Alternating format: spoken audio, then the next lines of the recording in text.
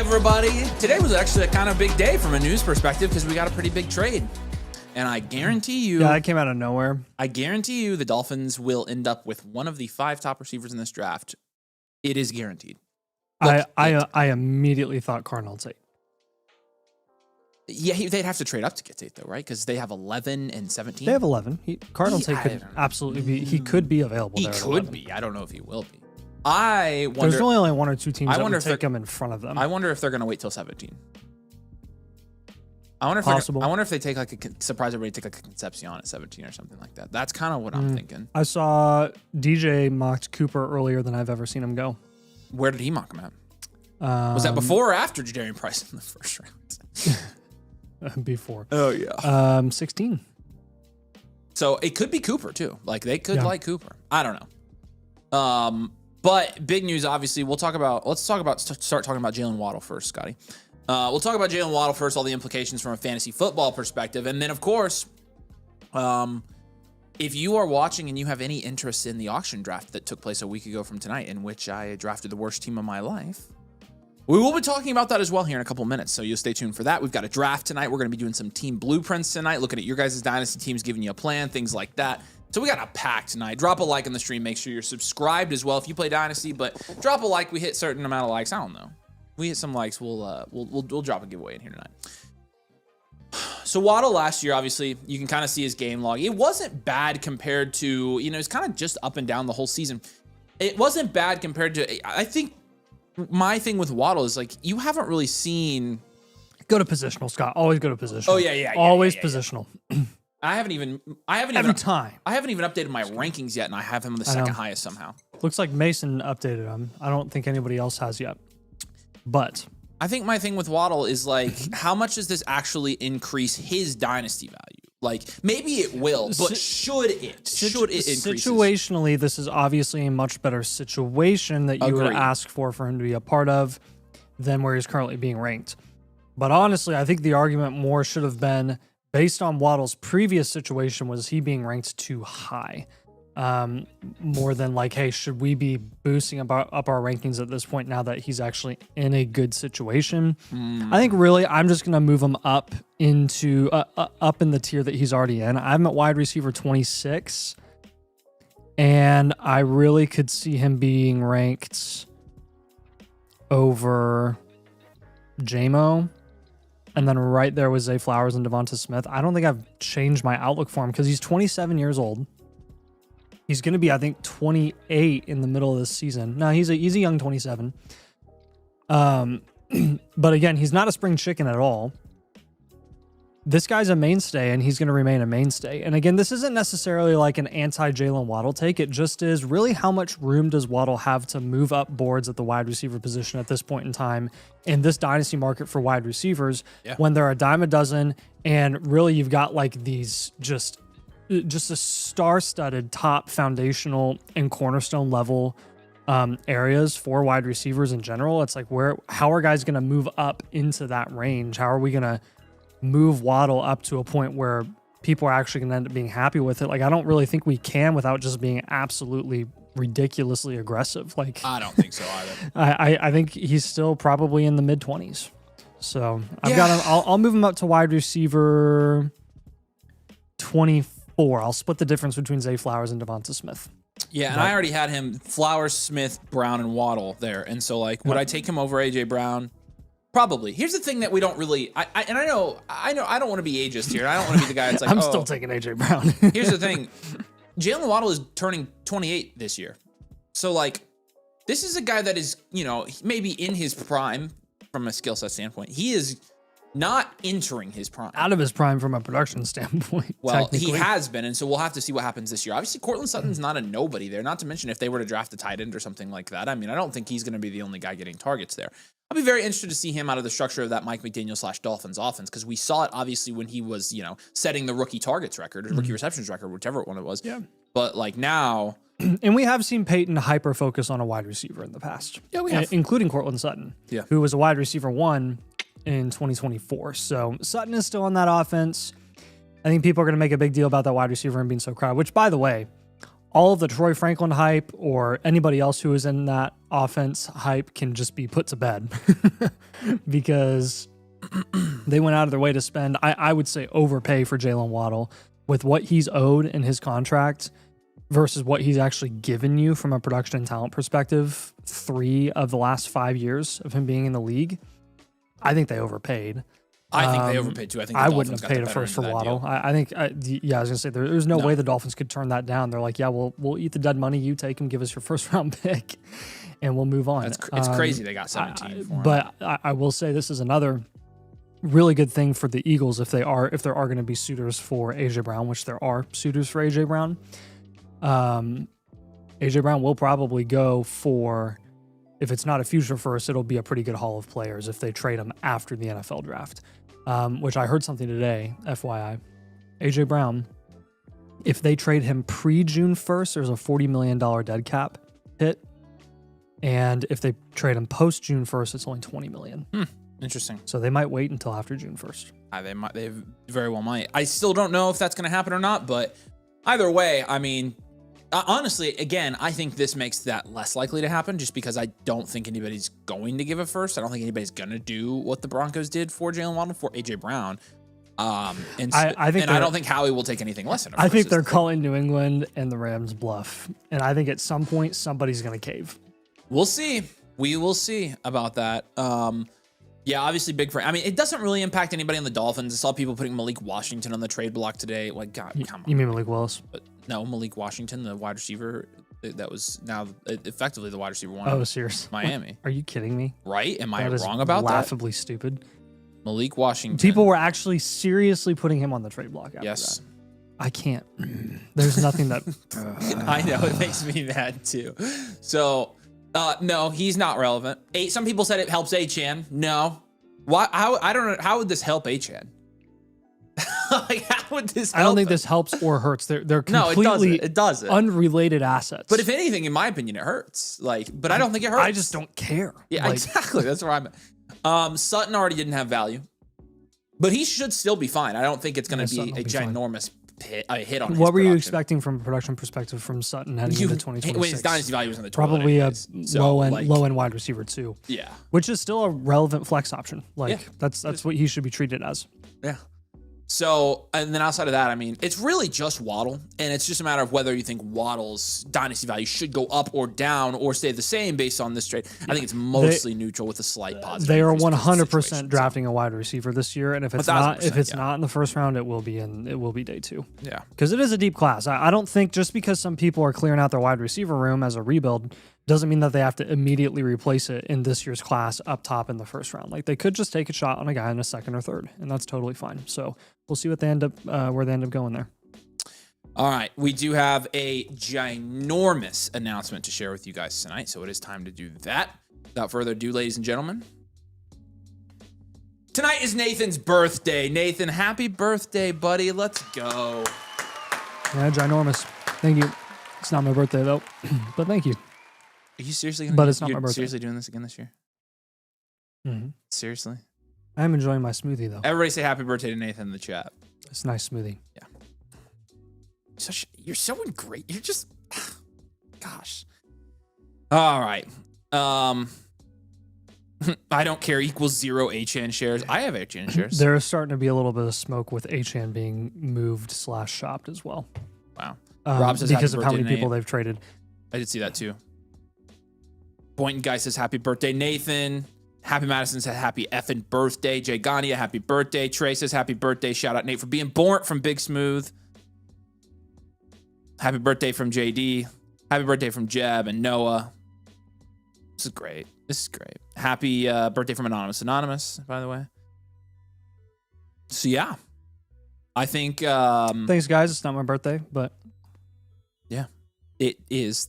So happy birthday, Nate. 45 this year. That's correct. I always feel bad for the people who are here that don't really understand the ongoing joke, and then they actually think it's my birthday, and then they say it genuinely, genuine well wish, and I'm like, sorry, it's actually not.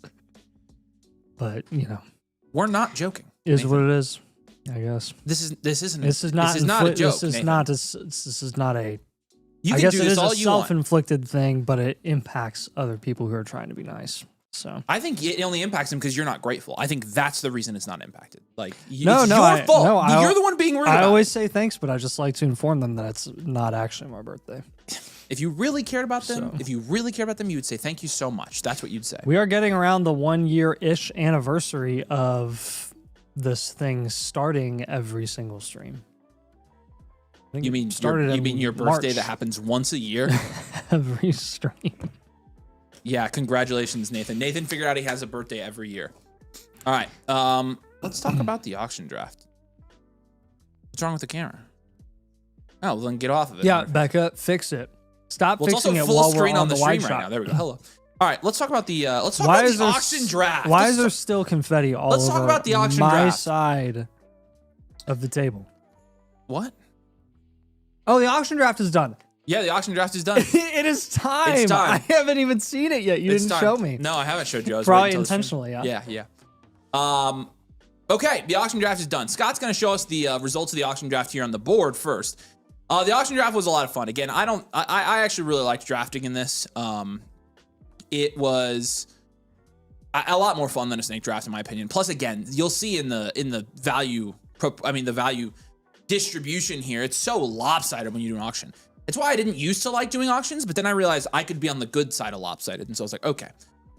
So in terms of how the teams turned out, here you go. Obviously, you've got some guys here that have startable level guys all the way down their roster. And then you've got a couple of people like me. Well, probably the most top-heavy team in this league with May, JSN, Bowers, wow, look at all those Caleb tight Williams. ends going in the 6th round. I know.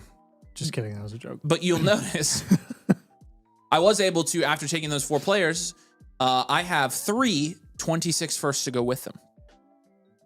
3. Which should not have been legal, by the way. Which were the 107, 110, and 111? Correct. Okay. Yep. And so that's how my draft turned out. Obviously, look, my flex guys aren't any good. I'm not planning on contending this year. I immediately went to punt once I realized the strategy everybody was taking this draft.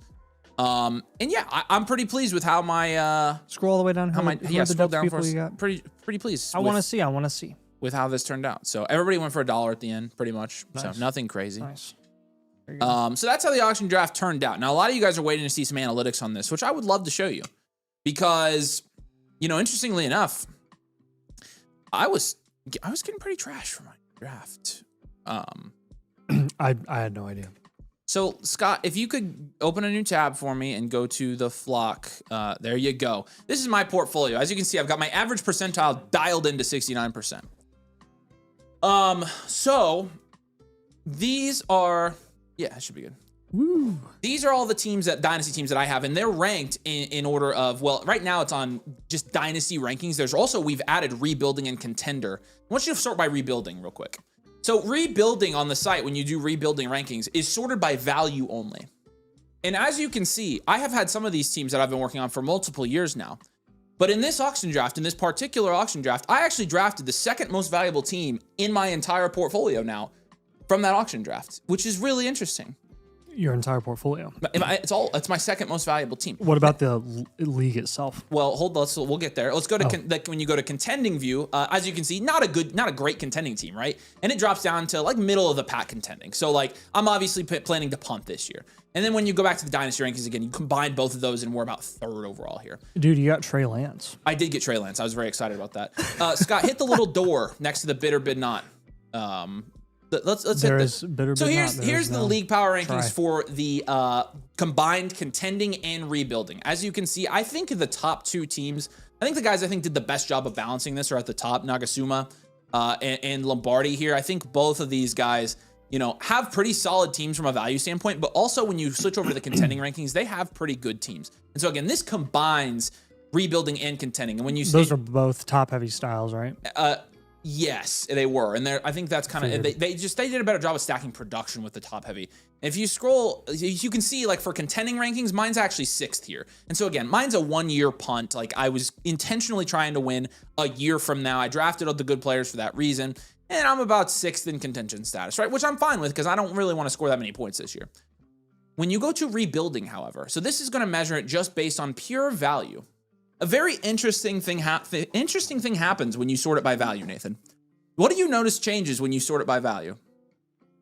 Well, the 3 guys who we liked the most with drafts are top 3. Still at the top by a pretty significant margin. observe how lopsided the entire league is. Scroll all the way down to the bottom, Scott.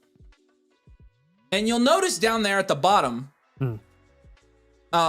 So this is something again that you will see often in auction drafts as opposed to a true snake draft. Hold on. This is the same Denick that was telling me I didn't know what I was doing the whole time because I never done an auction draft. And it's really weird how far apart our teams are, Denick, because you were telling me I was doing a bad job when I don't know if I've seen I'm not going to talk crap to Trav. I'm not going to talk crap to Trav. Trav did not talk crap to me. It is interesting, however, to compare and contrast our teams because he was the one who waited the entire draft. And we came out with very different teams. He's got legitimately probably opened his team back up 14, 15 startable guys there. He's obviously going to contend. But from a value standpoint, I mean, his production share is extremely high. His value share is the lowest probably in the league. Same with Denick's. And so I'm very pleased with how this turned out, actually. Again, I was always going for a 1-year punt, and so I was just trying to get the most value I could. And I was able to get that done. And so, again, the team doesn't look pretty right now because my depth/flex options aren't good, but I really have a year to do that. And so, yeah, that's how the auction draft turned out. I'm pretty pleased with it. The plan kind of, it worked how I wanted it to. I just wanted to get as much value as possible because in Dynasty, again, we do team reviews, things like that. Value's king, right? Value's everything. Value's currency. Value's money. And, you know, taking those big guys at discounts really helped me out there. So, shout out to all the guys in this draft. It was a lot of fun. And, yeah, the draft strategy do be working. And I do have my, I did put this into our own little blueprint here. And I will read you this, where it is. Again, if this were a redraft team, we'd be screwed. We'd be panicking. Yeah, if I had to contend this year, I'd be freaking out, man. It would be bad. I would not be contending. I would get last probably. Alas, this is not. Nice thing though is that auction. it's a dynasty league, which is fun because you don't have to win in year one. And a lot of times, some of the best dynasty teams we see 1 year down the road are the ones that punted the startup drafts. That's a very common theme for teams that we review. But I did plug this into, and I want to double check myself. I plugged it into our value share and production share calculator, and obviously my production share is very low. Oh, I bet. Yeah, it's low. And I also, you know, I have picks too, and so those don't count towards anything in my production share. And so right now, before the draft, my production share is a 5.6%, right? So that's last in the league. I came out of this draft with a 10.5% value share. 10.5%. That's the second highest value share I have on any team. So I'm pretty happy with it. So again, shout out to all the guys. It was fun. And again, it goes to show that you can draft an auction about 1,000 different ways. You get 1,000 different opinions on it. Hang on. Now, Dynasty said, yeah, you do trade reviews, and the first thing you would tell me if I submitted your team as a blueprint would be down tier. And? What's your point? We would also tell you, oh, you're first in value share. That's time to go contend. That's more roster construction based, not value accumulation based. There's like, you know, you down tier to get more value upside opportunity. Yeah, which is cool. If I find a good down tier, I'll do it. He may do that. Yeah, I might not. I don't know. I don't have to. But again, that's independent of. Yeah, that's like, that's roster construction versus what value did you accumulate in the startup draft? And to construct a good roster, what do you need to do it? You need value. To build a nice house, what do you need? You need money, right? In Dynasty, the money is the value. So I'm pretty happy with it. All right. There's your auction draft update. It went pretty well. I'm excited to see. I'm not winning this season. I'm excited to see who does win, though. I'm excited to see who I get with my picks. And I will be very much looking forward to next year and seeing what that team looks like a year from now when I kind of let all those assets mature. So, and see if we make any moves as well. All right. We have a live Dynasty startup draft in 1 hour. So, Nagasuma, I know you're here. Say hey. Shutter Guy 2, calling out Shutter Guy 2. Are you here on the stream? Shout out to both of you guys. Say Let hey if you're here. James says, it's going to be my first live draft and first IDP. I'm hype. And yes, that is the little caveat for tonight. It's tonight's draft's an IDP draft. Oh. Yeah, so we've never streamed an IDP draft, but it's honestly through the part we're going to be streaming, it's pretty much the same.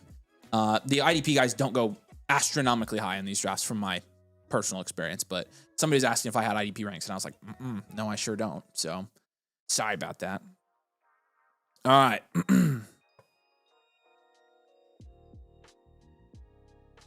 Denick says, you paid for 28 points and paid full price in 26. Hey, Denick, the whole point of that thought experiment was that you would stop talking, because when you put together a team that is very clearly last place in value out of a Dynasty startup, pretty much means you don't have to talk anymore.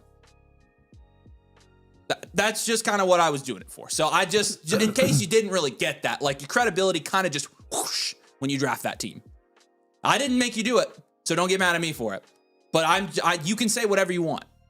I just showed you the results of the draft, dude. We evaluate, we do value, unless you are like, you know. Again, then I don't know what else to say. Like, he's not stuck with the exact players that he drafted for the rest of his life. I paid for 28 points. Like, brother, you don't think you don't think the guys like draft are going to score points this year or next? Like, what are we talking about? So going to auctions, punting. It depends. If you have it entirely depends. If you have what I was basically waiting to see was if people were going to overpay for the top players, and people actually ended up underpaying for them. And so I was like, when you get to underpay for those top players at the beginning of drafts, you force yourself into a punt. And that's not always the case. There are times where, again, like you don't want to pay up for those top guys because they're going for 10 to 15% more than what their market price should be, and you don't want to be paying for multiple of those guys at price. Right.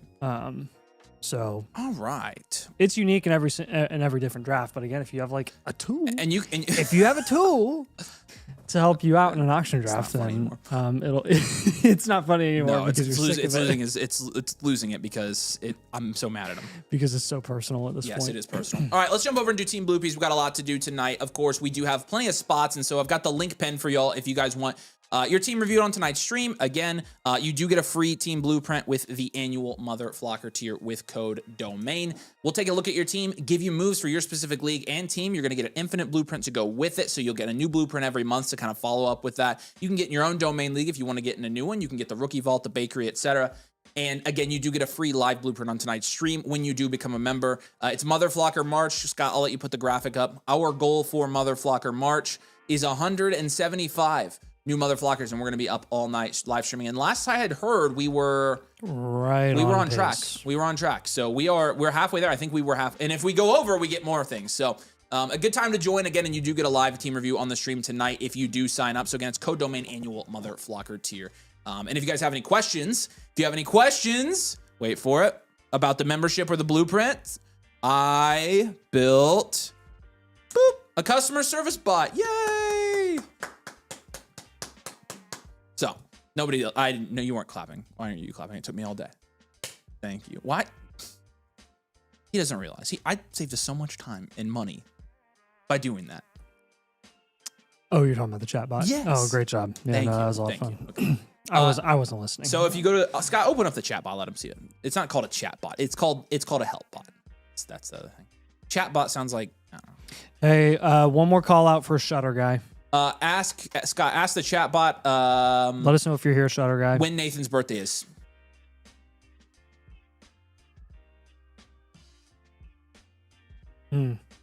It's primarily used for. Hey, look, it's Nathan's birthday today. Happy birthday, Nate. Yeah, I bet you if you ask it tomorrow too, it'll say the same thing. No, and the day after that, it'll say the same thing.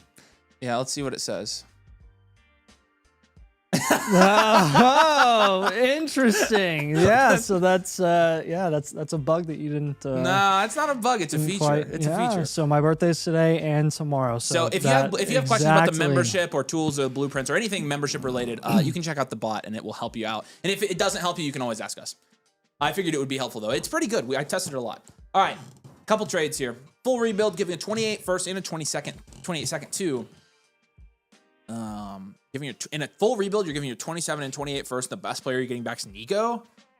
Oh man, no, I just don't like this type of trade. Like I would want to be getting at least one like studly cornerstone assets back in this, and you're just getting a bunch of mid-range guys here. And I think in a full rebuild, that's not really the way you want to go. I think there are better options than this doubtful sniper, so I will hold. So Shutter Guy. All right, we got you, man. Thank you. Appreciate you, man. All right, a 27 first, a 112, 201, and Luther Burden, or I'm on Ross St. Brown. Yeah, I'm on Ross St. Brown.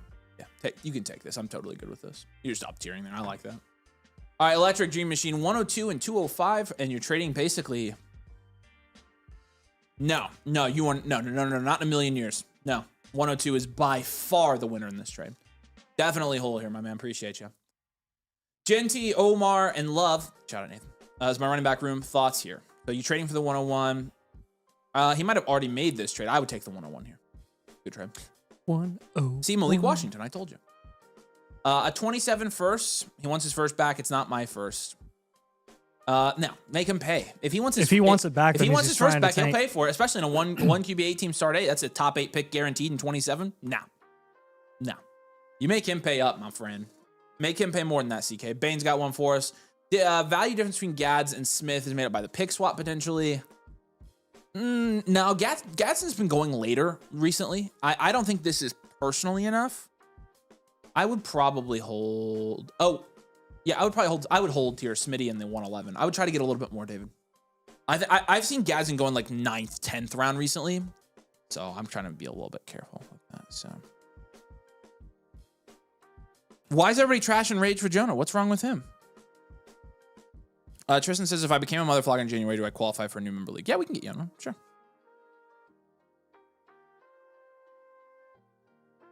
Can you transfer this over? Yeah. Oh. 27 is projected mid first here. Okay. Got Chase last night. Sent it to Nathan on Discord with like Avery's opinion. Absolutely. You would be getting the first and Achan and McCaffrey.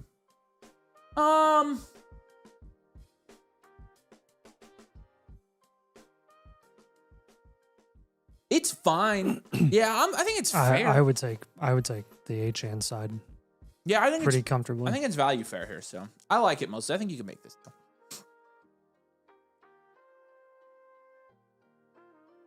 All right. Nagasuma's up first. Nagasuma jumps the line. Nagasuma, we appreciate it. Riper says, if I get the membership, do I got to pay if I want my team review? Nope, sir, you do not. You would get a free one on tonight's stream. So again, if you do need any help or have any other questions about anything, you can ask the little help bot here, and the help bot can help you sign up and also tell you everything about the blueprints. Appreciate you. So, all right, we got our draft in 47 minutes. Let's knock out some bluepies. Nagasuma. I think this is his first auction draft, so not the one that I was in, but a different one. Is what we've got here. Nagasuma, we appreciate you, man. It's domain rules, Superflex 12 team, start 10, full point PPR, School of Brock. It's first ever auction draft. How'd I do, boys? Got some great deals like Stroud for 10, Shuck for 7, and Ibuka for 27. That sounds like you got some good deals. My goodness. The team name here, again, School of Brock. And we're talking about domain rules here. Let's go ahead and grade this entire thing out. Production share is going to be 8.5% out of this auction draft for you, which is 5th in this league. Okay, I think I kept that one a surprise for you. A 9.3% value share is 2nd in this league. I think you were just behind Alex, like maybe 0.2 of a percentage point behind Alex. So you did really well. You were top 2 in both the auction drafts that went down. So I'm extremely proud of you, buddy. Drake May Cam Ward is a 9 here. That's got CJ Stroud and Tyler Shuck as well, by the way. Javonte, David Montgomery is a 2. T-Mac, Ibuka, Hunter, Wandale, Mike Evans, it's like a 7, and Bowers is a 10 there. Draft capital is going to be like a 3. You've got your first next year. Bench is going to be like a 2. Overall, it's a 6.2. It's a standard value, well-rounded, content. I mean, you drafted, again, 1 full percentage point above, value share over expected here out of an auction draft, which is really good. Again, it's second in your draft, just barely. I think Alex has the top team in this one. But you did pretty well here. Now, when we're looking at some of your advanced analytics here, you split your value pretty evenly amongst your position groups here. 30% wide receiver, 22% tight end, 36% quarterback, and then a small percentage running back. You really punted running back here more than anything. And you also don't have any 26 picks. You didn't draft any of those, but you ended up with a 13% quarterback value share. So you own 13% of the league's quarterback market, and then 25% of the league's tight end market, and 8% of the league's wide receiver market. Ages are kind of all over the place. You're old at running back, which you punted, 26.5 there, but 23 at quarterback, 24.5 at wide receiver, and 23 at tight end. So again, fairly good there. And your three factors are all above 7, which I love to see out of a startup, especially an auction like this, where you kind of control your own destiny. Installation score is a 7.5, production score is a 7, and situational score is a 7.3. You're third in our power rankings. And you've got 2 cornerstones of foundational and 3 upside premieres here. Your cornerstones obviously being May and Bowers. I do like that, by the way. And then your foundational being T-Mac. You've got the upside premier guys in Buka, Ward, and Travis Hunter, plus a couple of mainstays in there as well. So really well built, well constructed auction draft team here. And again, you came out with a value share over expected of about 1, which is really good out of a draft. Like if you are coming out of a draft, and he said plan it as a 1-year punt, which I totally agree with that. You obviously have gotten some pretty good trades done already, but I like the 1-year punt out of auctions because you just kind of have to play it how people draft at the beginning of the draft. You can get yourself into a nice little value win scenario there. You did well in both of our drafts. I'm not surprised at this. And essentially, we're 1-year punting this now. I mean, we're going to give you some down tier options here. Similar to my team, I have May and Bowers, but we're not going to force it. I don't think we need to force any down tiers here. Your depth as it stands isn't terrible, actually. You have quite a few guys on this, and we did go standard value well-rounded, Nate. You still think we're contending after looking at this roster? I think we can. He planned it as a punt, but he's 5th in production share, 2nd in value share. If you have any up trades, okay, I gotcha. I mean, he's top 6 in both of those metrics. That's true. So. I don't even think. Honestly, I think you can just pivot to a reload mid-season if you need to. I think for now we just contend. I kind of agree with that. You're starting Wandale, Mike Evans is not bad. Yeah, I think you're fine here until we see anything otherwise. I see what you were saying. You were saying those Stroud for 10. You were saying the prices. I gotcha. I thought you were saying the picks. That's why I thought you had traded. I got you, man. Yeah. So some of the things that stand out for me, just a couple of down tiers. I would probably, again, most teams will recommend down tier out of a startup, whether they're top heavy or not. Some look a little more top heavy than others.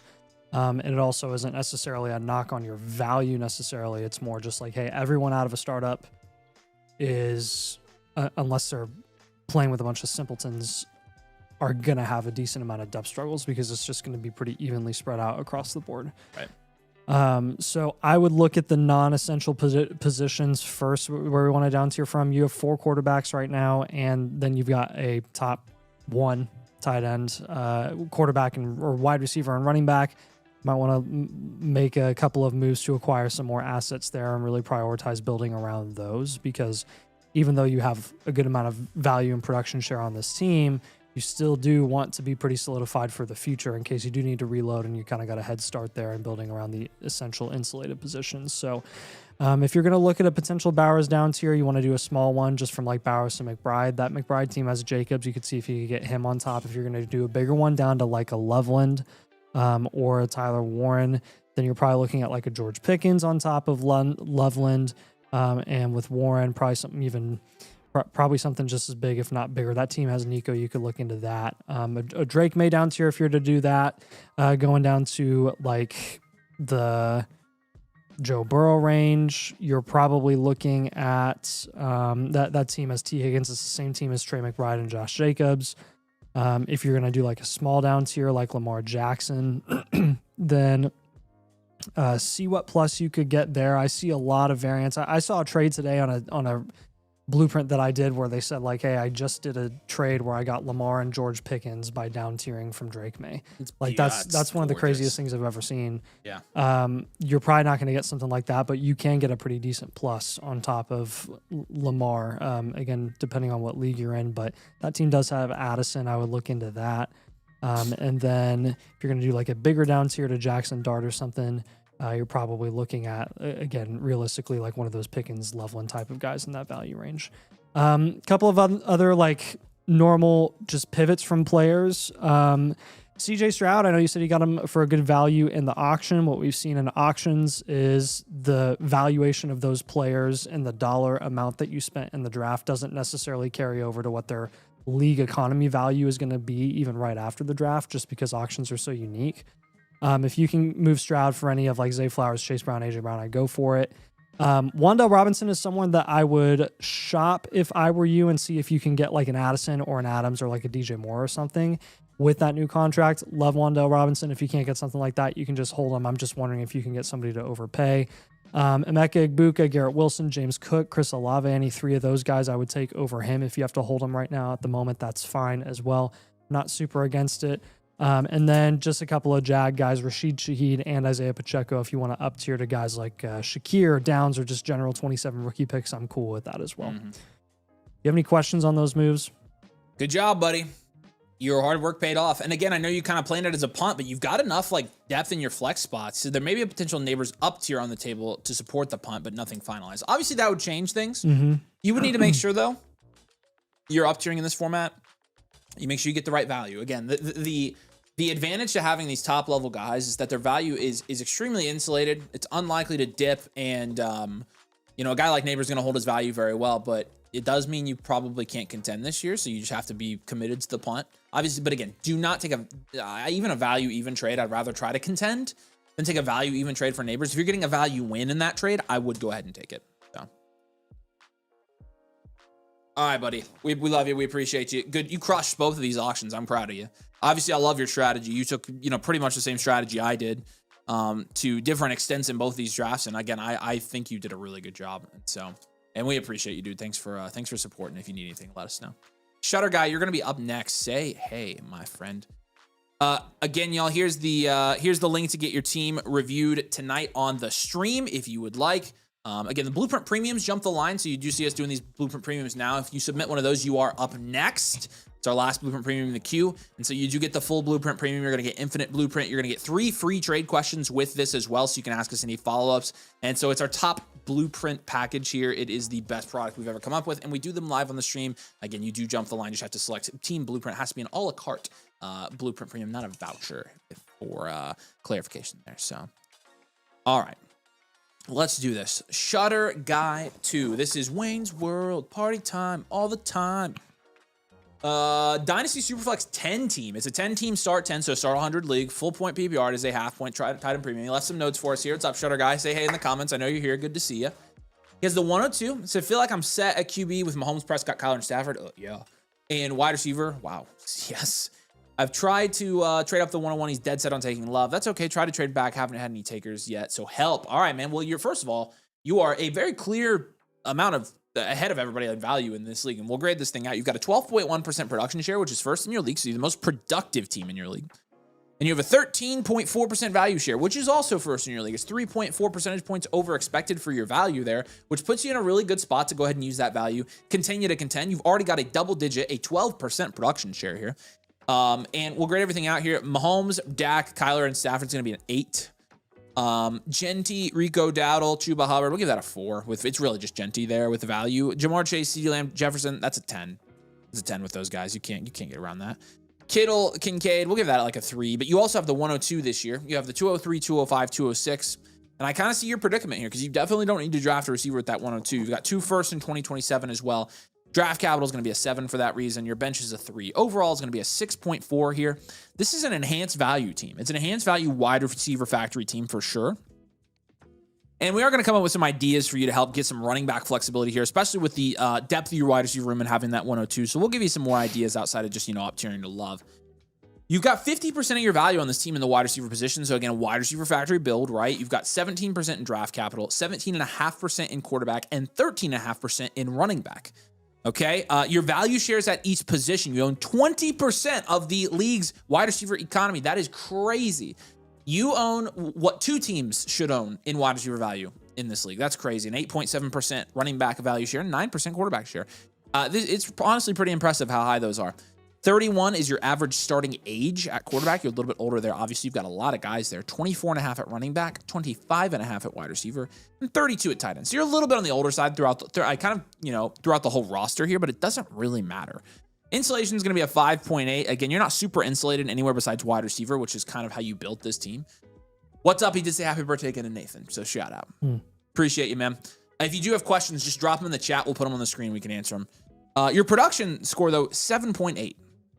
Very productive team. Only running back is where we need. We'll show up running back. We're going to be good. And then situational, again, everywhere it's good besides running back, 7.5 there as well. We do have you first in our power rankings. Your top categories here in terms of your roster makeup, you have a bunch of serviceable guys. Wandale, Josh Downs, Khalil Shakir, Dalton Kincaid, Rico Dowdle, Chuba Hubbard. But you also have 5 cornerstones to go alongside those guys. Jamar Chase, CeeDee Lamb, Justin Jefferson, Ashton Genty, and Patrick Mahomes. A 17% cornerstone roster makeup rate. That is pretty darn good, my friend. This cornerstone heavy team, wide receiver factory team, enhanced value. Obviously, you're set up to contend. It's just a matter of really your running back production share is going to go up because Genty's going to be better this year. You've got Rico Dowdle and Chuba Hubbard, but we can get some more Studley studs at running back, and that's pretty much what we're going to try to do with your moves here. So let's try to move some of our assets around, maybe move that 1 or 2, try to stack up that running back room, and then get this to where you're going to be the clear favorite to win next year pretty much regardless of what happens.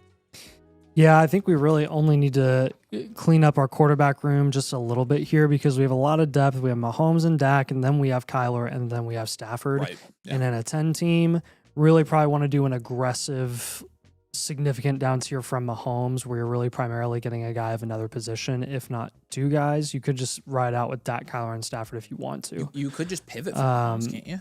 Yeah, that's possible as well. I'd like that the most because you're going to get the highest in running back by pivoting from Patrick Mahomes. So let's try to do that because I think the depth is not really an issue here.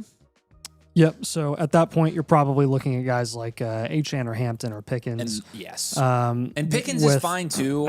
The problem is right now you're flexing all wide receivers. So like I would ideally like to get a running back there. I would too. I'd like to start 3 running backs on this team for sure. Yeah. So we probably pivot from wide receiver to a running back. I would apply the same thing with Marvin Harrison. If you're moving Marv, you're probably looking at like Saquon, James Cook, or Breece. Any one of those guys in this format, we'll probably just go ahead and favor the running back instead because you've got those big 3. And with those big 3, again, like right now, your running back 2 is Rico Dowdle. Your last flex spot is Wan'Dale Robinson. We do need a little bit of improvement there, and hopefully moving Mahomes does that for you.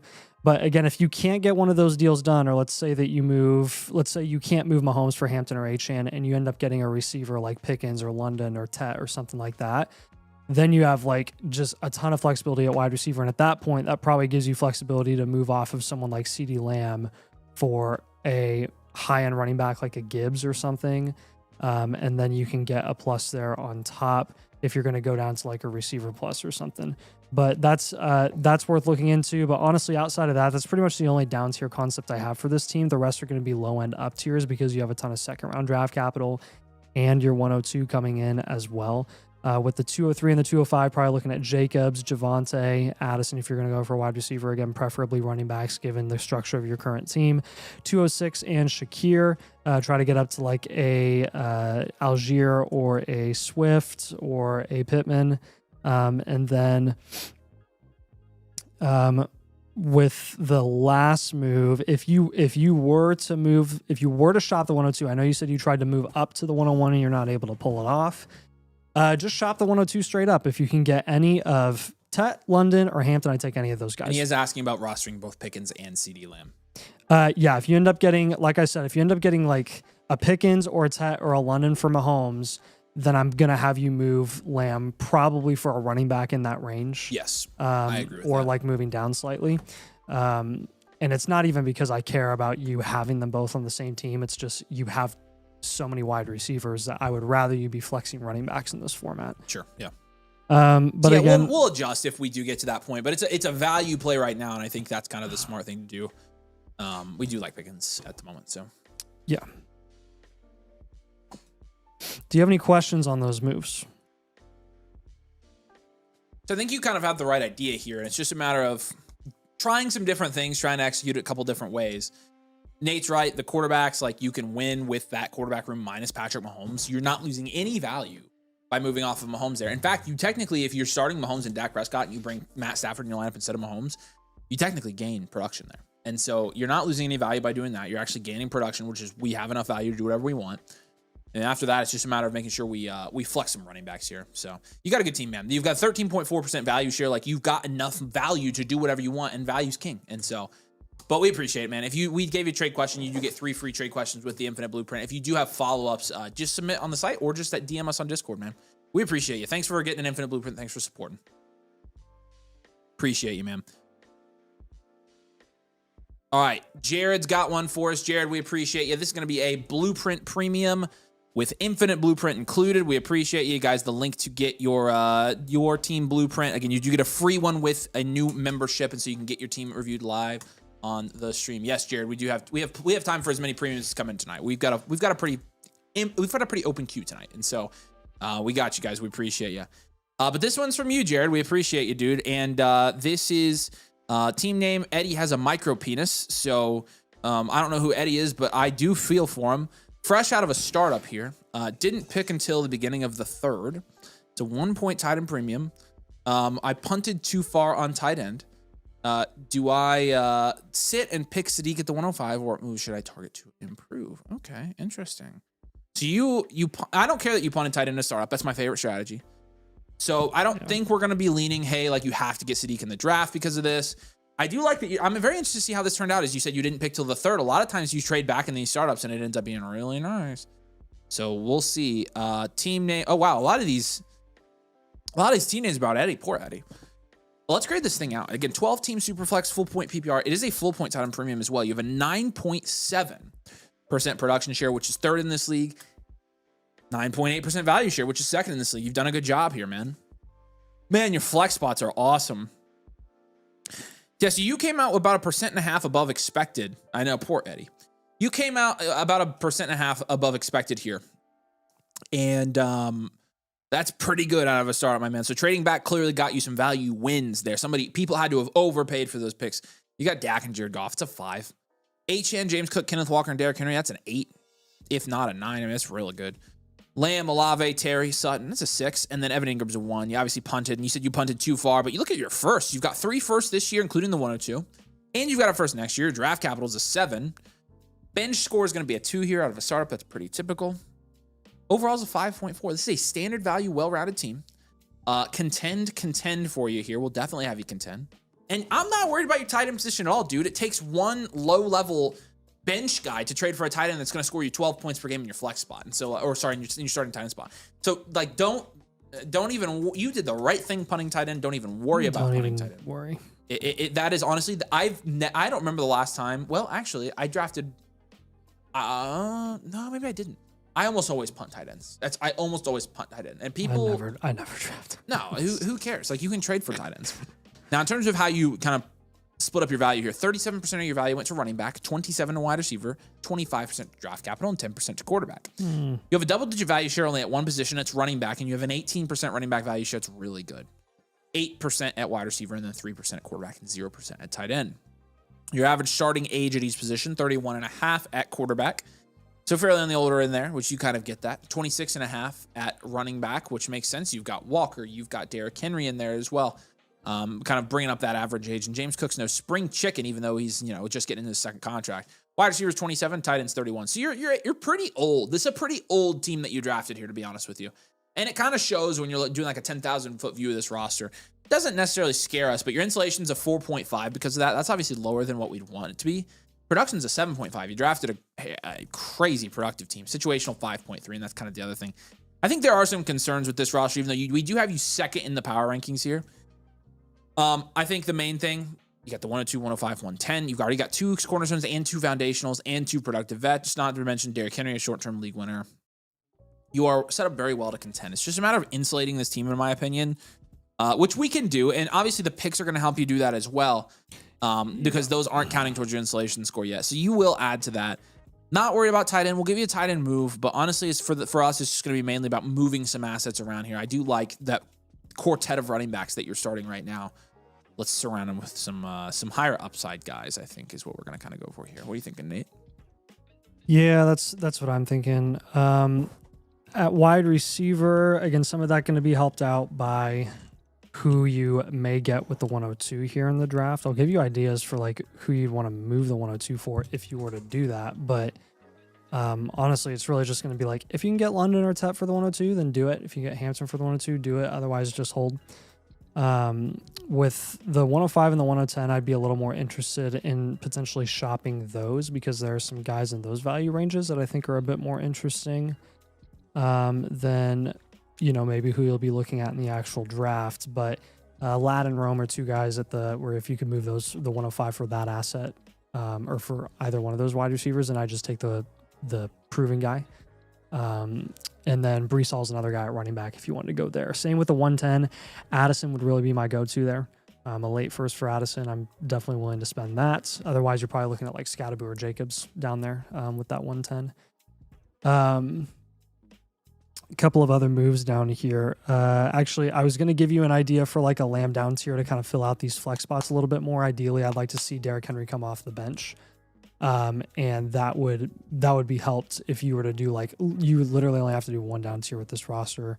And if you were to do a Lamb one, it would ideally be a small one, like the London plus a piece, Pickens plus a solid running back, Tet plus a piece, right? The London team has Gadsden, the Pickens team has Chase Brown, the Tet team has Quinshon Judkins plus a couple other guys. Those are all worth looking into and exploring. Looking at some of your depth guys here, I would consider there are a number of productive vets like on the lower end of like the top 100-ish, and I like Terry and Sutton. I wonder how high you could get if you were to just package both of them and ship them off for a guy that you trust a little bit more. I would be aggressive there, see what you can get.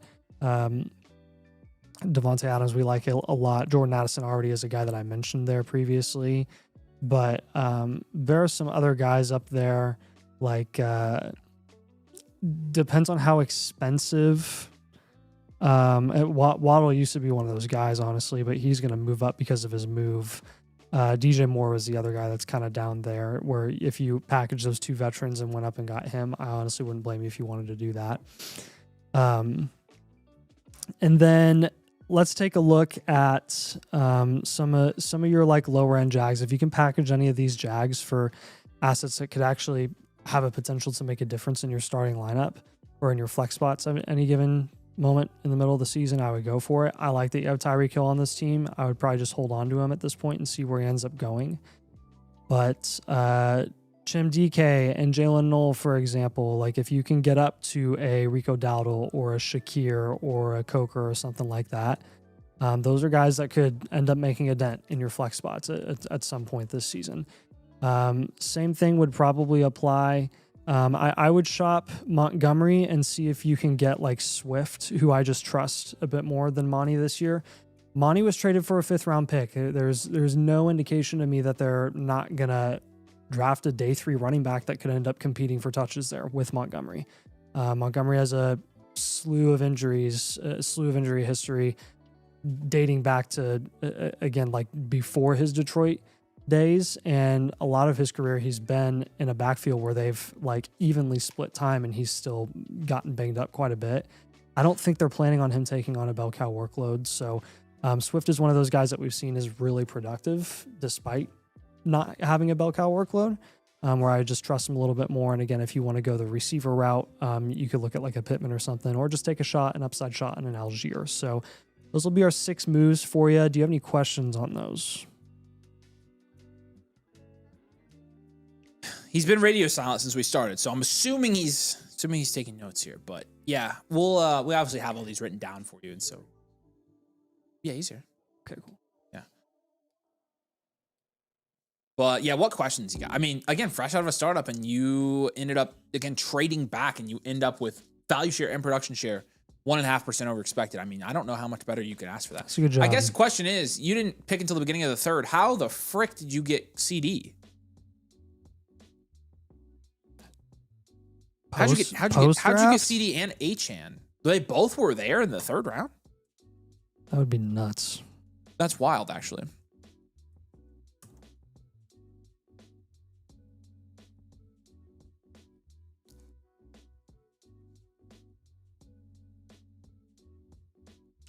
Yeah, Jared, we appreciate you, man.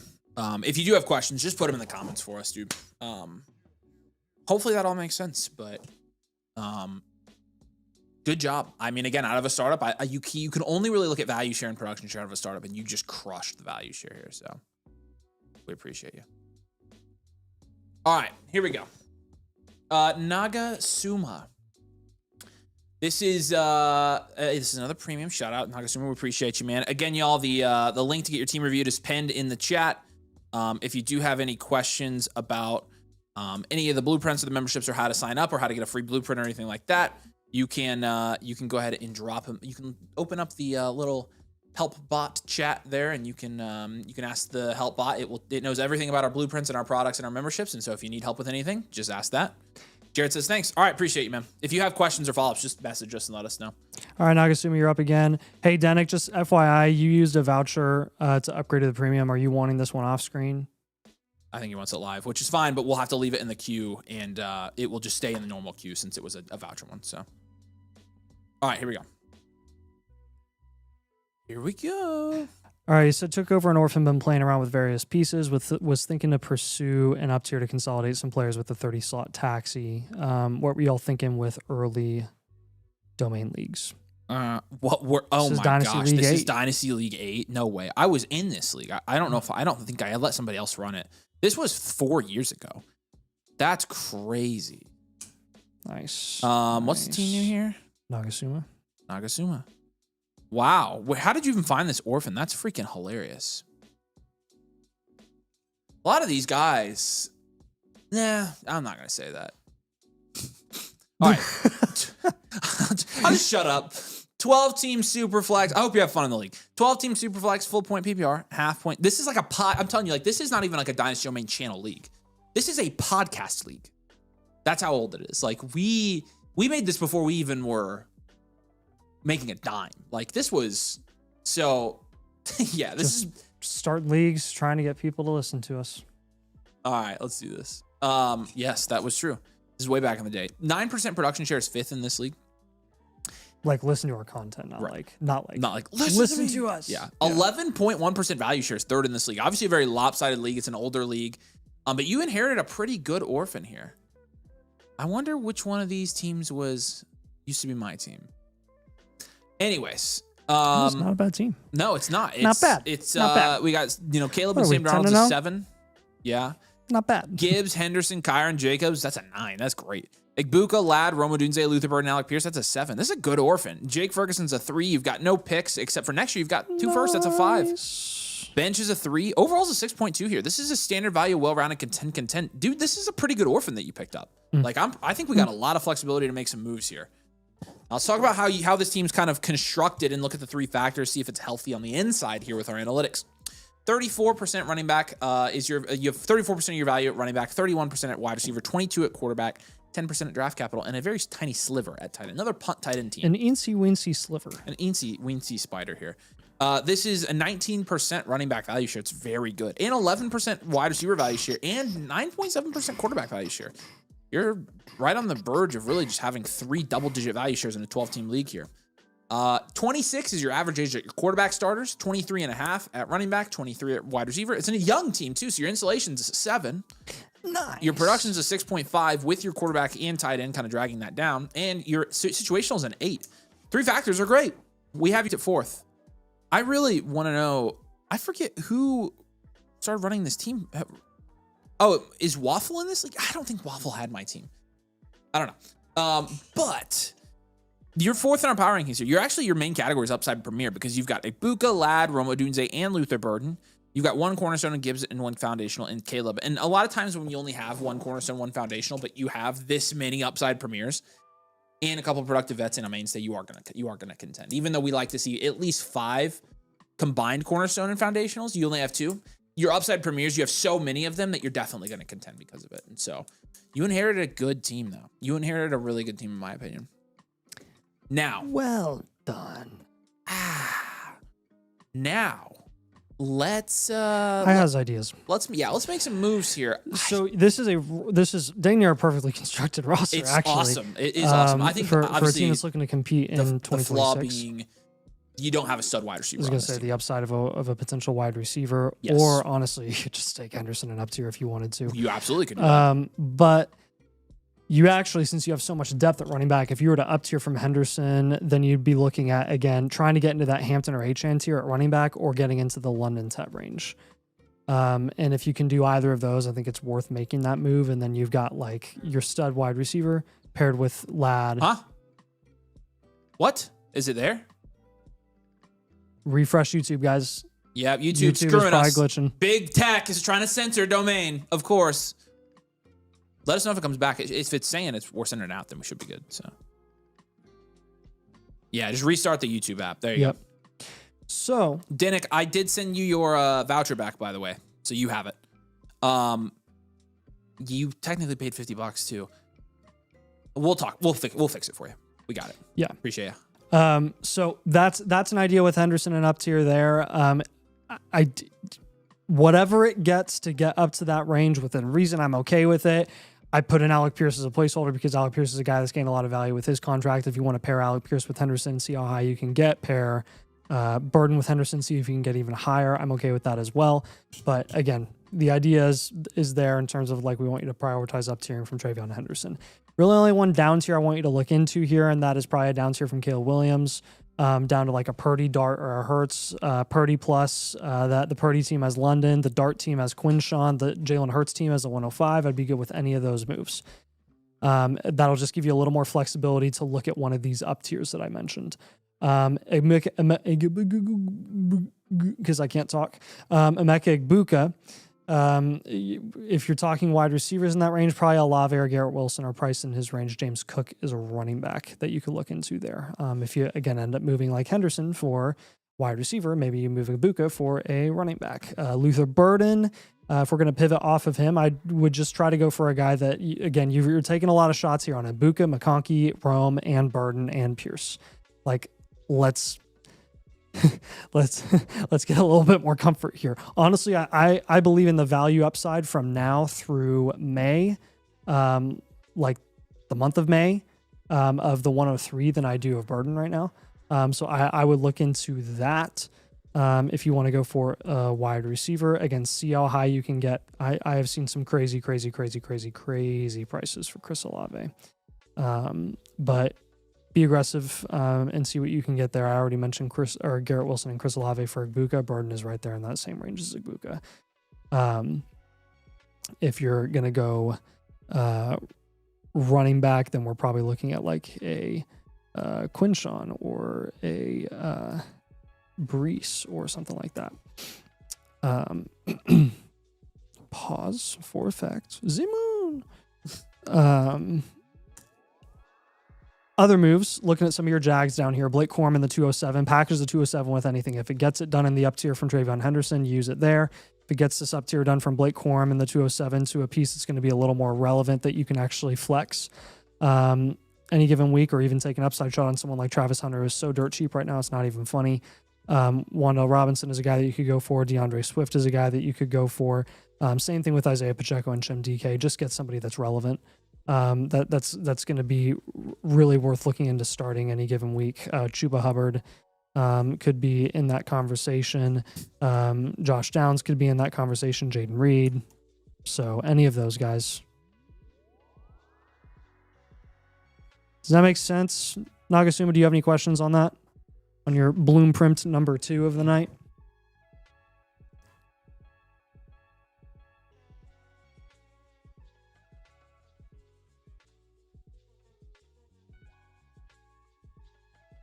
Don't make any moves that fail to improve your upside opportunity. I really like this roster already. This was a good orphan to pick up.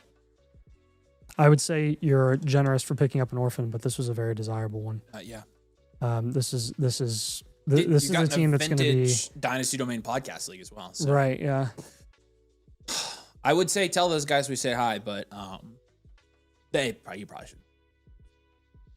All right, he's just feeling good. We appreciate you, man. Yeah, reading a couple comments. McDonald's Wi-Fi? Dude, you know how much I pay for this Wi-Fi? It is gigabit up, gigabit down. It is expensive Wi-Fi, but it's killer. Actually, it's not that expensive. I should just say it's very good Wi-Fi. So no, that's not what's happening here. Landy Boy, like a shadow. I see you're here though. I see you. It's Shadow. The Shadow spoke. How in the world there Gibbs, Henderson, Connor, Jacobs? I know. It's a good roster. Denick, you're good, man. We'll figure it out. I'm not worried about it. Yeah, David says 324 watching, only 67 likes. Cost nothing. It costs nothing to hit the thumbs up. So hit the thumbs up. Nothing. Right, we got a couple trades here. Burrow for 1 QB. Okay, Burrow for Waddle and Malik Willis.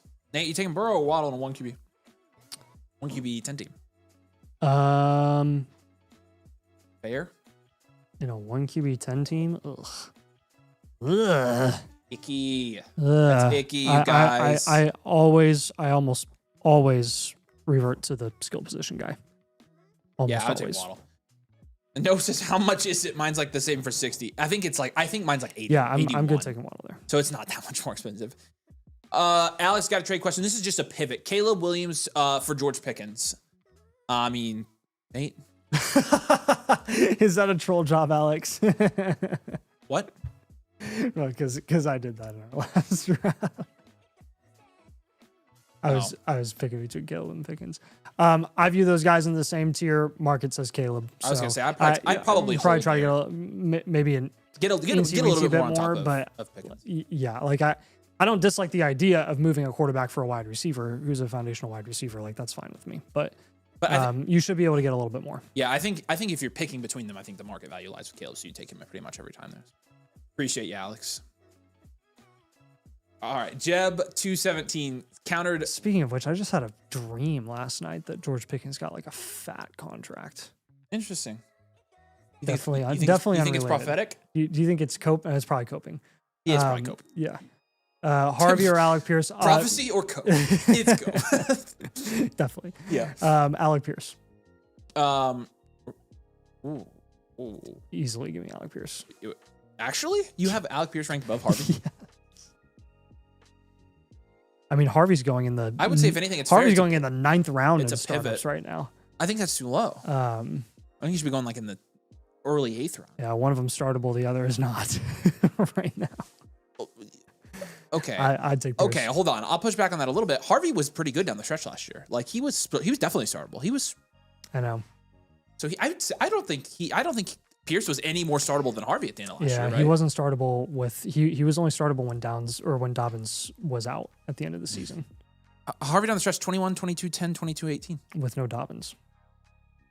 So I'm just saying, like, he is startable. Yeah. Like let's not yeah. Like Avery prefers Harvey, I prefer Pierce. No, I'm just saying that I think it's fair. Like I don't think it's worth like, oh yeah, definitely. Well, he's getting Pierce. You're not. So yeah, I know, but you're not taking Pierce. Yeah, you're not getting a value. That's not a value, and I don't like. I'm just saying.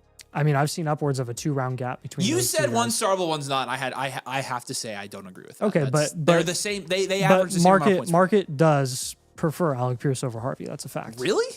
Is it a fact? Yes, dude. Go look back at the. Am I crazy, last you guys? startup that we did. I know he went really late in that last startup, but that's the lowest I've ever seen him go before. Harvey continues to fall. Harvey on KTC is almost out of the top 100, and holy Alec smokes, Pierce you are right. Yeah, this is Holy don't even. That's what I was saying, man. Like, daggone, what happened that people are that? Well, I mean, Pierce is making $30 million a year. No, I know, but I get that part. I just, with Harvey, like, what changed for him to lose a third of his value? People looked at the splits with and without J.K. Dobbins. Okay. Wow. Very interesting. Traces, if I submit a premium... I don't think it's unreasonable. Traces, if I submit a premium /infinite, will it happen live today? You would be up next, my friend. Yeah, no voucher upgrade. It's got to be an a la carte. Yeah, a la carte, but... Premiums that are... a la carte jump the line. Yep. So a la carte premiums do jump the line, y'all. Here's the link to get your team reviewed. Again, if you're not a member, you can get your team review free tonight. The team reviews on the site, if you're not a member, like, are locked in price. We don't control the price at $79. You can, for literally $18 more, you get the team blueprint on tonight's stream, the infinite blueprint, which is a new blueprint every single month for you here. And you also can get in a domain league if you want to get in a league like the one that's drafting tonight or Thursday. We've got more leagues coming up for the rest of March that you can get in if you join. You get the vault, you get the bakery, you get one-on-one access to Nathan and I, you get all of it. And so again, you do get that free team blueprint on tonight's stream when you do become a member. It's actually cheaper to get a membership than a live blueprint if you're not a member. And so you can come join the best Dynasty community out there.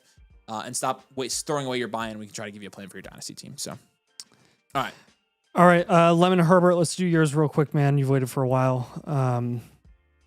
4 days over the weekend. All right. Lemon Herbert. Dynasty. Yeah, this is Dynasty. He says, oh yeah, I remember this team. He says made some moves since the last review. Okay, perfect. I think it was 3 or 4 weeks ago we did its last review for this one. It's 12 teams, Superflex, start 10. Traded Allen and traded for Allen and HN. I think my team is pretty well set up. I'm thinking of adding a bigger name for my wide receiver too. I signed this team for Infinite back in January. I signed it twice on Google. Haven't received an updated one. Okay. Have you been logging into the portal? You can open up a ticket for that if you want to, or you can go to the Blueprint Help bot and it can help you as well because it's trained on Infinite Blueprint. And so if that can't help you though, if you did, it's honestly, it's just going to ask you if you signed up. And if you did sign up, then it's going to have you open a ticket. So you can open a ticket on the Discord and we can help you with this, Lemon Herbert. So if you're here by chance, say, hey man, we appreciate you. Dynasty. Domain rules here, 14.6% production share, which is first in this league, and 14.5% value share, which is second in this league. Can you pull up real quick his other blueprint that we just did and see what his value share has changed on that? Quarterback is Josh Allen and Jared Goff. It's a 7. HN, Walker, Jacobs, ETN, Charbonnet, 7. Nice, some risers there. Puka, BTJ, Devonta Smith, Luther Burden, Jordan Addison, DJ Moore, Jaden Higgins. I'm going to give it a 9. And then McBride, Harold Fannon's a 10. Got the 112 this year and 2 first next year. That's a 6 at draft capital. 7 for your bench score. Means your overall is a 7.8. And obviously, as a 14.5% value share, it's an enhanced value team. Enhanced value wide receiver factory. Contend. Now, I want to compare this to your last blueprint here. 13.8% production share and 12.9% value share. What? Actually? So he gained a percentage point in production share and a... He traded 2 of his 4 27 firsts. So he must have gotten some crazy return on those. Holy smokes. He got a big value one with DJ Moore. He got a big value one with ETN. Wow. Really good job since the last blueprint. He got Josh Allen. He had Jared Goff and Bryce Young, and he has Josh Allen now. So, gee whiz. Yeah, this is good stuff. Did you grade out his positions? I did, yeah. We were graded out, so we're ready for moves here. And when you're looking at, I think obviously, yeah, we got to do up tiers here, man. Right now, your bench is Addison, DJ Moore, Jaden Higgins, Josh Jacobs, Travis Etienne, Kyle Pitts. Every single move we're making from here on out is going to be some big time up tiers. Let's take Luther Burden and Brian Thomas.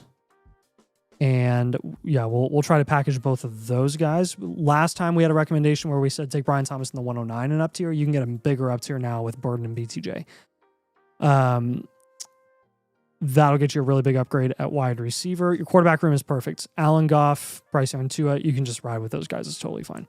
Harold Fannin and Pitts behind Trey McBride. That's a little bit overkill.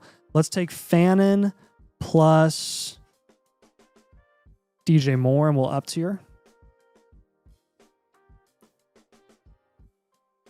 And then our third up tier will be something with the 112. The 112 plus a piece. 112 plus which wide receiver? Or running back? I don't know. I like holding HN, Walker, Jacobs, and honestly probably ETN. Let's do the 112 and ETN and up tier. Because that can get you into a tier that you would not have been able to do, again, like a month ago before he signed. That one would get you up to like ideally like a CMC or a Saquon or upwards of be aggressive receiving up to like a James Cook or something. Harold Fannin and DJ Moore. See if you can get up to like a Quinshawn or a Ladd or a Rome Odunze. And then with Burden and BTJ, again, the big one that I mentioned earlier. I want to see London. I want to see Ted. I want to see Hampton. Up tier on this team. Don't make any moves that fail to improve your upside opportunity on this roster. I love this team a lot. Get productive vets at a discount before they gain value closer to the season. Again, I've got you targeting multiple of those productive veterans. And yeah, the only way that you can really accumulate value losses, you've been getting a ton of value wins, is just targeting guys with really volatile situational outlooks heading into the NFL draft. If you avoid those, then you're going to continue to gain value wins in this league based on the moves that you've made. I mean, getting your value share up literally 2% since January 29th is very impressive. So well done on this team, man. I don't think I saw Lemon Herbert here. So if you are watching later and you want to slide in Nathan I's DMs with questions, we got you. Obviously, we'll give you a trade question here as well. But you obviously, I mean, really the only thing we can look at is your value share, production share since your last review, and you've crushed it. And so good job, my friend. I mean, it's crazy actually that you got a 1% jump at both in that short time span. So. Yeah. Got a few trade questions. You want to knock those out? Yeah, let's do our trade questions real quick. We got 33 seconds until our draft starts for tonight. We're going to be answering your questions, talking ball, and talking Dynasty here as well. We've got 4 trade questions here at the bottom. Insab's got one for us here. This is a 1 QB12 team start 8, and he's trading DJ Moore and Brees Hall for JT. I think that's fair. Yeah, that's fair. Mark, start that is 8, fair. that's fair. Yeah, I like that. R. Griff says Malik Neighbors and Jordan Addison, basically downtiering to Drake London, getting T. Higgins, and then the 310, but he's giving up Addison to do it. 12 team start 11. I don't think this is worth it. Honestly, the throw-in should be less on the neighbor side. I agree with that. You shouldn't have to give up Addison to get this London done. And Higgins should already be pretty dang close. London and like London, if it was just neighbors for London and Higgins, that's what I would say. Just take out close. Addison in the 310 here. Yeah. And then I would do it. Yeah, this is what I need to do. So, London side on that. Yeah, or that's fine, actually. Argriff, I think, like, Addison's too much of a throw in there. Okay, BTJ, basically moving him down to Travis Hunter and getting a bunch of, stuff on top. Nah. No, I would just hold BTJ here, Jared. I would hold for this one. It's not helping you that much. And then Denick made this trade earlier in the auction league. He traded Tyler Shuck for a random 27, and I would take the 27 first here. I think. Yeah, that's a good deal. I think this was a really good move. So. Good job, Denick. Yep, good move. Okay. We like to crap on you in that league, but that was a good trade. I was very upset when I saw that deal because I did not fit my agenda towards You're like, dang it. Freaking Denick. All right. Let's do this. They paused it, but I'm assuming they're waiting for us. We're good to go. We got a bunch of our boys in here. Noah Sibbs in here. Caleb's in here. K33's in here. Hunch is here. RG's in another one for RG. Zom's in another one. That's another nice thing about auctions is so many people in normal startup snakes are like just itching to trade away their future firsts. Yeah, very true. So it just gives you more flexibility to make moves after the draft involving some future capital if you end up doing that. Colson's in this one as well. KP's in this one. What's up, KP Jammer? Tom Lloyd, C. Stanton, Paul Walker's breaks back for another one, and Lions is in here as well. Shout out to all these boys. Appreciate you. Most of you guys, this is repeat leagues for you, right? And so it seems like we're getting everybody in. If you guys are a domain mother flocker and you did want to get in a league, we've got leagues for you. And so make sure you keep an eye on the domain leagues page over on the site. We can help you do that. So yes, this is a real money draft. This is an IDP league, by the way. The first ever IDP league we've streamed on the channel. Again, I will be very interested to see where they start taking defensive players here. But I think it's going to be mostly normal through a lot of this. And Bijan goes 1-1 here, which is per usual. Okay.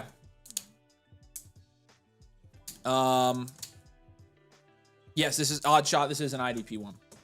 So we never really talked about this. We can talk about it now. We can talk in front of our kids. Are you? What do you think about the premium league idea, where we do like go through and do like a league update once a month on a live stream and go through the trades and stuff?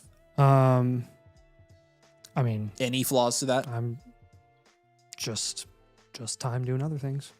Which we would just do it on one live stream a month. So I was gonna say by the time that we get to the summer, anyways, like we're really not talking about anything. Like honestly, from January to March, we're talking about a lot because a lot of things are constantly changing. So like people have questions about players in our rankings. People want to know what our opinion is of this guy going here or this guy going there. And then there's free agency and then there's, combine stuff and movers and things like that. And by the time we get to June, July, it's every time we do a stream, it's like nothing really has changed. So yeah, what do we want to talk about for the first, 20 minutes that we're on the stream? Like I think we'll have time to do it. So yeah, I'm fine with that. Okay. Alan goes 1-2, by the way. I think it's a fine pick. I know it's uncharacteristic of domain leagues, but I like it. People will like it. I mean, it's like... I think so, too. And it's not talking about one of our teams, which I don't really like doing, because then people are like, you're just flexing your teams. We've got some pretty good...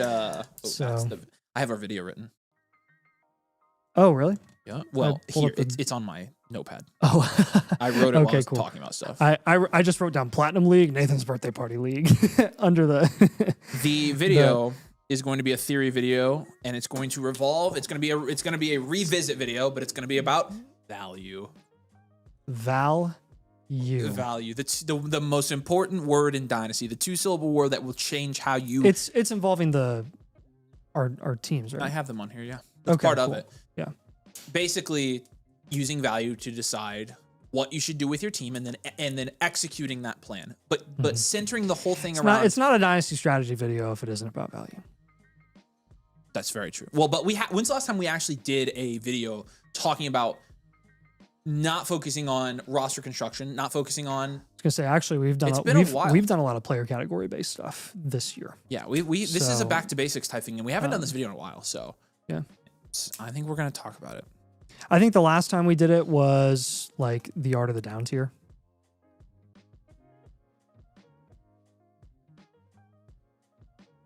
Which would have been, actually, it would have not even the art of the down tier, because the last strategy video we did was the down tier, up tier pivot thing. But that was more like, how to trade types.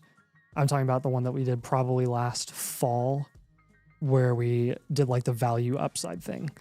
Like, you don't hold CeeDee Lamb on your team as a rebuild. Yeah, that was like an in-season type strategy. And that was very value based. Yeah. Yeah, this is going to be a little bit different. But this is like fundamental building block of Dynasty. Yeah. Don't look at your team and value. It's not redraft. Like that's one of those kind of back to basics, but it's good for experienced players here as well, including myself. Back to basics to defeat your league. I don't know. I was trying to think of something too. That movie is freaking funny, dude.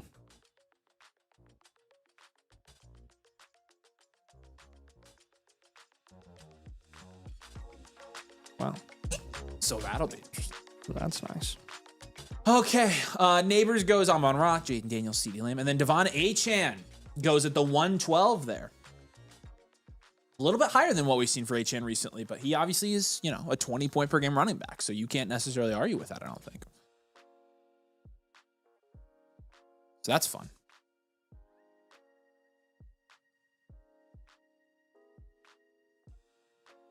Domain, what is this? Domain Premium League.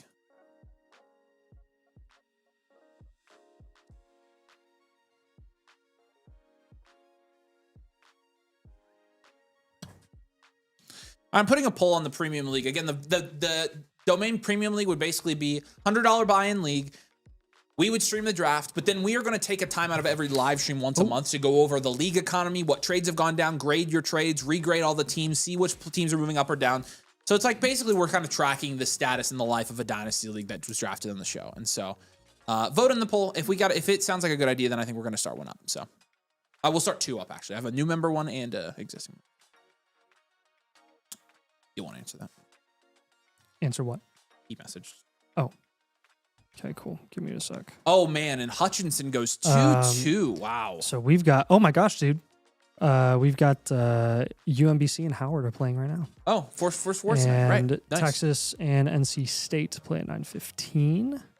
Nice. I am waiting for the Miami Ohio game tomorrow because I want to see how good they look. If they get beat, I'm gonna laugh so hard. I'm not gonna lie to y'all, laugh so hard. So Nate, look at this: 101 and then Hutchinson. Who do they play? SMU. Yeah.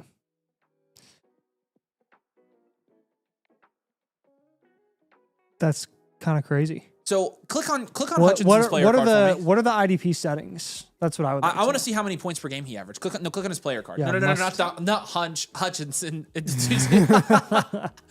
Scott. Yeah, these are new players he's never heard of. I was gonna say Scott's never heard the defensive player names before.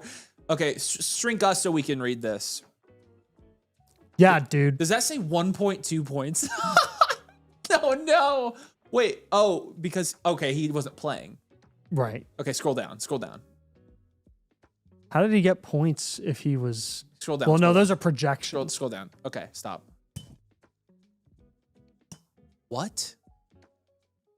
I don't think this is right. This is incorrect. Looks like he was. Can somebody give me some context here about how this is scored? Yeah, must know. Vote on the poll, everybody. Or is someone just screwing around? Drop a like on the stream, by the way. We're at 98 likes. If we hit 150, we'll do a blueprint giveaway right now. Right this freaking second. You have to hit the like. Literally, all you have to do is turn your phone this way, and there's a little thumbs up, and you just tap it. Literally for a There are 400 of you on here. We're asking for a chance to win a free for blueprint. blueprint. Like, and also just help support the By the way, boys. the code tonight will be IU top 569. So that nobody's gonna get that though, except Ryan. Ryan's not here, and I want honestly. Just well, then we can just send him a clip. Honestly, I think we should. I'm trying to think of something better. IU top 5. Did you see why I was going crazy during that? Well, yeah. I mean, part of it was just to get on Ryan for. Yes, sure. Something, it's just fun. But also, of course, I mean, he came at us after we said a little thing. That was so mean of him. I'm like, really, of all the things that we said in that video, you came at us for saying something that was very very marginally debatable. Like, really not something that most people are going to fight, and you fought it? Like, are you serious? Okay, here's the top transfer portal class in the country. Here's the settings. Here's the settings for this. 6 points for a touchdown for IDP. It's 6 point per sack.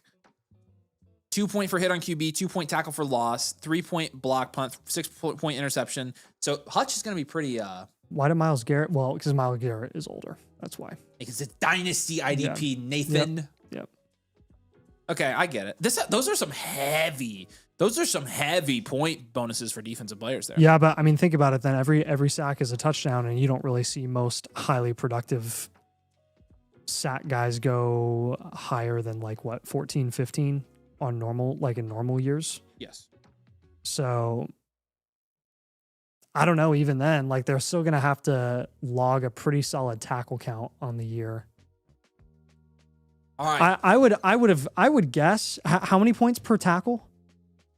Points per tackle is because I've seen a lot of IDP settings where linebackers are the most productive. So Zaire Franklin was one of the most productive IDP guys over the last few years, because he was always one of the highest tackle volume guys. But we are at 149 likes, so I'm going to assume we're going to hit it. Nathan's birthday 69 in the chat to get in the free blueprint giveaway. Happy birthday to Nate, in case you didn't. Nathan's blueprint 69. No caps, no spaces, or anything. Just Nathan's birthday 69. Then the quarterbacks here, Lamar, Caleb, and Joe Burrow. You saw Hampton go. You saw Jefferson in the mid-second. I'm getting on Jefferson after Kyler went to the Vikings. How is Jefferson sliding, y'all? What are we worried about with Jefferson now? David says, defensive line's not deep. It dries up very quickly. That's good to know.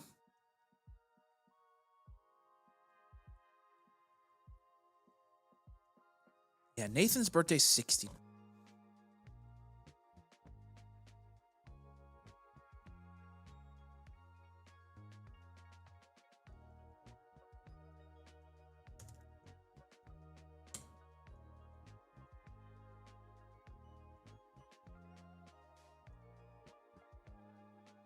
But it means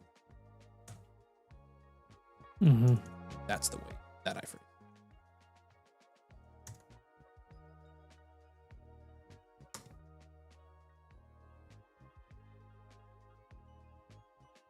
Currently holding 4 first-round picks this year. Am I in trouble? The 2, 7, 11, and 12. No, you got to move those picks around based on what the rest of your team looks like, and you'll be good. You do need to make some moves, but no, you're not in trouble. You're fine now. Did you see what Chris just put in the focus chat? Yes, it's fine. You didn't train it to do that, did it? No. It just knew it from our content, probably. No, it didn't know. It just answered it. There's no way it could have known. Then why didn't it answer the questions about the cucumber and pickle? I don't know, because it must have not liked Corey or been intended. Wow, Pickens goes in the second, but after Caleb Williams. I think Bowers goes there. I think chatbot's responses are some of the funniest things ever.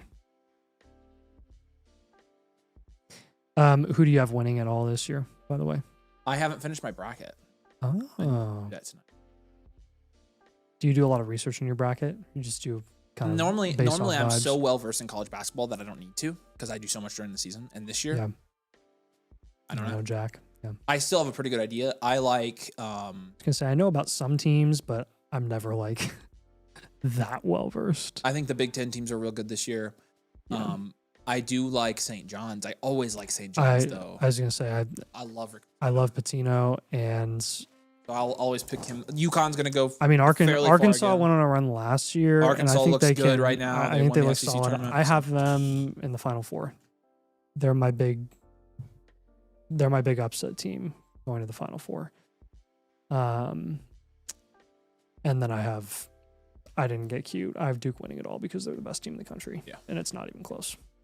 So Duke is also a clear Final Four pick. I mean, last year it was all number 1 seeds that made the Yeah. Final Four. I don't think that's dude, you know what I coincidence. really want? And I picked it, and I'm really hoping for it because I want to see it. Florida and Houston rematch. Oh yeah, that They're would in be the fun. same region. That would be fun. I think Houston would get him this year. I picked Florida because I hate Houston. Fair. Olave, Nico, Jackson Dart go there. Still not another defensive player off the board. Yeah, if your Hutch went pretty high here. And so we'll kind of see when these defensive players start going. Kind of a false alarm there. A lot of times you can start a run with defensive guys. You start taking them that early. So Eagle says Nebraska's a basketball school. Yeah, and I use football school. Nebraska. Yeah, Nebraska low-key scares me. Nebraska, honestly, like, I don't think they're going to make it that far. As I was going to say, they scare me as in, like, I don't want to pick them because they scream. For ice cream. They scream early round upset, in my opinion. McBride goes. 3rd round, McBride's pretty good value. Look at Tom's start. That's bananas. That's nuts. Wow. That's elite tight. That's where you take elite tight If I were in end. an IDP league, I'd go no IDP. Of course you would. I would too. Yeah. Just dominate it all. Well, the other I'm positions. just doing the math even with those settings right now, and I'm like, it doesn't really add up when you're talking about the quantity of points that you're getting from offensive players compared to defensive players. You know, like obviously there's trade-off. Yeah. But the production upside of a really productive defensive player to me doesn't scream like, oh, we want to take him in the, top 2 to 3 rounds. I think Hutch was I think Hutch was probably the outlier. Do you see KP's profile picture there? You in the turkey hat. Nice. That's pretty good. That turkey hat got lost in the move. AKA my wife never wanted to see it again, so she threw it away. What? Does she not know the lore behind that? That's crazy for her to do, dude. I know. That could have gone in a museum. I know. It actually could have been right behind me in Tokyo. forever. Yeah. That is crazy. She does not get it. It's okay. They're easy to get. But that was the turkey hat. It was. I would have paid you for that. That's crazy because I could have sold it. I could have flipped it. That's crazy.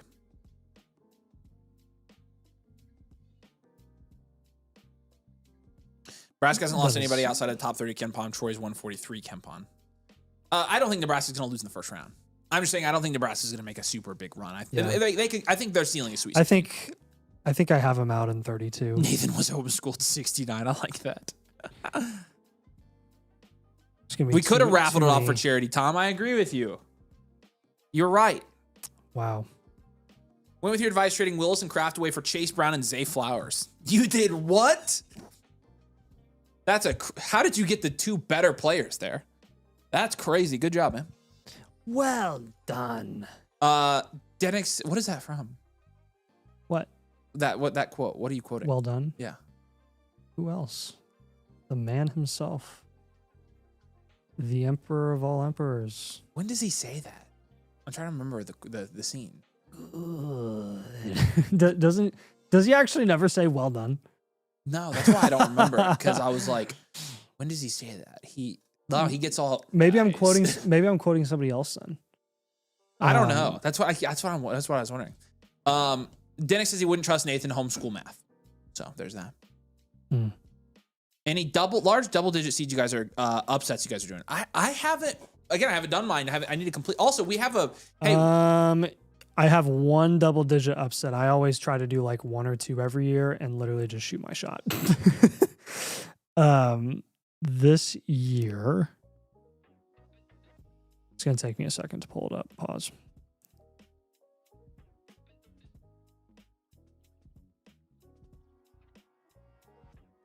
All right, so here's what we're going to do while Nathan's pulling this up. Pending. Are you going to do yours right now? Do my on what? Sleeper? My what? Your bracket? No, not during the stream. I'm going to do this. Okay. We are going to do, it looks like we voted on the poll. 86% of people said sounds like fun. We're going to draft a domain premium league, which means, again, $100 league, so high stakes league. We draft live on the show, and we do monthly updates of that league on the show and kind of follow the life of the league, the trades, the activity, etc., and then the power rankings, movers, and fallers, and things like that. I am going to say, because we're doing 2 premium leagues, we're going to do one for our existing members and one for our new members. We will do any new members that join tonight will get first dibs on the premium league, okay? So any new annual motherflockers with code domain get the blueprint on tonight's stream, plus you're gonna get first dibs if you would like a spot in the premium league, which will be, again, we'll follow this league on the show. Then you're gonna get first dibs at it. Again, it has to be code domain annual motherflocker. Can't be on the trial or anything. You give once you've joined, send me your username and we'll get you in it. We are gonna also do a premium league for existing members as well. And so any blueprint premiums that anybody wants to purchase on the stream will also get you a free ticket to the other. We'll do 2 premium leagues. So there's your tickets into those. And so we're gonna keep our existing member one for any blueprint premiums that come in. New members are gonna be the new members on tonight's stream. So there you go. I like the 11s over the 6s this year. I have South Florida beating Louisville. Yeah. Because I don't think Louisville's that great. And then my big first round upset is McNeese over Vandy. I don't think either of those are hot takes. I think those are both very, very reasonable upset picks. That's why I picked them. Like I think because I was like, yeah, not really buying Vandy, not really buying Louisville. I have the winner of Texas NC State taking BYU. Yeah. As well. Yeah. Yeah. So my big round 2 upset is McNeese taking Nebraska because I think Nebraska won't make the Sweet 16. He's in on McNeese, but I'm not stupid, so I have Florida beating McNeese.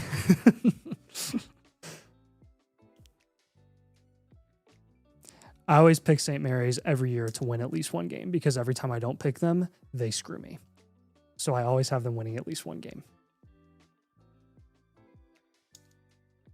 I swear, St. Mary's is always like a 4 to 7 seed. Dennis says, can I submit a voucher now and be entered in the league since I paid? The vouchers do not count for the entry. They'd have to be a la cartes. Nagasumi, you did purchase 2 a la cartes, and so I'm happy to let you in. Oh yeah, I have the U beating Purdue because I think Purdue is super streaky. It's true, they've been playing well, but I hope you're right. I'm a will out in existence. Nathan says swag box from Flex Night came today. T-shirts are really nice. Upgraded to premium with my voucher. Thanks, guys. Appreciate you, man. Glad you got your swag box as well. Sounds like those are getting delivered. So if you got a swag box recently, then they should be coming in. So Vandy beat the brakes out of Florida. They did beat Florida pretty well. So.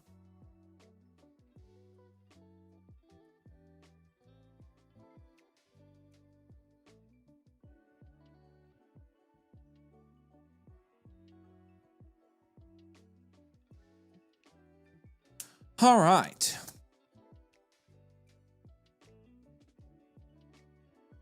Team mode, we got yours, man. You are in for the existing member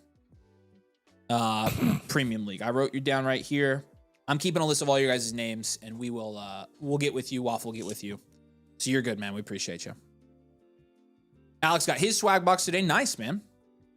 If you ordered and live in Canada, can you let me know if you got your swag box? Because the USPS is being funky. There you go. Also that. If I got an a la carte, my live blueprint I put in earlier, can I get in that league? Sure. I mean, what? I don't know what you're asking. I'm sorry. Oh, I see what you're saying.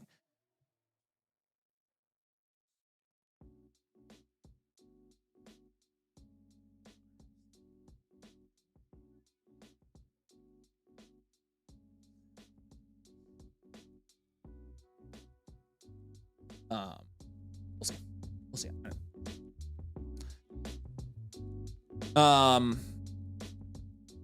Yours is already an a la carte, Matt. Do you want to do a premium? Do you want to do a premium with that? I mean, you're already almost there, so yeah, you can do it. I can send you a voucher back and you can upgrade it if you'd like. Let me know if that's what you want to do. Because you already paid for the full a la carte. All right.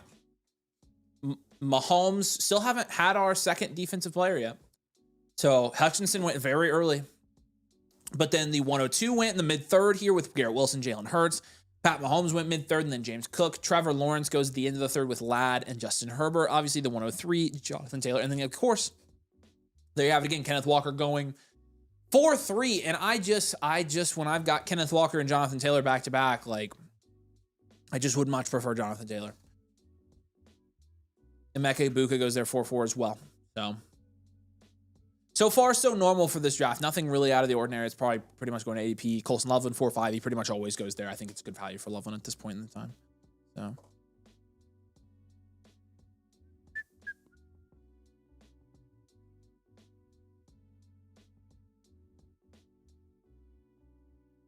All right, Matt, I will send it back to you. If you want to upgrade that to an infinite, then you'll be good to go because you already paid for half of it. So. Or just, yeah. Yep. Yeah. There you go. I sent it back to you, Matt, if you want to resubmit it. Appreciate it.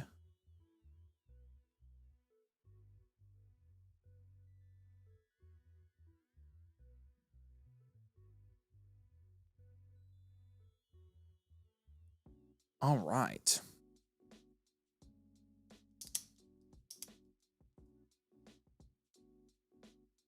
Rice goes 4-6, and then that's the 104 in the mid-fourth. And so Rice still going where? I haven't heard anything about Rashee Rice recently, have you? All quiet. Very interesting. Seeing Loveland go third in some other non-domain leagues. Yeah, I'm very interested. We're not low on Loveland. I think it's a good price for him. I'm fine taking him here is my point. Yeah, just upgrade that voucher, Matt, to a premium, and yeah, you'll be good to go. It's a voucher, so the base is free. You just upgrade it, and then that would get you there. So. Rice over the 104 is crazy. Yeah, I don't know. I don't know what to think of Rice, and I don't know what to think of the 104. So I don't know. Who do you guys have winning the tournament? I haven't picked my winner yet, but my gut is telling me that I'm going to pick Michigan. I picked Duke. I have Michigan Final Four and Arkansas knocking them off. I like Michigan a lot. So I didn't do anything cute in their region because they're very good. By the way, domain commissioners, we will be streaming a ton of rookie drafts this year after the draft. And so we'll have a sign-up sheet out soon so you guys can sign your league up to draft live on the show, your rookie drafts. 4-round drafts, they go pretty quick, but they're a lot of fun to do live. Way better to do live than slow drafts. We'll obviously do a number of our own drafts live. And yeah, anybody can host their draft on the channel if they'd like to. So. When was the last time a Big Ten team won a national championship? Michigan State in 2000 and 2000, right? 2000, yes. And technically Maryland's in the Big Ten team now, and they won in 2002. Yeah. But it was Michigan. It was 2000. Yeah, that's insane. It's insane. Oh, AJ Brown.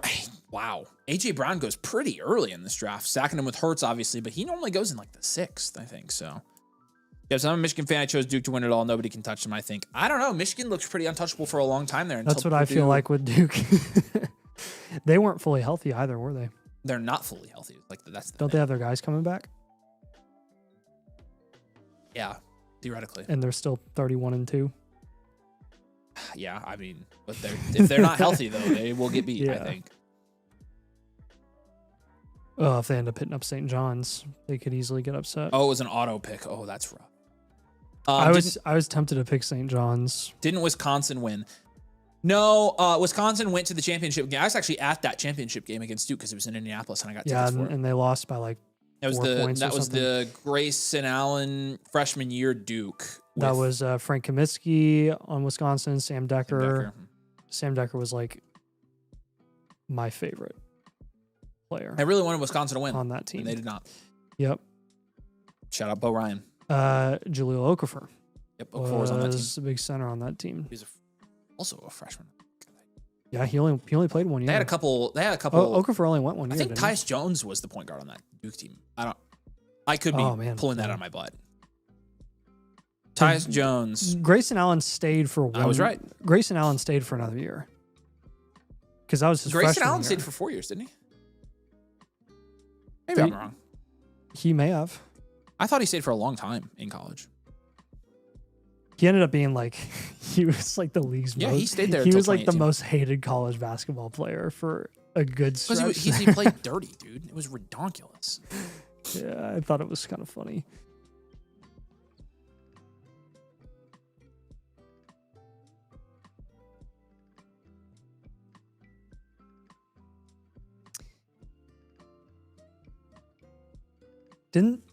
Was that Wisconsin year?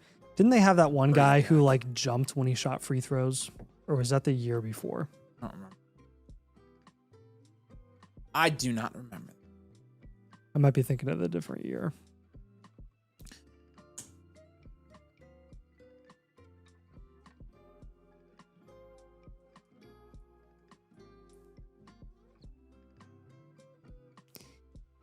Dak goes here in the 4th. He's been going 4-5 turn recently.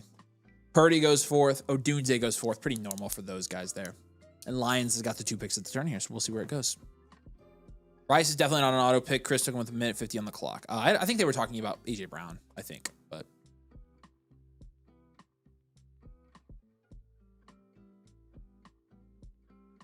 all right, I've got to go move my mattress upstairs so my wife can go to bed. Got a new mattress, so. Yeah, dude, figure it out. Get your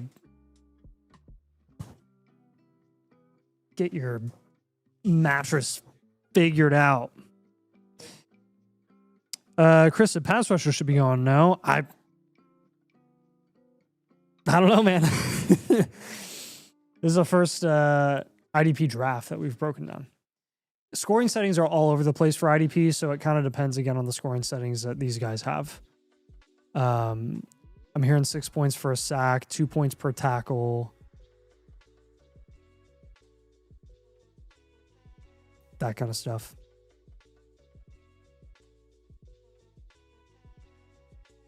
Yeah, Jaleel Okafor was a beast at Duke. He was fun to watch, man.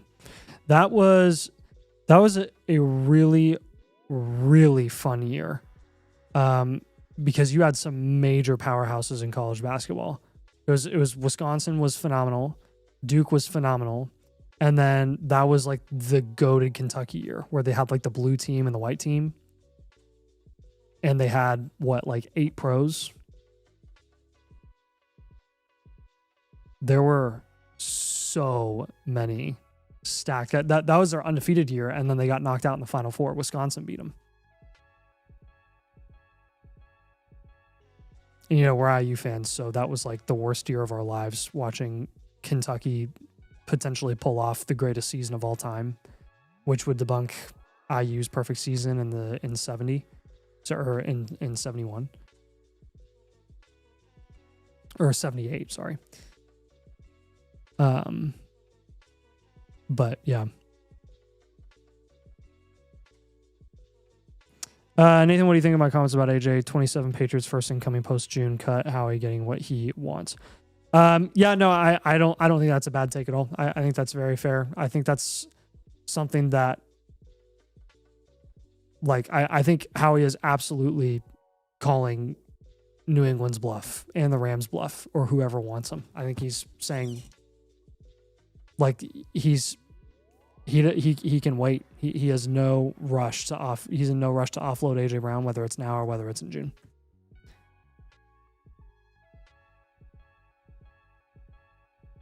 Nathan gonna win his bracket group for his birthday. Yeah, I don't know. We'll see.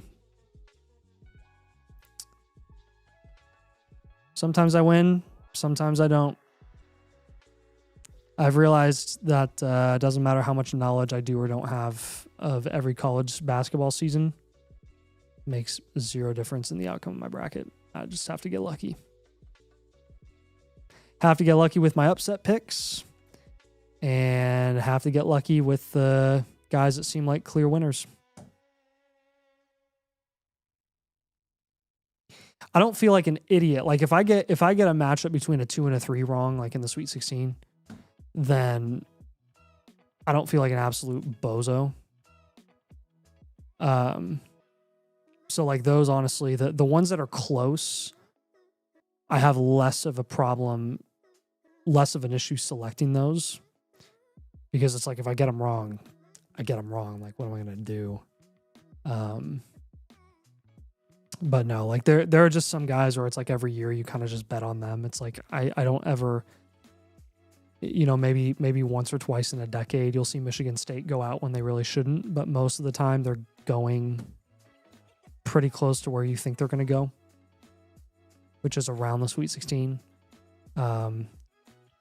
You always bet on Duke going a couple rounds. You always bet on, your coaches like Pitino and Arkansas, Calipari going a decent bit as well. So it just kind of depends. Linebacker should be flying off the board with 2 points a tackle. Yeah, maybe. We seeing the 105 go off the board. I'm curious to see when the defensive run is, because again, some of these guys I think are new at IDP. Some of them I think have some IDP experience. So it'll be interesting to see where some of these players end up going.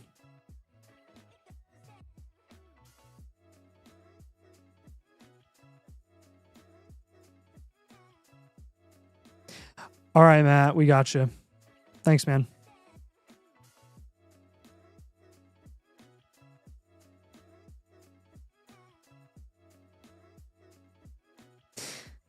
Also, Bregus Dog, we got your premium as well. You said you wanting to join the premium league, so we'll get you written down.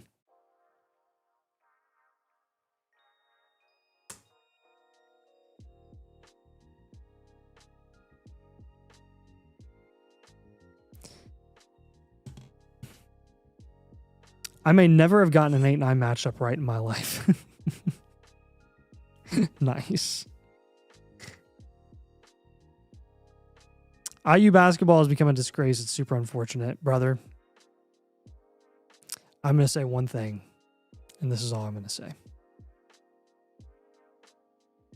Thank the maker for Kurt Signetti in Indiana football. Because I don't even have to think about basketball. And for my entire life, it has had to be on the forefront of my mind. And that has resulted in a lot of heartbreak and a lot of disappointment and a lot of frustration and a lot of who the heck is running the show behind the scenes. And a lot of why are we still trying to relive the Bob Knight era? Why can we not move on?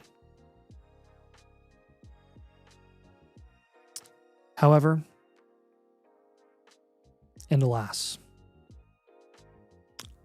all that disappointment and sadness can be thrown out the window because Indiana football is national champions. And we get to relish in that for the next, still like 4 months. April, May, June, July, 5 months. I think our first game of the season is August. Say what? Becca, I was talking about football, IU football. No, I was talking about, I just said that IU. So am I in the premium league or no? Just wondering for clarity because about to leave and I know these spots will be filled by the end of the night. You failed? Oh, rip. It's going to take all three of us if we can get it. Denick, did you get a premium? Hey, Denick. Denick, I'm not seeing your premium. Denick, why don't I'll message you on Discord, buddy. Don't worry about it. Bregus Dog, he's in. Existing or new? It's a premium. Existing or new member? Oh. Oh, man. More defensive guys. A month ago. Sweet. Thank you. What about Deadly Ambitions? Told him. Yeah. I thought it was premium. Yes. Oh. He's good. Deadly Ambitions. Let us know if you're here, man.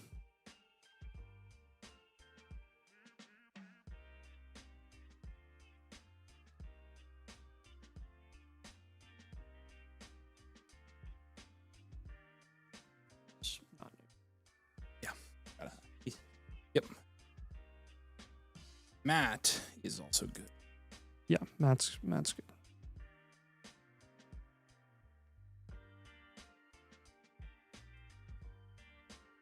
Wow.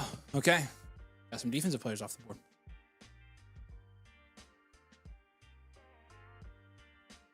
Garrett went. Will Anderson went. Burns, Crosby. Okay. And Bosa. Yeah, give me. I'm got it, dude. Holy smokes. Panting. That is the heaviest matches I've ever moved. We didn't even get it up there. They're legitimate. We need like 3 people.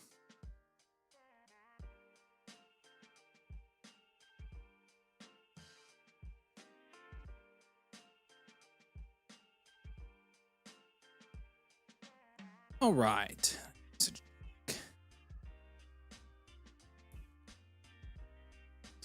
Bosa goes, so more defense. People are starting to take their first defensive players now. Stenek. I'm in a full rebuild with Rashee Rice as my wide receiver 2. Do I just say screw it and let it ride or try to flip him? Depends on what price you're getting for him. Right now, I think his price is fine. You want to hold him. Avery Manuel Labor Huffman. That's what they call me. Yep. Soft hands Avery. Actually, I have calluses in my hands, but not. But it's from playing guitar. So. Y'all go move it and give Scott the mic. We could do that. Try moving a Tempur ceiling mattress. Dude, this is a Tempur-Pedic. King size. It is that heavy. That's how heavy it is. That's why I'm panting. It was incredible. I'm trying to figure out who to have. Huh? I'll look it up.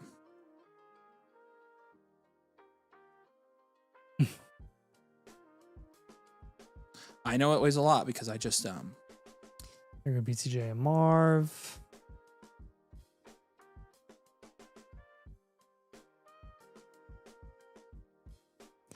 It was funny how Nathan panicked when Avery left him alone on the mic. Yes, I did. That dude, I literally only sit here to make sure he talks about football because it doesn't matter. No, like, Becca literally she's literally lying. Someone said it's amazing how IU basketball has like become a total disgrace. And I was like, dude, you don't have to say anything. The only thing I'm going to say is that Indiana football won the national championship and I can celebrate about it for like 5 months. Right. And I talked about that for like a minute about IU football. I answered people's questions. Her because I literally spent half the live stream trying to get you to talk about football. Like you have deteriorated in your football focus on live streams. I like have to remind you because somebody brings up Star Wars once. It's the whole like you'll talk about for 50 minutes. Hey. It's okay. 150, 160 pounds. It shouldn't be that. I think it's awkward. Well, it's not now.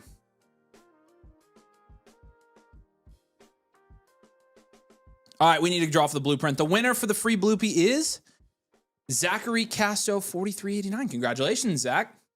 You win our free bloopy of the night.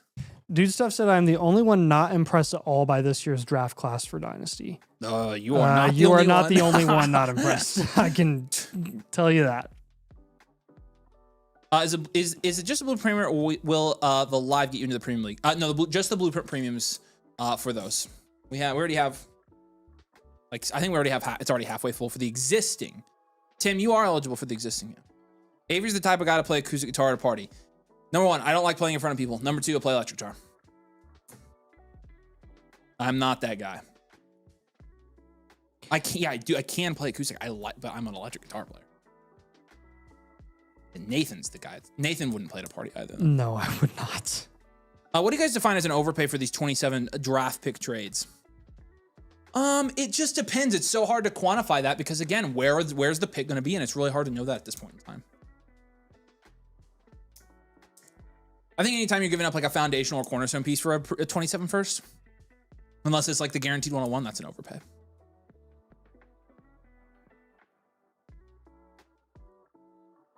So you're saying Nathan is not a pro at Football Focus.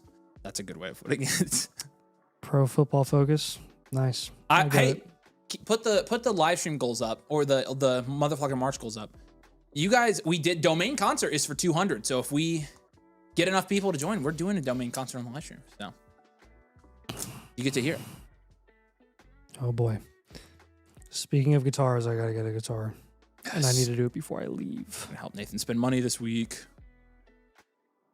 Which means I need to get it tomorrow or Thursday. What? No, that was Avery's. Yeah. That was Avery's old guitar. Mm-hmm. I have not seen your new guitar. You haven't? Your acoustic. I'll play it on stream when we do it. Beautiful. It's gorgeous. Wait, no, I did see it. It's got the pretty fretboard. Oh yeah. I'm a sucker for pretty fretboards. I'm gonna get like it's beauty. The girliest looking fretboard because I love those types of fretboards. I'll be interested to see what they have in your price range that has a fretboard. They usually don't. Yeah. And for your expectations. Waddle goes so there we go. Well, didn't you find yours there? Yeah, but with that board? Yeah, but mine was ungodly expensive. Oh, well. You're not gonna want to spend that much money on one. No. Waddle goes so okay, take out the defensive guys and where's he going? 5-6 turn? That's honestly not that much of a rise, right? He was going where 6-7 turn before? So it's around for him. He goes there with like, BTJ. Travis Hunter goes 5'8 in this draft because of the defensive stuff. Yeah, that makes sense. Man, I don't know how you guys didn't take Hunter earlier than that. RG, you got a steal on that man. Hunter's worth a lot in this format, in my opinion, because you get points no matter what from him. But Waddle goes 6'8. So that's essentially like in the non-IDP, that's going to be like a 5-6 turn guy. Wait, I thought sacks were 6 points. That's what he's saying. They're 8 points. What? Nick says, what's the current number at? The existing is, I think, like 6. The new members, I don't think we have anybody for the new member premium league yet. So that's open.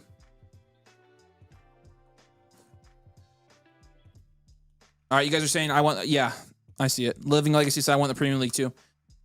Again, there you go. If there's enough of you guys, I'll start filling it into new league as well if we have more existing people that want it. But yeah, again, any Blueprint premium, a la carte, not a voucher, no vouchers for Blueprint premiums. Any a la carte Blueprint premiums, there's Kyle Hamilton. Plus, any new members automatically get a spot as well. So, there you go. Tom says a sack can be 10 points, 6 for the sack, 2 for the tackle for loss, and 2 for the QB hit. Okay, so you're just stacking. What kind of music can we expect in the concert? I'll take requests. I will take requests and play whatever you guys want. Yeah, we need to bring back Rasheed's got a fast car. Cornerbacks don't typically score a lot of points in IDP, so he goes here in this at the end of the 6s. We're the best defensive back probably in IDP, and Kyle Hamilton goes here. So, Matt, you guys have to get us to 175. Yeah, I've got you for the existing member one, Matt. You're good, man. I appreciate you.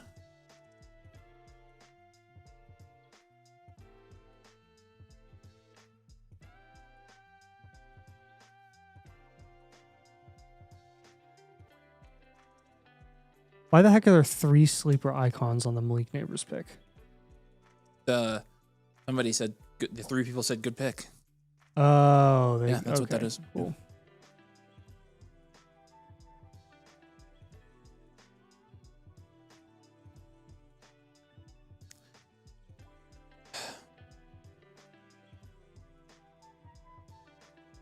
Okay, that makes sense. Sacks are 6, but you also get a tackle point, so really they're 8. That makes sense. That makes sense. Yeah.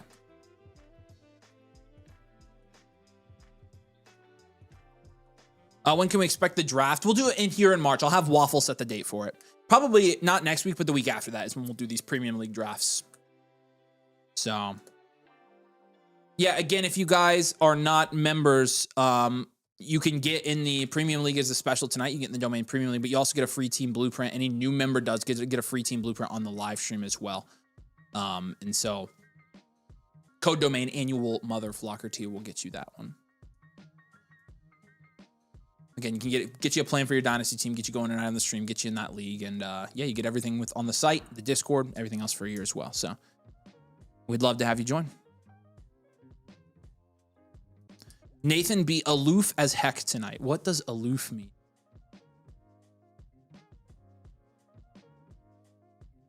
Aloof. Not friendly or forthcoming. Cool and distant. Dang. You're being aloof. Sorry, I guess. Oh, boy. Yes. All right. What? I will be drafting in the Premium League for somebody. Oh, nice. Yes. Nobody's gonna ask me. Just kidding. I'm not gonna throw a fit this time. If somebody wants me to draft for them and kick Avery's butt, I'm happy to do that. Okay. Are the premium leagues in the Discord? No, we'll send you guys private invites since you guys are doing the premiums for them. So I'm keeping just a list right here for you of you guys. Give us a smile, Nathan. They want you to smile. I smile all the time. They want you to smile right now. You don't. That does not look genuine. Okay, fine. There you go. It's my nice little grin. Nathan can be aloof sometimes. I will say that. That's valid, half. I can smile. I smile. Loof. Tell Nathan to smile at the beginning of the videos. That's just a Becca thing. That's a Becca thing.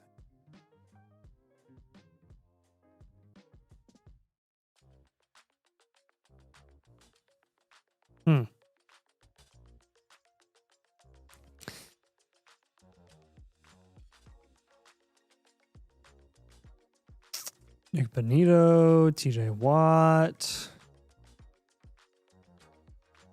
and JMO in the 7th. Fascinating.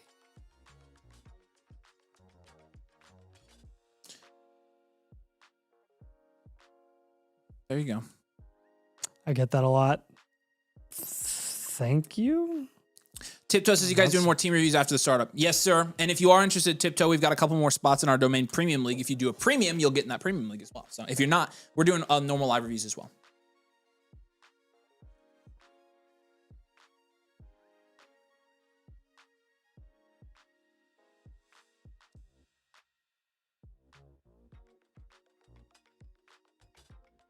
Nathan is aloof because it's his birthday and no one wished him happy birthday. We got to fix that, don't we? No, I don't think we do. I think we do. No, I think we're good. Linebacker's starting to go now. Yeah, I know. Benito and TJ Watt. Schwessinger went off the board. Schwessinger. What's the Premium League buying? It's a $100 league per year. Schwessinger is such a fun last name. That is a fun. So fun.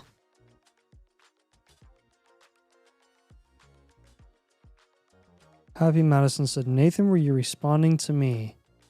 Well, yes, you're the one that said the Eli Manning comment.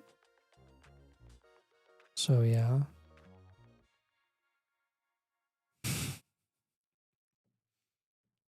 Did I say something?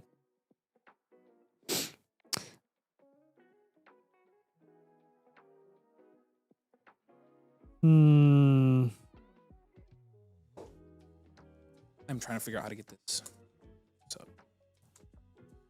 Googling mattress. that's what I'm trying to think.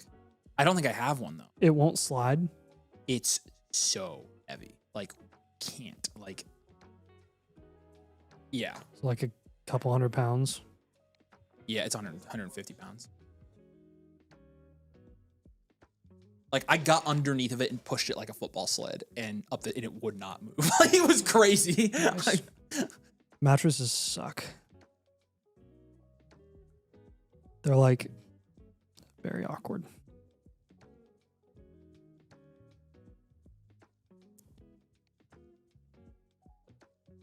Nagasuma said he DM'd us. Cool.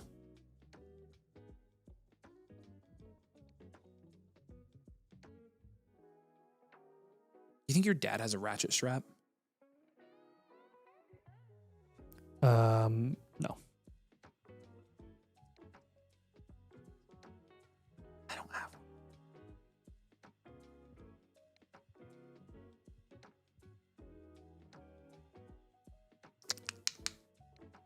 All right, Nagasuma, I got you.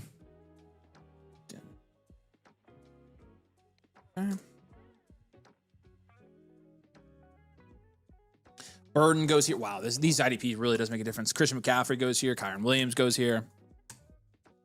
Avery stats, 5'11", built like a 10-man. 6'3", 225 pounds, actually. Nate's 5'11", right? Like 5'10". That actually is Nate's. Nate is 5'10" and skinny. That's Nate's build.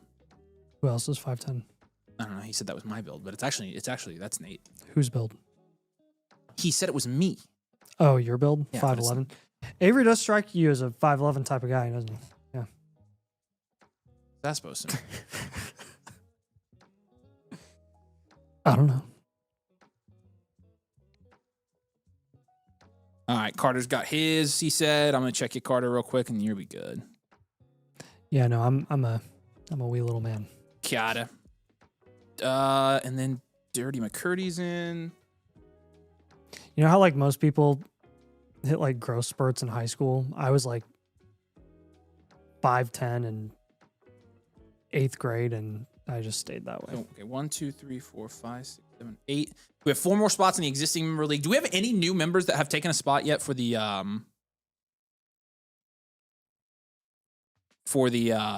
new member premium league? Thoughts on Eli Stowers? Nate's been a big Eli Stowers guy the whole process. We like him. I honestly think his ceiling's pretty capped from a range of outcome standpoint. I like he. I think he's fun. Man, Bucky in the 7th. Pavia and his limitations was very much a Stowers thrower. So RG autoed, but he got Bucky in the 7th round. I mean, even for normal draft standards, that's low for Bucky. Yeah. Bannon goes there next. That's crazy that he went right there. Hey, I have a question for you guys. What if Kenneth Gainwell ends up just being what Rachaad White was behind Bucky? Maybe that's true. I don't think anybody's talking about that.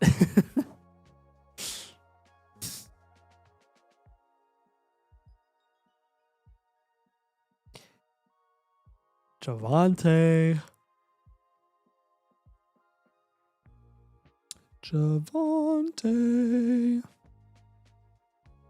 All right. Did you see Dirty McCurdy and Searter? Yep, they're both good.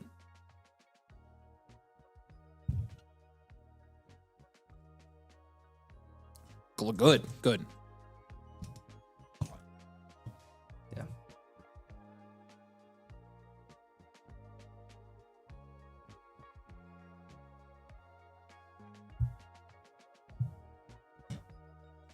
I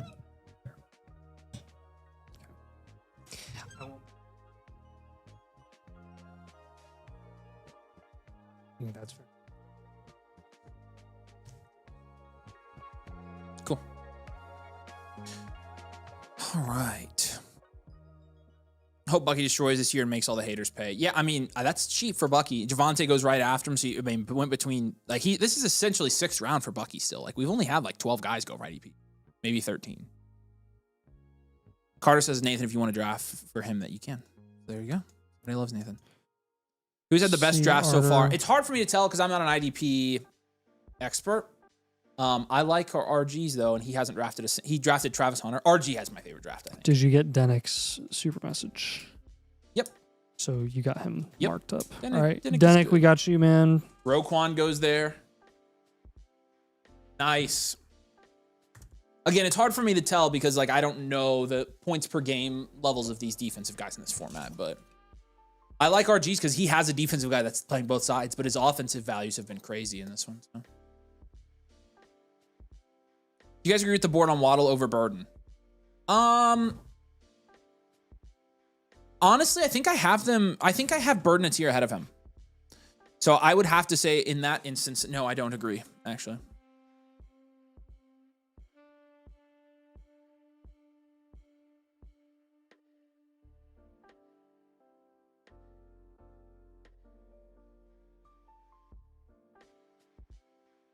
Zay goes right there, 8-2. Also kind of late for Zay no matter what. Man. This draft got kind of weird after the IDP guys started coming in. You still got kickers that are being taken. 17 defensive guys went up so far, up to Jordan Brooks. Okay, cool. So that's about a round and a half. So that would put Zay Flowers still in the mid-6th. We're still in the mid-6th. There's the next kicker. I don't know. Somebody tell me what kicker that is. That's crazy. There's a lot of purple on the screen tonight.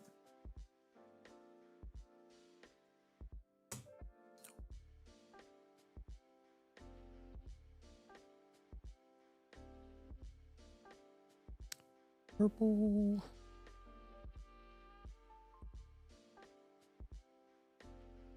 I think that's very interesting that the picks are going where they are. Actually, no, that's the first pick since the 5th round. That's the 107. Yeah. So that would be the 107 in like the mid-6th, essentially, which is pretty reasonable. What's the format of the Premium League going to be? Domain rules, Superflex, 12 team, start 10, half point, tight end premium, full point PPR. Landy says making his brain fuzzy. It's making my brain fuzzy too. I'm glad we did this, but I couldn't do this all the time. It's throwing my frame of reference completely out the window. Completely out the window. Agreed.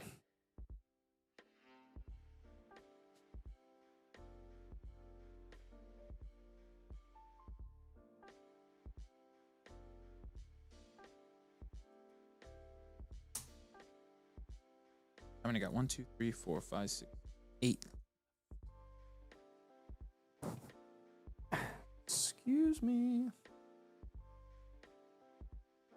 Byron Young.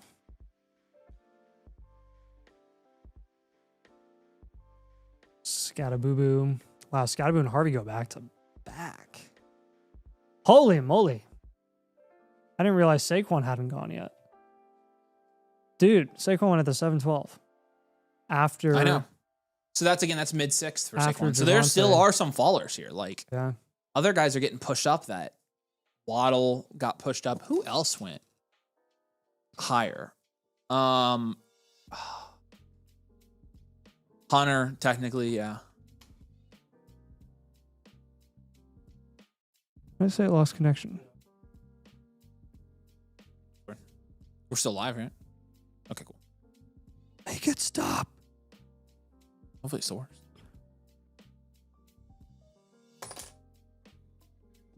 Did you mark it? Picks get a boost with IDP, right? Or just depth? No, you're right. Yeah, technically they do. Yeah. He's going to take the defensive players as well. Pushes everybody kind of down a little bit. Yep. Yes, kickers are still picks, Tim. That's correct, man.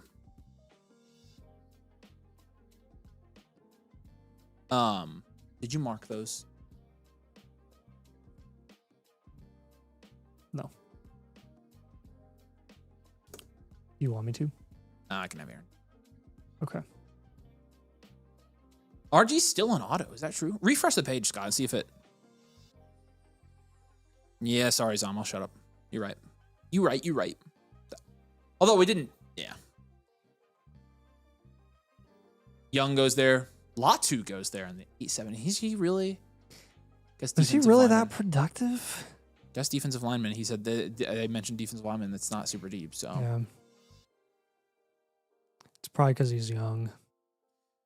Chase Brown, Henderson, Hall's an I mean, odd he one was in the he was a fifth, lot yeah. better last year. Yeah, for sure. he was.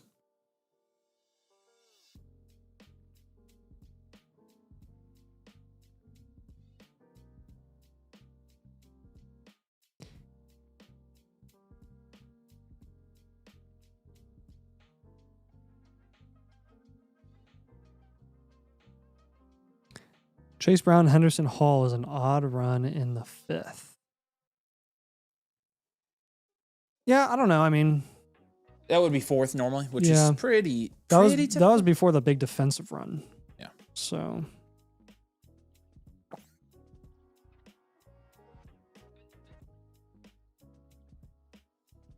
Tim says make the $100 one an auction draft. I didn't preface with that, so it's probably too late to do that. I don't think, unless you guys voted on it. You guys would have to vote on that. Cowboy Coop's gonna put up numbies. Oh, World Baseball Classic Finals on it. oh, is that tonight? Yeah. Oh, I'll turn that on. Yeah. Becca. Turn it on. Turn on TV. Go to Fox. Please. Please. And thank you. Thanks.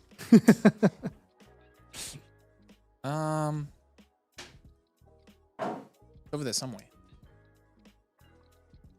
Becker says just now seeing Waddle went to Denver. Yeah, pretty crazy. They actually they gave up the 17th pick for him, which is kind of. It should be go to TV. YouTube TV.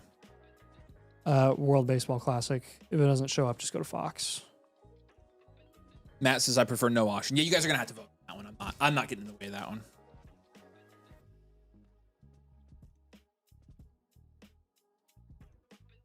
Yes. No. No. That was U.S. and Italy. No. Wasn't it? Yeah. Oh, there we go. Boom. Right there. Final. Venezuela versus United States. Oh, you were just there. Oh my gosh. No, you go were right back. there. Yes. There we go. We got it. Thanks, Becca. David says, yeah, the World Baseball Classic Finals on. You guys are streaming. And we're streaming Thursday, too, during March Madness. So that's also a thing. 2 Indiana people. Yes. Funny, auction guys are cool with both, and snake guys want 0 auction. Yeah, I mean. Should tell you how much we love It's very you interesting. guys. It's very interesting. The Waddle pick is 30th overall. Oh, wait, what? Is it really? I guess that was where they finished, isn't it? Why did I think it was higher? I gotta get Yeah. Well, yeah, because they were, all the way out there because they made the AFC Championship. Gave up the 30th pick, and they gave up a 3rd as well.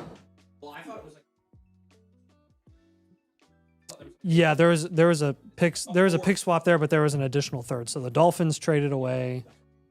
It was a 1st and a 4th for a 1st and a 4th for a 3rd, a 4th, and Waddle, right? No.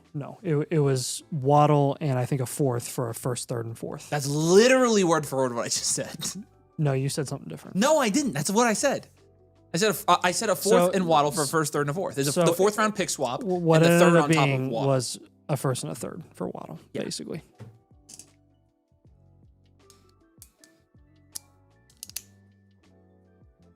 Yes, essentially. It's true.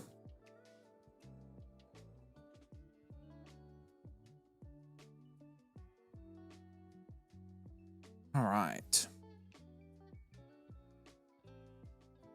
Where is this at? Where's this being hosted at? The World Baseball Classic. I'm not watching any of the games. I'm just keeping track of them.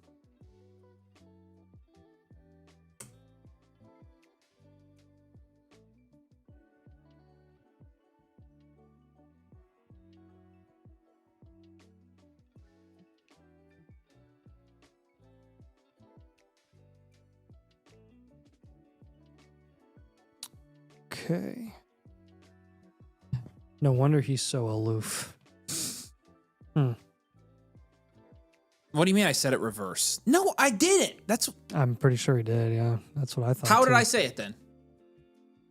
You said something whack. I don't even remember anymore because it was so like out of this world. Just sounded like an alien.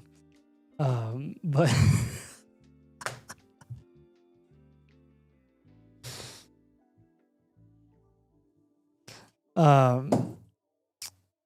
not friendly or forthcoming, cool and distant, man. Dang. What do you mean I'm cool and distant? How about cool is like, yes, I'm very cool. Like, I'm a cool dude. But you are distant. I mean, I am distant from the camera. We got to have some distance from the camera. You said And it's a wide lens. So Waddle and it's a just third and a kinda- fourth for a first and a fourth.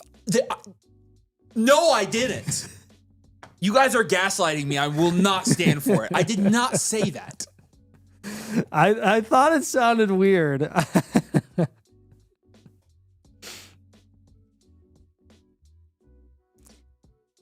How many Indiana colleges are in the NCAA men's tournament this year, though? Like none. Yeah, like one. I know. I just don't have a strap. There was a time back in the day where we had like 4 That probably would not work. or maybe 5 with whatchamacall, the Vincennes. No, it wasn't Vincennes. It was freaking geez. There are 2 that start with a V. Oh my gosh, why am I blanking?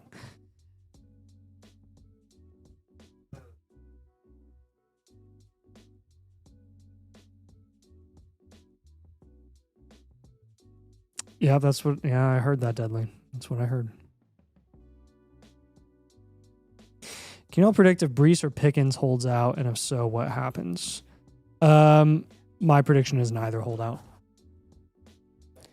I don't think Pickens will need to hold out because I think that they'll get an extension done.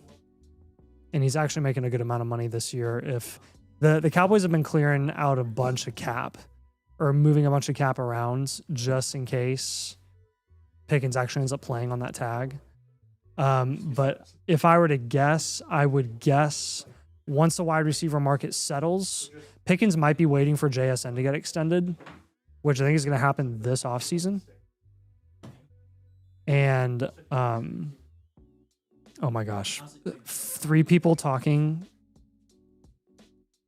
behind the mic is like the most distracting thing of all time. Like, I don't even know what I said. Probably said something not about football, did you? No, I was answering somebody's question about Pickens. I heard Avery say Waddle for the 101. I'm being gaslit. Dude, that's what I heard too. It was something crazy like that. We still need to do our 26 and 27 first. There you go, Valparaiso. Thank you. I was like, Vincennes isn't right. It's Valparaiso. You couldn't remember Valpo? No, I couldn't remember Valpo. No, I couldn't. Bryce Drew, NCAA tournament hero? Yeah. I know. Come on, Yeah, Nate. well, I'm not a freaking Valpo fan, okay? I don't pretend to be a Valpo Dude, fan. that's literally the region.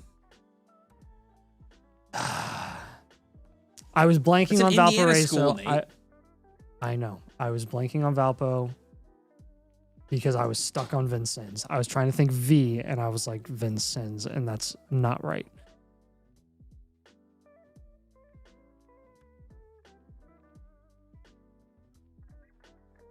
I'll let you load that in, Becca. Door's open. All right. Want to start picking favorite teams? I think it's time to start picking our favorite teams. Yeah, let's do it. Okay, I don't know. I mean, again, it throws such a wrench through things that these defensive players. I'm honestly just gonna stick to what I know. Who were some of the best value? Bucky was a good. I already said I liked his team. He's legitimately on it. I'm not going to BS you guys. We have no idea what we're talking about. No. in this. Not with defensive guys.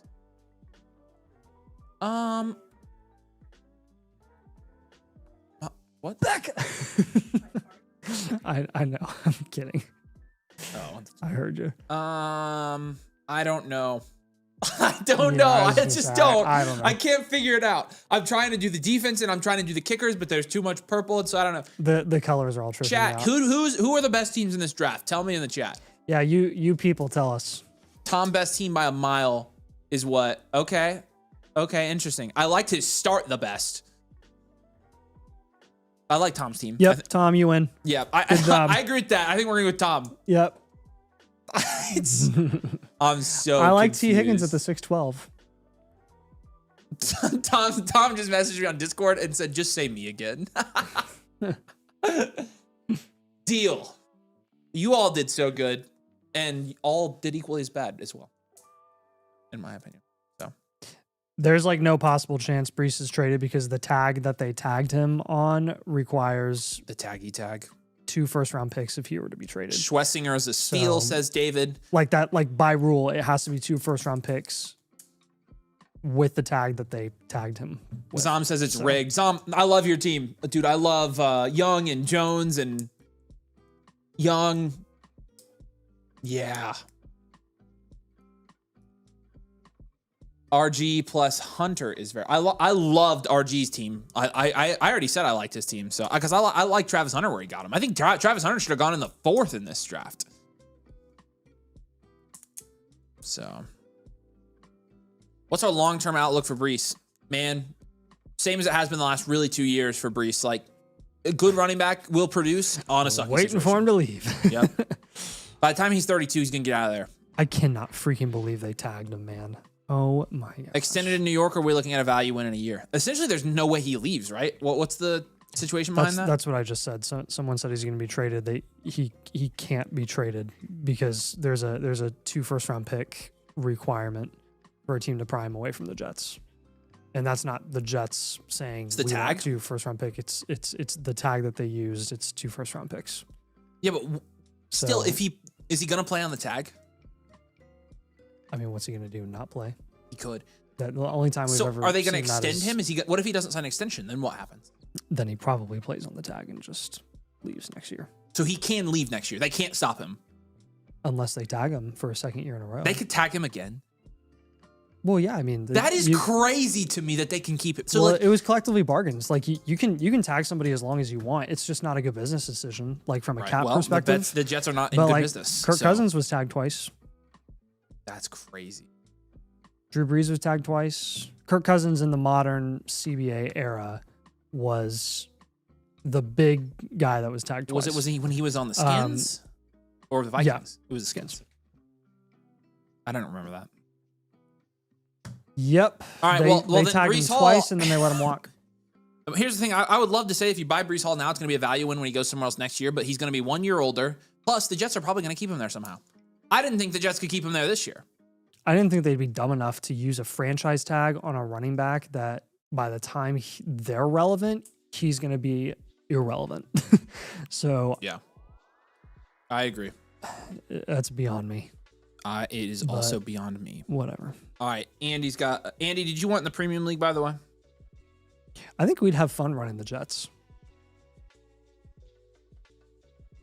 Hey, okay, cool.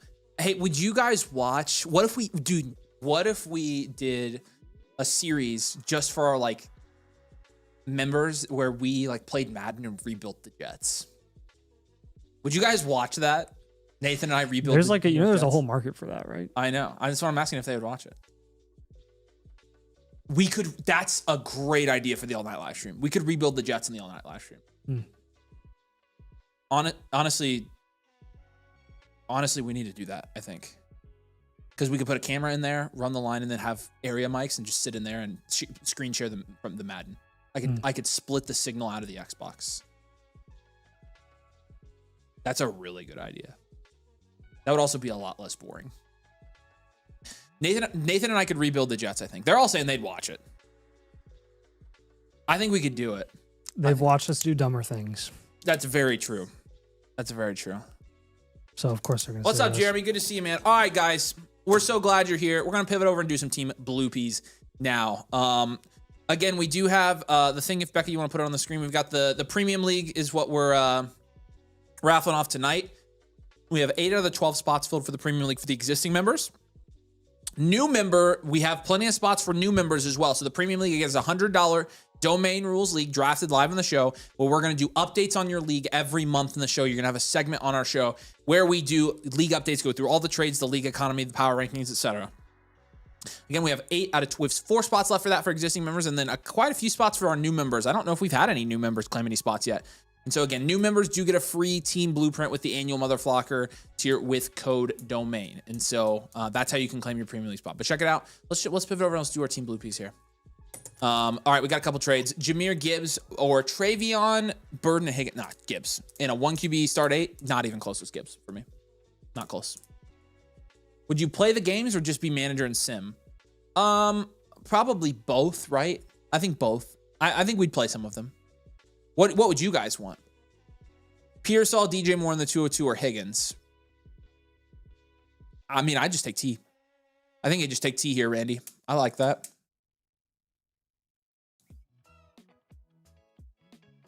Dang, you missed the Colts pick so much, you're going to rebuild the Jets. That's funny. Yeah, we have to make that pick, regardless. All right, refresh it for me, Beck. All right, let's see. Scroll down all the way to the bottom. Andy. Make sure there's no... Okay, Mitch has got a trade question here for us. ETN and CD Lamb or T-Mac and a 27 first.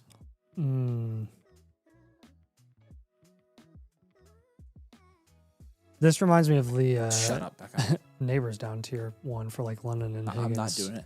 I would do Lamb for Tet in the first. Yeah, take ETN out of that deal and it's good.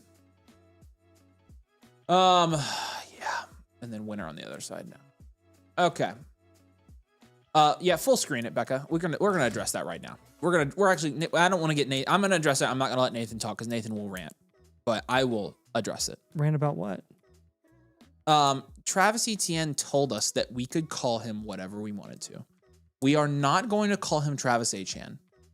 Again, why did he not correct us 4 years ago on that? It is a ridiculous. Look, I am all for. I'm gonna say. I'm gonna say one thing. If he had said I am disrespected when people call me ETN, but he didn't say that. He said it was. He said he told people it was ETN because it was fine with him and whatever. I'm not changing what I call him. I'm sorry. I'm sorry. Again, if he was very, very against it, I would change it because very begrudgingly because I think it's ridiculous that he waited this long to correct people. However, he said it was cool. I'm calling him Travis Etienne. That's his freaking name. I'm not doing anything else. Nathan is very, very angry about this. So I'm not letting him talk because he will literally start yelling. So I'm just telling you. Okay, let's go. I just want to let you guys know that 4 years ago when we started this channel, I did not tell you guys that my name was actually Nathaniel Schnitzel. So if you don't call me Nathaniel Schnitzel, I will kick you off the stream. Zach says, because that's my real name. I just got absolutely dunked on 33,000 people on Reddit because I took the 101 at the 111 because I knew I was guaranteeing what a neighbor's lane Ramara or Jefferson on the way back at the 201. Zach, I will just say this. Dynasty Reddit is a cesspool. And some of you guys are on Dynasty Reddit and you guys are not part of the cesspool. Generally, that is a legitimately, it is a despicable place to talk about Dynasty Fantasy Football. They just got a hit on the first pitch. We're so screwed.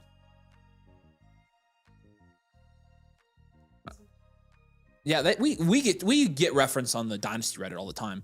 It's usually not very positive. Again, it is an absolute Travis Etienne is what Lucky says. There you go. That's his name, Nathan. I'm telling you, Dynasty Reddit is a... But you get to say a fun Cajun accent. Travis Etienne. I don't know. That's probably racist. I'm not going to say that again. Dynasty Reddit's so cooked. Yeah, I'm telling you guys, it's not a place to be. Reddit's a nut house. You don't want to be there. It's like Dynasty Twitter. Dynasty Twitter, Dynasty Reddit. The category is, I'll take things, Dynasty platforms that are aged out for 200, Alex. Nobody talks about double play. Let's go. Nobody talks about, it says, oh, don't worry, they hate all you guys. Yeah, because again, like Dynasty Reddit, they don't, like fun is not optional for them. Being entertained, for them, like being a Dynasty creator is not like being there to just talk Dynasty and hang out and be entertained. They think they're experts and they know everything, but we don't think that. So like, they're just miserable. Like, again, it is a bunch of miserable. Bijan told us how to say his name and we ignored him. Exactly. We are stronger than these guys. Well, he also said, I literally don't care. True. But yeah, that is true. Dynasty Twitter got to be worse than Reddit, though. Yeah, but it's slowly dying off now. And Reddit might soon, too. So again, like a lot of those people, yeah, I mean, those people, they just What really triggers me is when someone like tells us to say it a different way after I told they you, could have Nathan, told us for like 4 years. don't, Nathan, and I yet already they said didn't. this. I already said this. We So- told you, I'm not, we're not, you're not talking about this. You're gonna get too angry here. All right, let's pivot back over and do reviews. I think our Andy, was Andy here? And did you want in the league or did you just want a normal, what's the buy on the Premier League? If it's 100 plus, I'll take it. It's $100, Andy. Same with Brian as well. Brian 11-8-22. Yes. Brian, were you wanting in the league instead? Yeah, let us know, guys. The league infinites, we are not doing on the stream. Any non-league infinites, we will do on the stream. So, premiums. So, the premium, you guys are going to get updates every month on the stream, and so that's why we're going to do those ones off screen for the initial one, and then we'll do your draft and your initial league review after there. So he says he'll take it. All right, cool. All right, Andy, are you cool with us doing this premium for you off screen? Then that is the other thing. So. Appreciate you, brother. Yep. And same with Brian 11-82. Yeah, Brian, let us know, man. Appreciate you. While you guys are deciding, let's do Ryokins up top. All right, Ryokin, appreciate you, man. What is this, Brian? I want to make sure I have 11-8-20. Not assume I can still be in a league with Andy. X-ray, there's one or two more spots. I think it's 2. 2 more spots for the existing member. We can open up another one if we need to after that. Because again, any new members that want in the premium league, mate, just tell me when you're joined up, and we'll take care of you. So, Brian's here and wants to join the premium league as well. Awesome. All right, cool. Appreciate you, man. Gotcha. It's gonna be a fun league. All right, Ryokin up top. Here we go. Team name is Ryokin. I like that. He says, had to review the startup before, and I pulled off some giant trades with my draft, 101, 102, 104, and 106. Okay, so he traded his picks, essentially, is what's happening here.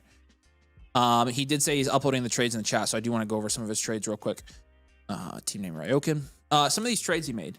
He traded Booty, JT Sanders, Brian Thomas, Bashal Tutnik, Buka, and Warren for Lamb and CD and JSN. You're kidding me. He traded what? Darnold, Besh, Higgins, 4 firsts, for Henderson, Warren, Igbuka, Purdy, Jefferson, Monty, and McCaffrey. Look at this. It's good stuff. This is a startup this year. That is nutcake. Oh my gosh. All right, here we go. 10-team Superflex, full point PPR, full point 10 premium. All right, Brian, you're in, man. We appreciate it. We got you down. I'm writing all your guys' name down. We will reach out to you on Discord, or Waffle will reach out to you or whatever. All right, X-Ray, again, it's any Blueprint premiums. Since you're already a member, any Blueprint premiums, again, they cannot be vouchers for those. And then we've got 2 spots, so. Yeah, the wide receiver room is disgusting here. 13.9% production share is first in this league. 15.5% value share is also first in this league. All right. Quarterback is going to be a 7 here. Running back is going to be an 8. You've got Genty, Henderson, and McCaffrey there, so that's obviously 8. And then we kind of spoke to it. What is it, 12? Yeah. Wide receivers, Jason, Neighbors, Lamb, Jefferson, 10. That's a 15. I can't wait to look at the oh, actually, this is not a premium, so we're not doing the positional, but I'll look at it anyways. And then tight end's going to be like a 2. Draft capital is 0. You have no draft capital. Bench is a 4 here. Overall is a 5.4. This is an enhanced value wide receiver factory contend. 15.5% value share. Holy smokies. The ultimate contending team. Enhanced value wide receiver factory contend. I'm just going to give you a sneak peek. You have a 30% value share wide receiver. Okay. We'll take care of some of your weak links here. I think Travion Henderson, if we can just get up into that next tier of running backs, that would be ideal. So you can use JMO to do that for, again, like Gibbs, HN, or Hampton.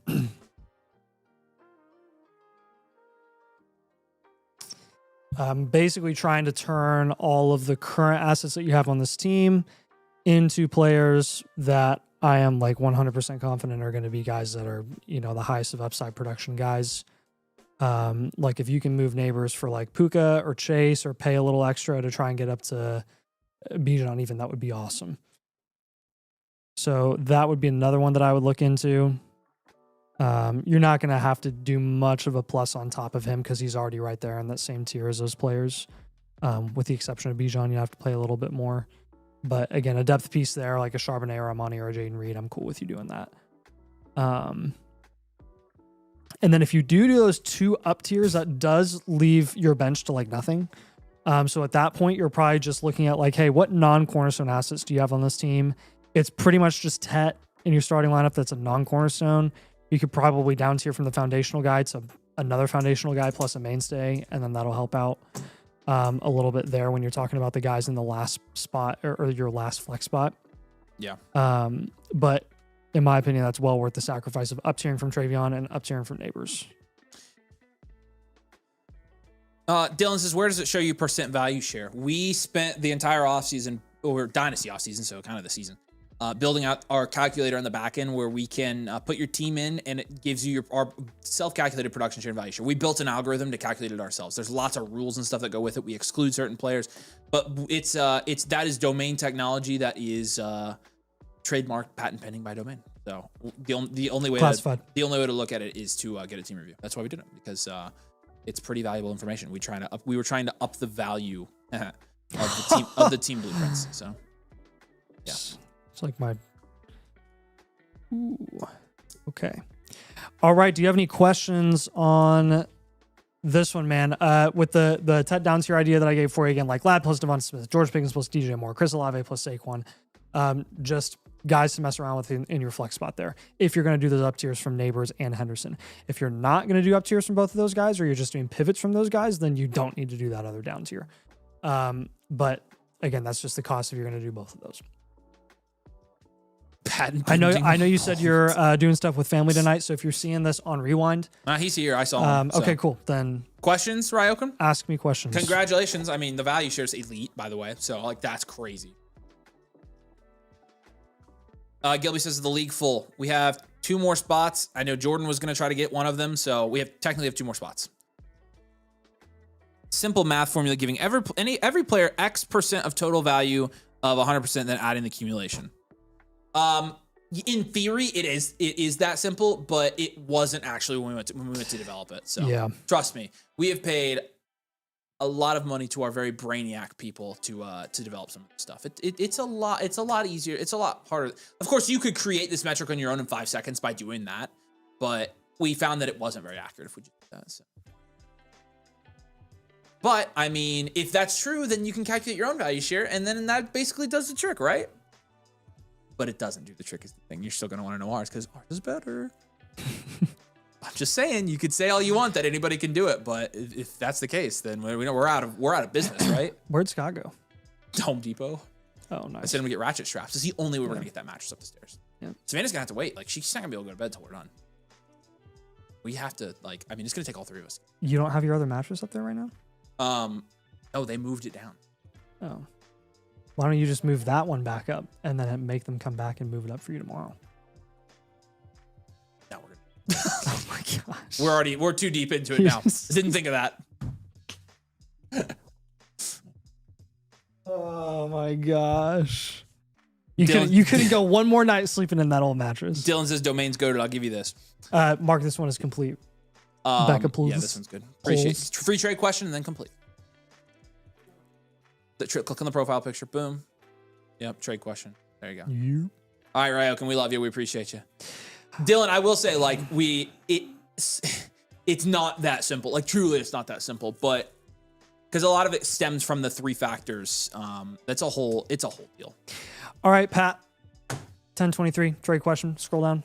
Still salty about Peanuts never getting back to me about implementing agent/AI. We do use AI a lot, but... you're going to have to refresh. Yeah, refresh. There you go. All right. All right, Pat 1023. This is Genty in the 111 for Neighbors and Likely. No. Hard pass. No.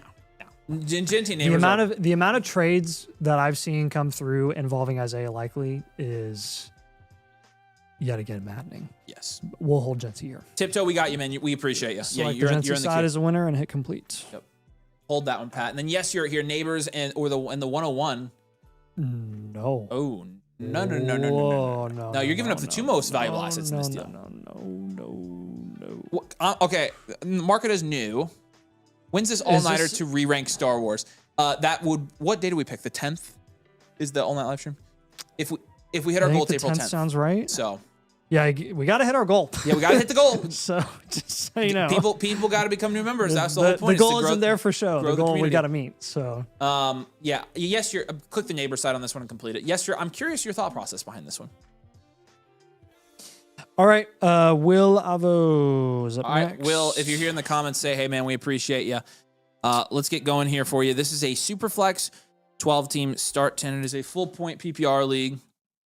The team name is Waymaker. And, yeah, pretty much standard stop. That's what I thought, too, and I was like, dang, Mavin. That cannot get that song in my head. Nope. Once it's stuck, and then you just 9.2% production share, which is 5th in this league. Exactly, trying to swindle me. Okay, yeah, no, that's not even relatively in the ballpark of being in the same universe of being close. Yeah, if you need to clip this and send it to your league mates. What the frick? That's an insulting offer. That's the most bozo trade I've ever seen. It's ridiculous. So, yeah, no, we're good. All right. So I was gonna say I don't even think I'd do that deal for neighbors. No, straight up. I don't think I would either.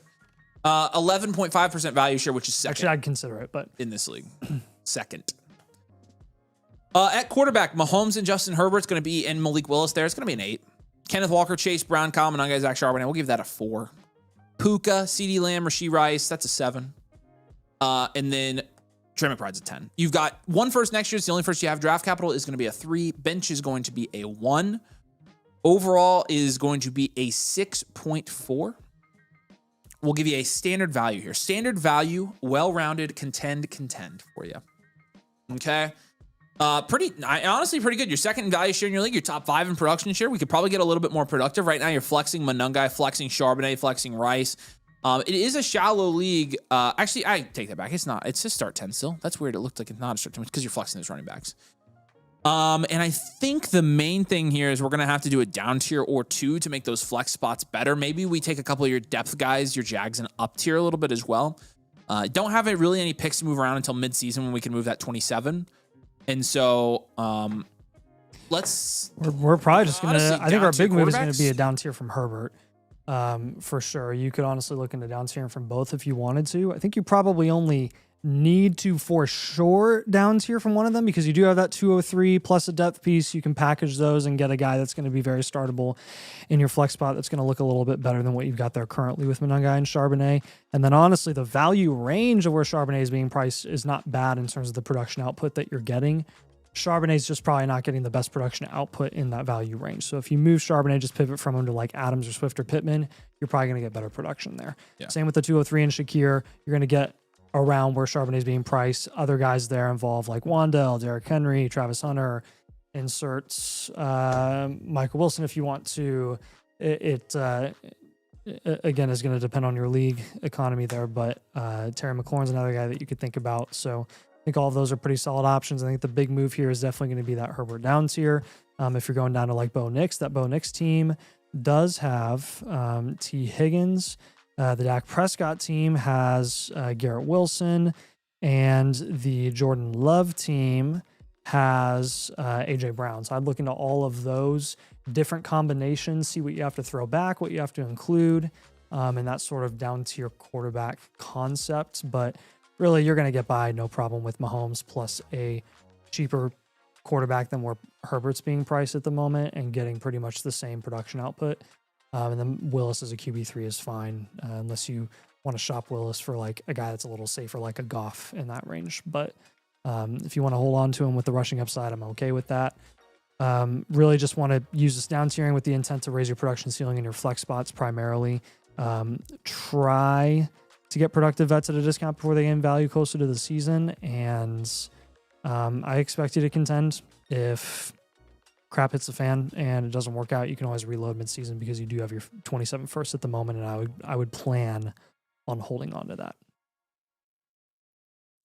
I know you might not be here. Yeah, I don't you think submitted he's this a few here. days This is a ago, while but ago, so. if you have any questions or seeing this on demand, feel free to send us a DM on Discord, and we'll be able to help you with any additional advice while you're looking at making moves from this blueprint, which will be sent to you in the next 24 hours.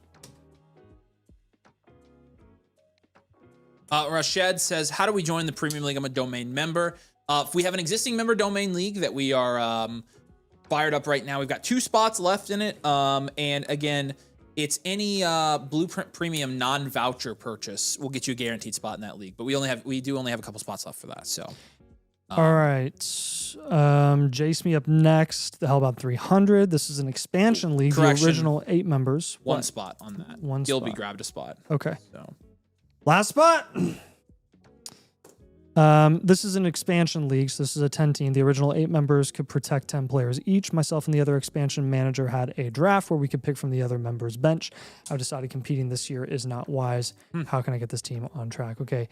Expansions, man, those are interesting. I've seen all different ways of how people go about that. Some good, some not good. But yeah, always fun to see how people try to get it to work. So the team name here is the Hellbound 300. Oh, you got 2 super flex spots here. Yeah. So no true QB. Quarterback spot. Yes. So it's a 10 team, again, super flex technically, but it's a double super flex. Half point tight end premium, half point PPR. I actually don't dislike that format. Nathan says, do I skip the queue with a voucher upgrade premium? The voucher upgrades do not skip the queue. The non-voucher upgrades do. Voucher upgrades, we can still do it for you, but again, it would just stay in the queue in the normal spot. So appreciate you. Can I buy the blueprint for the team we draft? Basically buy it and then send the voucher back. Yeah, we can do that. There's no problem with that. So yeah, just do it and then we'll give you the voucher back. That's a good idea. Okay. So 8, not You'll sorry. just have to remind us when the time comes. Yeah. Because that'll be a few weeks out. 9.5% production share is 8th in this league. 8.2% value share is 7th in this league. Okay. He's got the 101. Yeah, he does. He's got Herbert and Bo Nix. That's a 7. Malik Willis as well. Brees, Scadaboo, Algier Swift. That's a 7. Waddle, Hunter, Addison, Pierce, Pittman. That's a 5 probably. And Harold Fannon's like an 8. Hey, probably a 7. It's probably a 7. You got the 101 this year and a first next year. Good draft capital. I'll give that a 7. Because you do have that 101. You got Jeremiah Love there. Overall, it's a 6.8 here. This team ain't bad. No, and in terms of weak with upside at wide receiver for sure. In a 10 team especially. Yeah. And let's go 1 year reload. Yep. He's 7th. You're 7th in value share. You're 8th in production share. That screams reload to me. 1 year reload, well-rounded reload contend is what we're going to go This is one of the better reloads that I've seen, by the way. Yeah, it is. It's a good reload. But again, like, do we really think we're contending this year starting Waddle, Hunter, Addison, Pearson, Pittman? No. Probably don't and have honestly, the upside there. And we would, obviously, if we thought you had the value to go get more upside, we would. But at the point where you're 7th in value share and you're actually 1.8 percentage points below value share, under expected, that you don't have the value to go get guys to contend. Otherwise, you're driving your team into the ground. So definitely smart to reload and start. We need to get that value share 10 or plus, 10 plus, 10 or higher, and then we'll be good. Obviously, that 101, I think I would just go ahead and take it. That's an instant value share boost right there. Getting that cornerstone and Jeremiah Love on your team. Now, I've got some other moves for you here as well. I think the first obvious one here is going to be to down tier from Justin Herbert altogether. Yep. I'm going to have you probably down tier from both QBs just because it's a 10 team, and I'll see what we can get here. With Herbert, if you're going down to like Purdy, that team has JMO. You can also look at, again, down tiering a bit further. Let's say like a Jordan Love. The Jordan Love team has like late first. You could try to get the 109 there. Other guys include, like, if you want to go down to Lawrence, that team has, let's see who they have. A couple of interesting guys. That team has crazy tight ends. You could look at probably DJ Moore there as a potential plus. And then Bo Nix, when you're down here and there, if you're looking at like Cam Ward, you're probably looking at a mid first. Sam Darnold, that team has Rashid, Dak Prescott, or Goff. That's the same team. The Dak team and Goff team has Devonta Smith, so you could look into that. And then I would be the big move here because Brees and Scadaboo and Algier are all holding their own right. Swift, you probably want to move mid-season. Pierce, Pittman, probably mid-season. Addison, Hunter, don't really want to move them. Fannon's a good hold right now. A lot of guys with value upside and guys that are going to reach their peak value heading into or right at the beginning of the season. Jaylen Waddle is the one guy who just saw a big market value bump because he went to a more positive landing spot. I would be trying to get an overpay for him. If you can get a really solid 27 first for Jaylen Waddle, do it. If you can get A.J. Brown or T. Higgins for Jaylen Waddle, I would take those receivers over him as well. I would. So, honestly, you can aim higher if you want to. If you can be aggressive. Be aggressive. Take advantage of your value at QB. Try to reinvest in the skill positions. Again, you can down tier, still maintain some insulation at the quarterback position, but you still have some higher value quarterbacks that you can down tier from. So we'll use that to our benefit. Really plan, again, like I said earlier, I'm moving those productive vets closer to or during the season at a premium, and try to get rookie picks at a discount, future picks at a discount from contenders in your league. As far as your 101 is concerned, you're a very good reload. If you don't want to down tier from your 101 and you want to stick with Jeremiah Love, I would expect you to be a contender next year. And again, the more trades you make, the quicker the reload is going to be. So I think you will be in pretty good shape here with the moves that we got you doing. So if you have any follow-ups on this, I don't know if you're here on the stream. I know you submitted a few days ago, but let us know if you have any questions. Send us a DM. We're happy to help you out, man. All right. Appreciate ya. And yeah, let us know if you have any questions there, Will. You can, again, DM us on Discord, and we got you. What? Did you? Well, that was Jay? That was Jay's? Okay, cool. Yeah. Sorry, Jay. All right. Bunch of trade questions in here. Did you find what you needed? What do we get? Okay, so we're doing all right. Have you been talking to Rashid?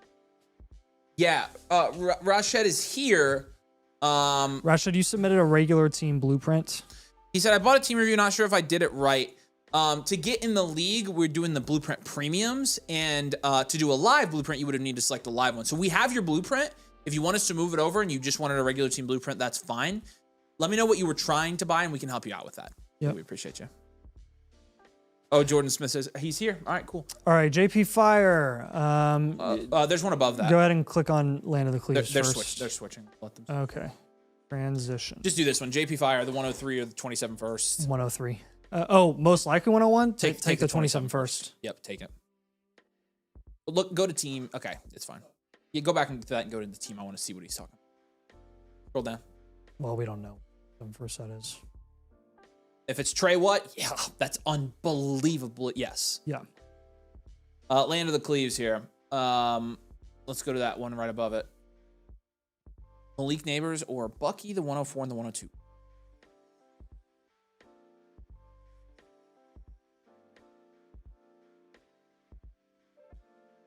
Eight? I don't think it's enough. Nope, I'll pass.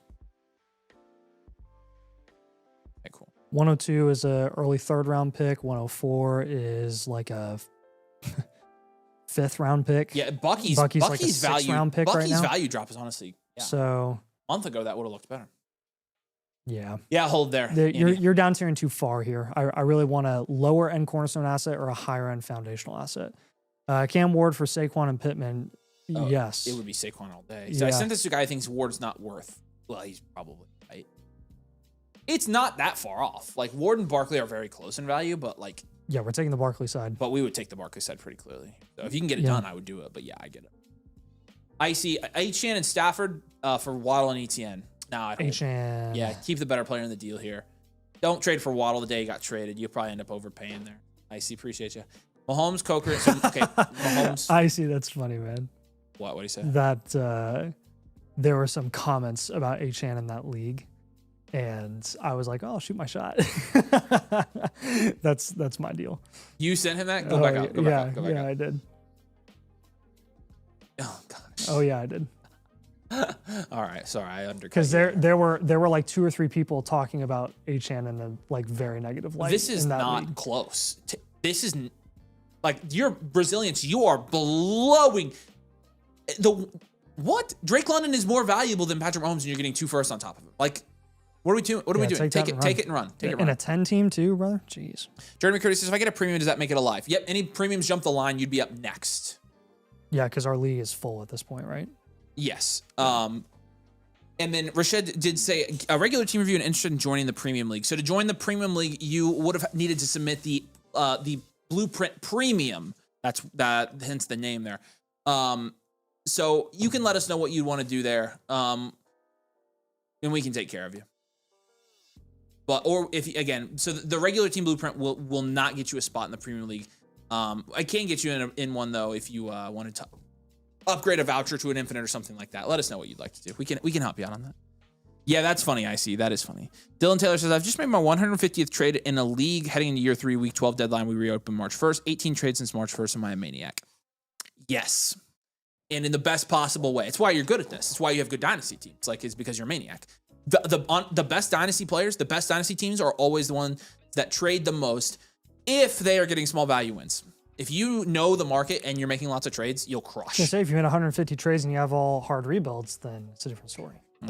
Yeah. Because we've seen those people too, who just trade, and every time they're taking a loss and they just run their teams in the ground. So. Holy lopsided league. All right, this is Dino up next. All right, Dino. Lots of middle of the pack guys, lots of nothing.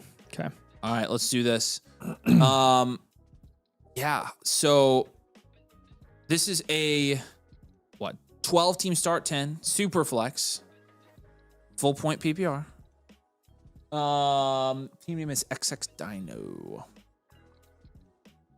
6.7% production share for you here. This is a full point item premium. It's 8th in your league. 6.1% value share, 7th in your league. This is again a 12 team. You've got Ward and Darnold to 5. Hindo and Manunga is a 4. Egbuka, Romo Dunze, Jordan Addison's a 6. And Harold Fannin is an 8 there.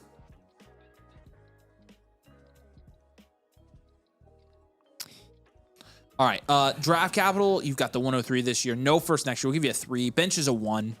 5.2 overall here. This is a reload, in my opinion, with your value share production share. 1 year reload, well-rounded reload content here for you. I think we'll go 1 year reload. Yeah, we'll do a couple of down tiers and see where that gets us. But looking at some of our options here. Igbuka did see a little bit of a value bump with Mike Evans moving away from Tampa. So I would see if you could take a little bit of an advantage there, down tier from him. I have some interest, if you do down tier from him, in the team that has Marv and BTJ and Higgins and the 106. All 4 of those assets, any combo of those assets, I would look into when you're down here from Igbuka. Oh, Dirty McCurdy, I got you. Yeah, any of the league premiums we moved over, and we're not going to do those in the stream because you are going to get updates on that league every month in the stream. So we're going to do your initial one offline, if that makes sense. Because we couldn't get all of them done tonight for the premium, if that makes sense. So the league premiums will not be done on the live stream tonight. We're going to do those ones off screen, and then we're going to do your draft and your full draft review and league review after your draft. So. And the league thing is full. Tonight, right? Greasy K says I submitted a blueprint to get into the league. What's your flock username? Let me know. Yeah, if we have enough interest in a second league, I can open it up. But for now, the first league is capped. So another one is the Scattaboo and Judkins team. I would look into that for your Ibuka down here. Henderson, there's a number of options that we could look at here. The team with Kyron has JMO, Waddle, Saquon. Probably not Waddle anymore. Probably looking at JMO there. If you're going to go the Breece Hall route, you are probably going to be looking at... Venezuela scored. We're so screwed. Man, that team is the worst team in the league. Nope. Jeez. I don't know what he's got. Well, he's got a bad team for a reason, but I don't know if you're going to be able to pull anything off there. The Saquon and Kyron team interests me the most for sure. If you do Saquon, so you can get like Adams on top, go the productive vet route, and then move him at a premium heading into the season when people realize that they're going to be producing. And then another one that I'd probably look into if you're going to go the wide receiver route is... If you want like Zay Flowers and Chase Brown.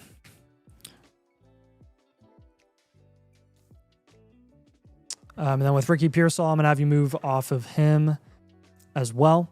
Travis Under, Wando Robinson, Kyler Murray is another guy that you could look into in that range. So all of those going to be decent options for you. Again, mainly those big down tiers from Henderson and Ibuka, just to kind of increase your value upside opportunity, spread out your value quite a bit as a reload. That's kind of the name of the game. More trades you make, the quicker the reload is going to be. You're not in terrible shape here. You have the 103 and the 203 as well. So we just want to plan to move those productive vets at a premium when they produce midseason and try to get rookie picks at a discount from contenders in your league. I'm not sure if you're here. I know you submitted a few days ago, but if you do have any follow-up questions and you're on stream, feel free to just ask those and we'll help answer them on stream for you. If you're not and you're watching this on demand, you can send us a DM on Discord. We'll be happy to help you. All right. Appreciate you, brother. And yeah, let us know if you got any questions. Black Tie PGA, another one that was submitted earlier today. Black Tie, if you're here, say, hey, man. He's got 6 first-round picks in 27. Should I package 2 to 3 to grab JSN or Chase or Gibbs or hold them till next offseason to decide then? Should I trade Knicks for an A.J. Brown type wide receiver with the 103 this year, Lemon or Tyson? Okay, so a couple of questions there. Should I package 2 to 3 first to grab JSN or Chase or Gibbs? Yeah. If you can do that this offseason, I'm good with it. Trade Knicks for A.J. Brown type wide receiver? Yeah, let's look at that one. 103, it will be dependent on draft capital landing spot. So let's go ahead and take a look at your team here. The 1972 Dolphins is your team name. This is league settings wise, a 1 QB 12 team start 8. So it's a little bit more of a shallow 1 QB 12 team league. It's a half point PPR without a tight end premium league here, or sorry, without a tight end premium bonus. Production share 7.1%. That's 9th in your league. A value share is 11.3%. That is 3rd in your league. Okay. Drake May 10. Kyron ETN 3. Hunter Pierce Evans Booty 2, and Bowers is a 10 as well. You've got the 103 this year, and you got 6 firsts next year. This is classic future value and elite QB tight end. Nice. Is your roster archetype. It's a rarity. So very rare one. Very rare one. Like we never see this. Rebuild contend is your 2-year outlook. Yeah, you've got those 6 firsts. Honestly, I think I kind of changed my mind with this team. I would just hold all those firsts until next offseason. Unless you can trade 3 that you know are going to be like strong contenders and they're all going to be early. If you can trade 3 of those for Chase or whoever, then yes. But like, I'm not trading your first, and I'm not trading any first that could potentially be mid or early because I'm holding those picks. Yeah. Overall, here's a 6.8. Draft capital is going to be a 9. Bench is going to be a 5. This is a very unique team build, but I like it. You're setting yourself up for a lot of success here. We're gonna move May and ETN. Yep, and then I think we're gonna down tier from Bowers as well in a half PPR. Probably true. So, okay, lots of different options here. So, with the Bowers down tier, you can either do a big down tier, a little down tier, or you could just fade tight end entirely. This team with McBride has some 27 capital that you could look into getting. You wanted to essentially just pivot from Bowers to like the 101. Then you could look into that. And that team has Fannin. See if you can get Fannin involved there, because I still think he's a decent value upside play. If you want to go, again, wide receiver, you can go for Neighbors and then just get like Kraft included. So you can go really like stay up high, just do a mini down tier down to McBride to get a little plus on top for some extra value upside. Or you can do like, hey, borderline fade tight ends and go look at running back or wide receiver with the 101 or Neighbors. With Travis Etienne, let's see if we can get a little bit of an overpay for him given his new contract. There are a couple of running backs in the ETN range where I would actually prefer those running backs over ETN. That includes Saquon. And then a couple wide receivers that I think are decent market plays at the moment in A.J. Brown and Devonta Smith, which happen to all be Eagles right now. So that was not intentional. With Drake May, when we're looking at what we can get in return from him, you're probably looking in the Chris Olave, George Pickens, Garrett Wilson range. In a half PPR format, I'd probably avoid Garrett Wilson, actually. So if we're looking for like a running back or a different wide receiver, Ted McMillan is actually preferable in a half PPR format because he's a lot more like big play upside, doesn't demand a ridiculous amount of target volume, right? He's kind of like an X style receiver, right? Kind of like a Nico Collins, but like higher upside, potentially in theory. Potentially in theory, kind of like Nico Collins, but higher upside. Got it. Yep. Got it. So with the 103, we'll probably just hold on to it because again, this is going to kind of help you address the wide receiver position. Generally, a general rule of thumb on a rebuilding team, we usually say don't hold on to a top tight end as a rebuild. So just think about that. If you're like, no, 100%, I'm going to hold on to Bowers. This is your team. You can do that. That's fine. That's generally just something that we have a lot of teams in your situation kind of look at doing first and foremost because it's just not our priority. Our priority is building up the insulated positions at wide receiver and running back and just being as active as possible when we're trading. So do you have any questions on this team? Hey, Carter. If you're here. Carter, DM me on Discord, please, so I can help you out with that. But yeah, I don't think he. I think Mike is going to be here. I think the guys past this should be here. I don't think Black Tie's here, but I'm sure he just wanted to hear us kind of have the discussion about the team. Which again, unique team, 1 year rebuild here, future value. You're going to be set up real nice to win next year, my friend. If you do have questions, you can DM us on Discord. Feel free to do that. Also, you've got a trade question coming your way as well. So, let us know if you have any questions. We appreciate you a ton. 72 Dolphins. I think you are a couple years away from going full undefeated if you can pull off those 27 first round. Okay, Mike, say hey if you're here, man. Land of the Cleaves, we got a trade question for you. Jamar Chase or Justin Jefferson and Christian McCaffrey? Wow.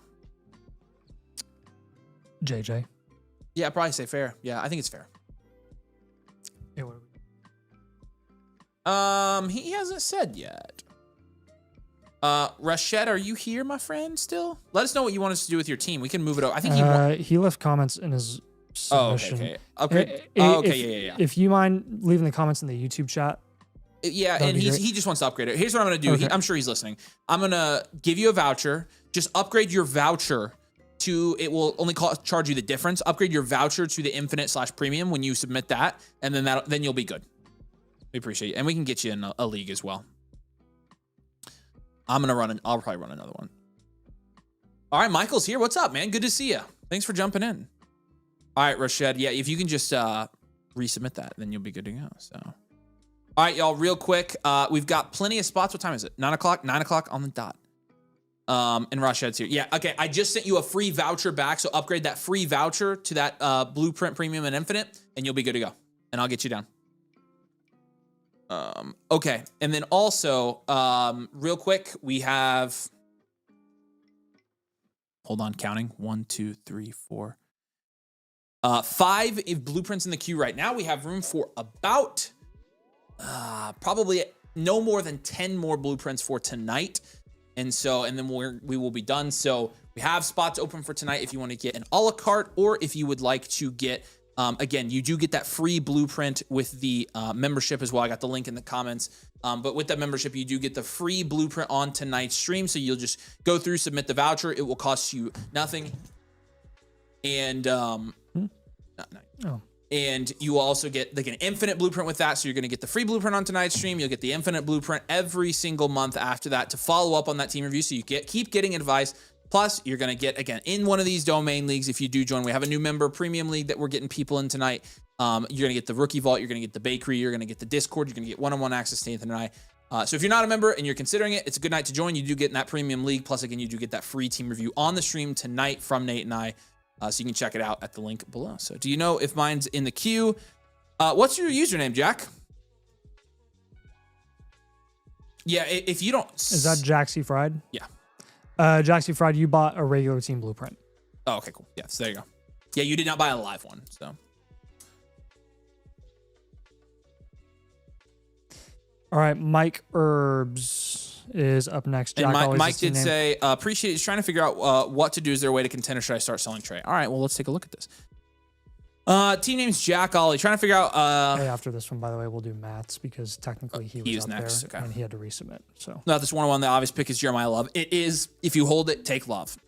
I still have a couple 27s. One first round person is contending. It will likely be top. Pick 8 and up.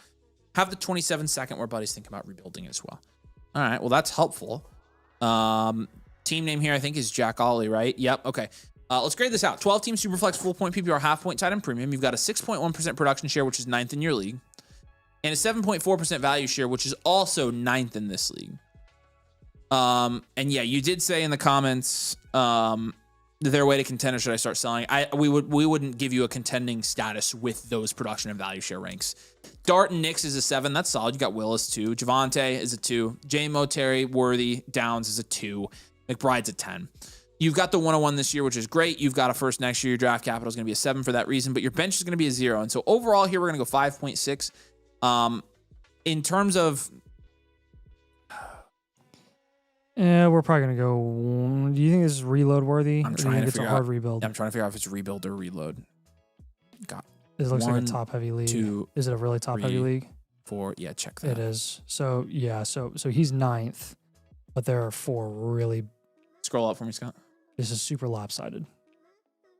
Probably one, but he could probably get in that top 4 pretty easily, right? I don't know. 4 is not that far off. It's honestly more lopsided because there's a super team. Yeah, true. Yeah, your QBs are fine. We'll go 1 year reload. Yeah, I think we can do this in a year. We got to make a lot of moves, but you mentioned selling Trey. We're obviously going to do that, and so yeah, 1 year reload, well rounded. It's fine. Yeah. So reload contend is going to be your outlook here. So we'll definitely we'll down tier from both QBs, and then we'll down tier from McBride. Those are your 3 most valuable assets. The 101, honestly, you could look into down tiering from that one as well. But we'll keep it simple with the quarterbacks and the tight ends because those are our least essential positions as a reload that you want to be focusing on. Answering a couple questions here. Anthony says bought a review, hoping to get it reviewed tonight. Let me know your username, Anthony. And Timmy says, I got a Blueprint Premium in the queue. I think you were Slim Tim, right? I didn't know if you wanted to use that to get in the Premium League or to be reviewed tonight. So let us know which one you would like for that one, Timmy. Let me know also if you're Slim Tim. I'm assuming that's you. Yeah, but if you weren't trying to get in the league and you just wanted to get a review done tonight, we'll pull you back over and do it right now. So appreciate you. So with these down tiers from Jackson Dart and Bonix, if you're looking at Bonix, probably looking at like Baker plus Bucky. You can look at Sam Darnold plus a piece. The Sam Darnold team actually has Dak, which you don't need both of those guys, but we might look at Dak as a piece of down tier from like him or Dart. Let me actually... Yeah, that's actually the best team in the league. He's stacked, so he might be interested in a potential up tier. If you're going to do a big down tier from Bonix, I'd probably try like Darnold and Rome. And another guy that you could look at, like I mentioned, Dak Prescott as well. And that team has Chase Brown as well. So consider both of those. If you're down tiering from Jackson Dart, plus on top of Brock Purdy, wouldn't be anything insane. It would be a smaller down tier. But see if you can get like a DJ Moore, a future pick added there. If you're going to go down to like a Jordan Love, then you're probably looking at, again, similar like a Fannin or a Chase Brown again, something like that.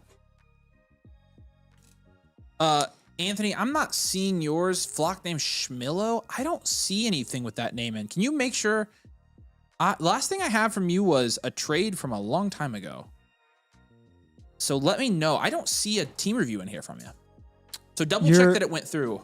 Yeah, double check that. Rush Shed, we got you, man. We appreciate you. I'm gonna move yours over. You are a league participant, so I'm basically writing you guys down for a second league here. So the Lawrence team has some interesting guys. He's got Kyron, Walker, ETM, Richie Rice, Brian Thomas, Devonta Smith. He's actually got a lot of depth. I'd try to get like Devonta Smith on top.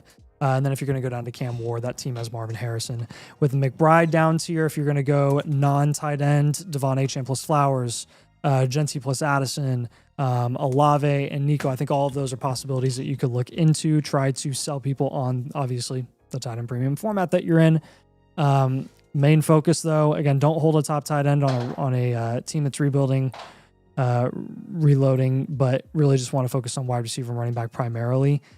More trades you make, the quicker the reload is going to be. Again, this is a very lopsided league, so hopefully we can get you into the top 6 playoff picture, and then at that point, all bets are off. It's anybody's game if you make the playoffs. Yeah. It just takes one lucky week or one unlucky week, right? So plan to shop your productive vets that you do own at a premium when they produce mid-season. Do you have questions on those 3 moves? The down tier from McBride, the down tier from Dart and Bo Nix, and primarily focusing on building up wide receiver and running back because those are your biggest areas of weakness by far. What questions you got, Mike? He's always trying to trade. He wants McBride's for like Collins and picks. I don't love that type of deal for this team unless you're getting a lot of picks. So I think, again, we gave you some more insulated guys than Collins on there, and I feel like that's the move, honestly. What other questions you got, though? Let's go ahead and answer them now. Keep it up for me, Scott. The Lawrence team, what he said.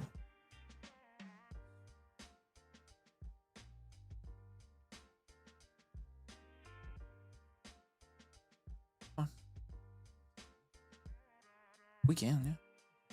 I see. I got yours, man. You're down. We appreciate you. I guess I guess we'll just open up a second league. There's enough of you guys that want in. So I've got all you guys down. Wait, is IC in? Yes, IC's in. Oh, that's right. He's buying ahead. Yes. Yeah. Noah says, if I join the annual, do I also have to pay league dues or no? Well, for the premium league is a $100 league, and so yeah, we can't pay. You're buying for $100 league. That would obviously we'd lose money on that. But all right, IC just sent you a voucher. Just make sure when you resubmit that in a few weeks, just let us know it's a premium. So have a plan. Brought one at the beginning of the season last year. Would have loved to join a league. Yeah, we'd love to take a look at it again, and you would get you're going to get all the stuff that comes with the membership, but yeah, it's a $100 league, not a $20 league. So if it were a $20 league, yeah, I could work with it. So yeah, confirmed on Flockify. See, dedicated Dynasty decisions episode is pending. That, my friend, is Fantasy Stock Exchange and not Dynasty Domain. So you bought a review from the wrong people. Yep. So you'll need to Anthony basically just submit it again as. Oh, look, Sig's the honorary pace car driver. Yes! Oh, yeah. For the Let's 8500. go. Oh! Let's go. I'm so pumped about that. Why'd they just announce that? I don't know, but That's hilarious. Let's go. It's going to be so freaking loud. Oh, dude. I almost want to go just for that. Yeah, Anthony, here's what you can do, man. If you want to submit another one to us, I can get you a refund on that one. We'll refund it back to you. So. Is Jaxie Fried upgrading, or is he? I don't know. Someone moved him over. Oh yeah. I didn't move him. No. He just bought. Jack, you bought a normal team blueprint. Did you want that done live? Let us know. I know you're here, man. So we'll get it sorted out for you either way. Carter, we got your live in as well. We appreciate you, man. Yeah, that actually, Jack, that was the second one that you bought tonight. Oh, maybe that's why. Maybe I'm confused. Well, no, he came in and asked, right? I can't remember. I'm getting jangled now. Oh, because I rejected his other one, right? No, it's still in there, and it's a different team. Electric Dream Machine, we got you in as well, my friend. Jaxie Fried, you submitted a team for. I'm sure we're saying that name wrong, by the way. It's Power for Powerhouse League and Justice League. He said, I have two. Okay, here he is. He said, I have two I actually put in now. Can I upgrade one? Sure. Yeah. Yeah. Just honestly, easier way is if you just send what is a super chat? $14. If you send a $14 super chat, we'll keep it in there just for you. let us know which one you want done live, and we'll do that one live. We got you. That's the easiest way to do it. Appreciate you. Deadly Ambition says, mine says in progress. Yours is in progress because you used yours to get in the Premium League. The Premium League premium blueprints are going to be done. The first ones are going to be done off screen, so you guys are going to get reviews on the entire league for the rest of the year. We don't have time to do 15 infinites tonight, and so all that is going to be used to get your ticket into the league and to get the reviews every month. And we are going to do the initial ones off screen for those, if that makes sense. Yeah, you guys will be getting ongoing reviews. Let me know if you don't want to do that and you'd rather have the review tonight instead of the league. But yeah, we wouldn't have been able to do all the reviews tonight for the league. So, all right, Anthony, once you resubmit, let me know, and then I'll go ahead and get that refund started for you. All right, Sean is up next. Sean's is Lambs to Slaughter. Started his rebuild this offseason with 8 firsts over the next 2 years and ended up with my team now in the 101 down to no picks in 27. Unsure where I should try to focus on going from here. Yeah, it's a 12-team. It's a 1 QB league. Full point PPR. Your production share is 8.4%, which is 8th in your league. Your value share here is 10.1%, which is 3rd in your league. So not bad from a value share standpoint. Caleb's a 9. Genty alone with Charbonnet. 6. Yeah. Feels like it should be a 5. Probably a 5. Yeah, 5 feels much better. It's weird. Lamb, McConkey, Higgins, Pittman, Wandale. That's a 7. Yeah, that's solid. And Laporta's a 5 here. You got the 101 this year. It's your only pick. We'll give you a 4 for your draft capital, 5 for bench. That's going to put you overall right at a 6. So to me, like 10.1% value share, you're well over expected here. That's a standard value team. Standard value, well-rounded, contend here. So we will go ahead and have you contend. Your flex spots are Higgins, Pittman. You're starting Charbonnet. So obviously we've got a couple issues there. It is a 1 QB league. We don't have a ton of, you do have Wandale on the bench. You have the 101 obviously coming in. That's like the biggest thing here is your production share is going to go way up with that 101. So it's great. But still some moves I think we can make here that we're going to try to take advantage of. Maybe try to raise the upside of this team a little bit more. Again, Genty and Love's elite. Lamb, McConkey, Higgins, Pittman, Wandale. We're not, I mean, really just minor, I think minor moves here will get you in a good spot. So, all right. I'll check on yours, Anthony. Appreciate you, man. Sorry about that. Schmillo. All right, Schmillo, we did get yours. It is not a live. You did not submit a live, so it didn't go to our live queue. I'm assuming you wanted that done as a live team blueprint. So let us know. I can send you the voucher back and it will only charge you the difference. So appreciate you, man. Sorry. I know it's pain. Did you grade out the rest of his team? Yeah, we're good on this one. So it's just moves basically. And I mean, he's getting Love. So he'd be starting Love, Genty, CD, Ladd, T. Higgins, and Wandale. Starting Caleb, you know. Yeah, we're contending for sure. Yeah, I just don't know. Like, I just think it's minor moves because the team's already set up pretty well to compete. Yeah, and a 1 QB will move your most valuable quarterback and get a skill position guy.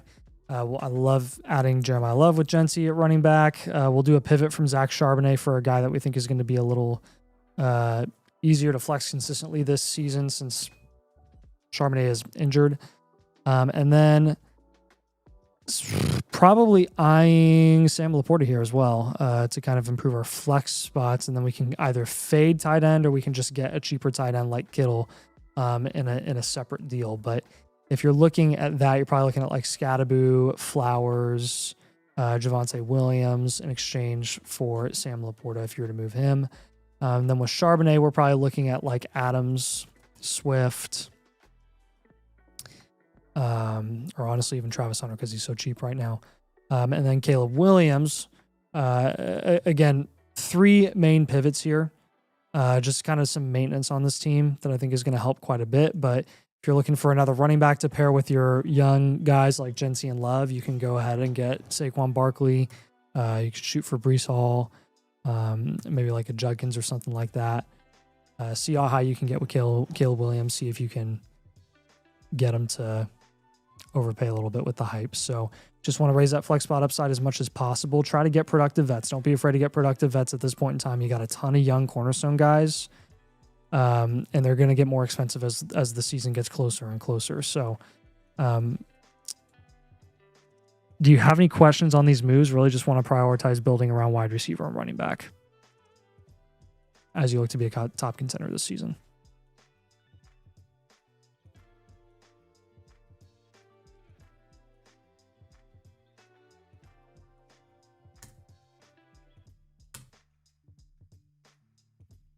Noah says, where do I go to join a league, not the premium? First, you're getting into Dynasty. That's awesome, man. We have leagues over on our Discord. Again, if you are a member, then you get access to any of the leagues that we post. Or we post 5 a week right now. So that's how you get in a domain league, in case you're interested. So we appreciate you know. Yeah, that comes with any membership. You get access to the domain league network, so you can get any ones you want. All right, Schmillo, we got yours. Did you reject his earlier one? Or no, it was in no, here. And David said he's going to cover it to make the live. He says he's been through enough, which is true. I feel so bad asking that. Like, we're not trying to. I mean, yeah, it's just it's hard for us to keep it organized the other way. So we're not just trying to squeeze another dollar out of you. I promise you. It's so the way that the team review structures are set up, it's so very hard to keep it organized for us. And so appreciate you, man.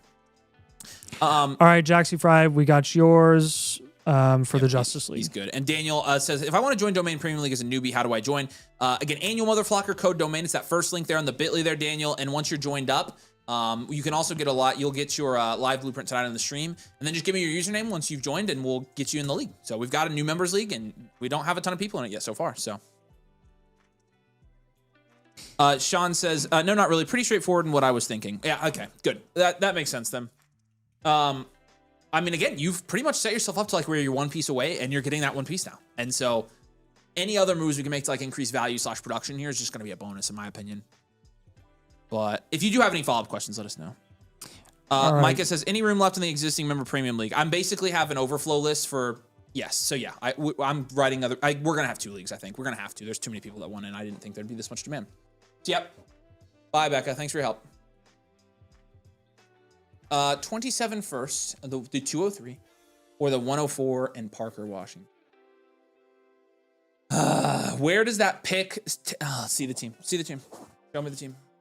Well, I see if I can try to tell if it's a. Nope, top team. It's his first.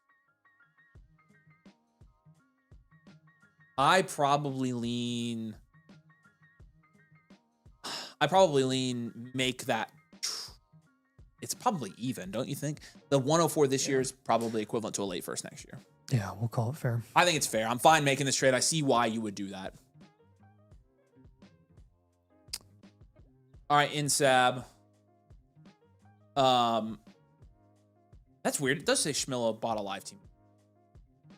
I rejected the other one. He resubmitted. Oh, okay. Then I have 2 to refund him. We'll refund you the other one as well. Appreciate you, man. Wait, 2? Yeah, he bought an FSC one too. So he has to get refunded for that one and the wrong. So we owe him 2 refunds. Oh, I gotcha. I asked him Morse plus Brees for JT trade earlier. My team's top contender. He countered with this.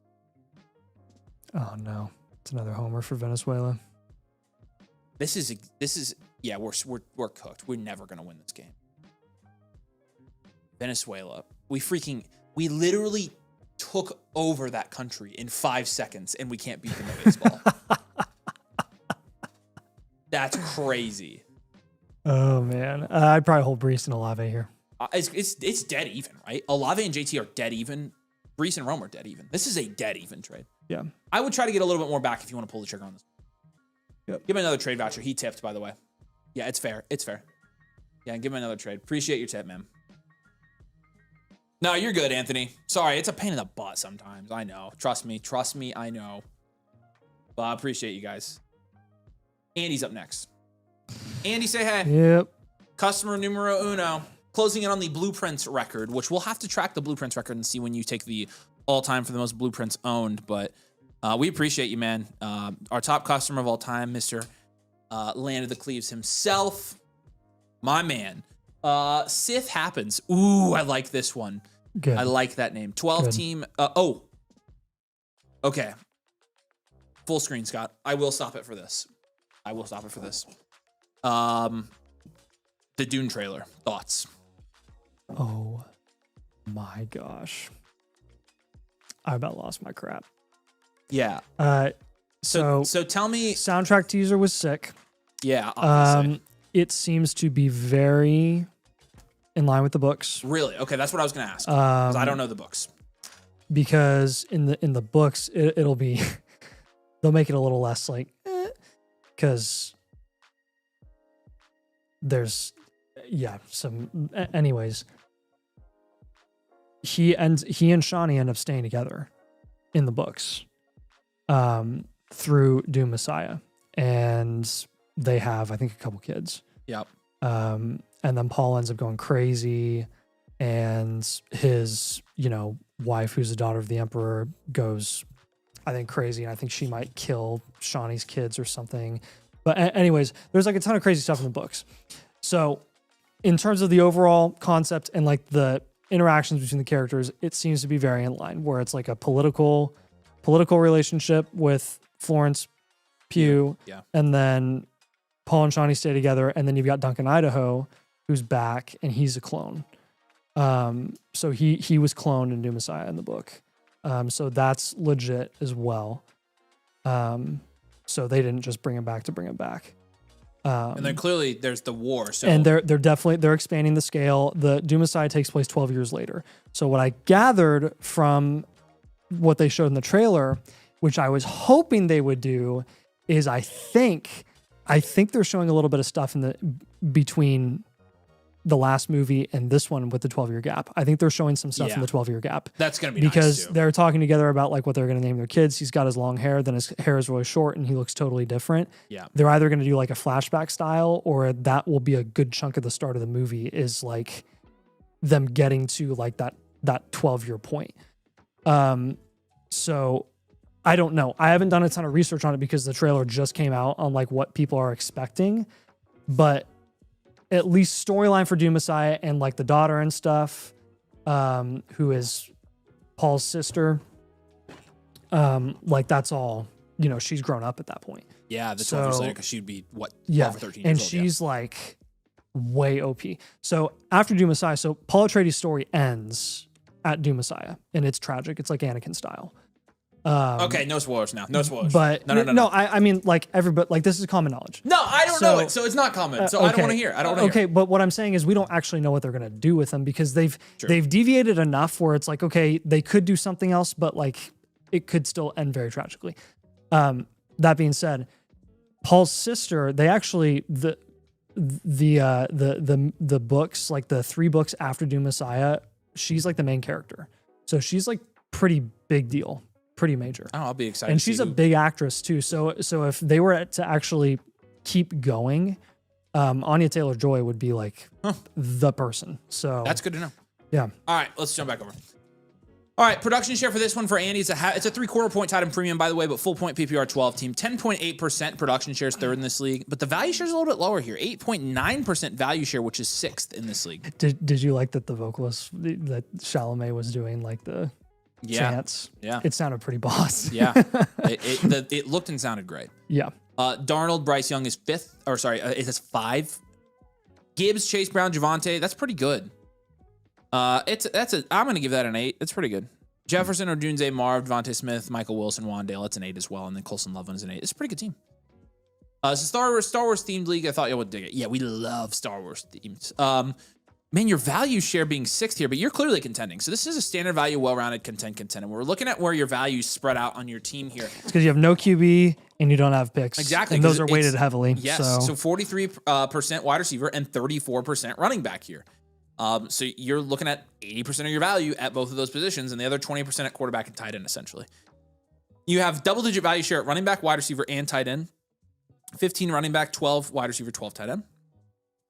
Your average age, you're 24 and a half at running back and wide receiver, 26 at quarterback, 21 at tight end. Your installation score for this one's a 7.3. Your production score is a 5.8, and your situational score is a 6.3. We have you at 4th in our power rankings here. Again, like the production value share numbers don't like blow you away. You only have 2 cornerstones and 1 foundational on this team. You do have 2 upside premiers, 3 mainstays as well.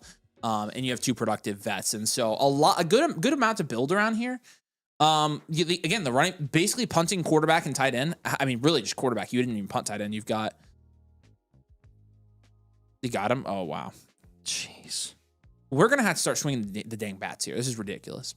Really, a lot punting quarterback has allowed you to contend this year. Mike said football, Nate, football. Yeah, I know. Avery asked. I did ask, okay. and then I couldn't get him out of it. And so I was like, no, oh my gosh. It was a 2-minute explanation. It took me 2 minutes. But what did you want me to say? Yeah. Like, I wanted your 35-second recap on it. Okay, then you got 120. It was like 180, but it's fine. Was it valuable? Yeah, it was. But okay, again, it was just you kept making points. Do you want to redo Messiah? No, you don't. I don't want to read it. Sucks. So, I know. I know. No, it's not to say I don't enjoy the discussion. I just try to keep us on track. All right. So great team here.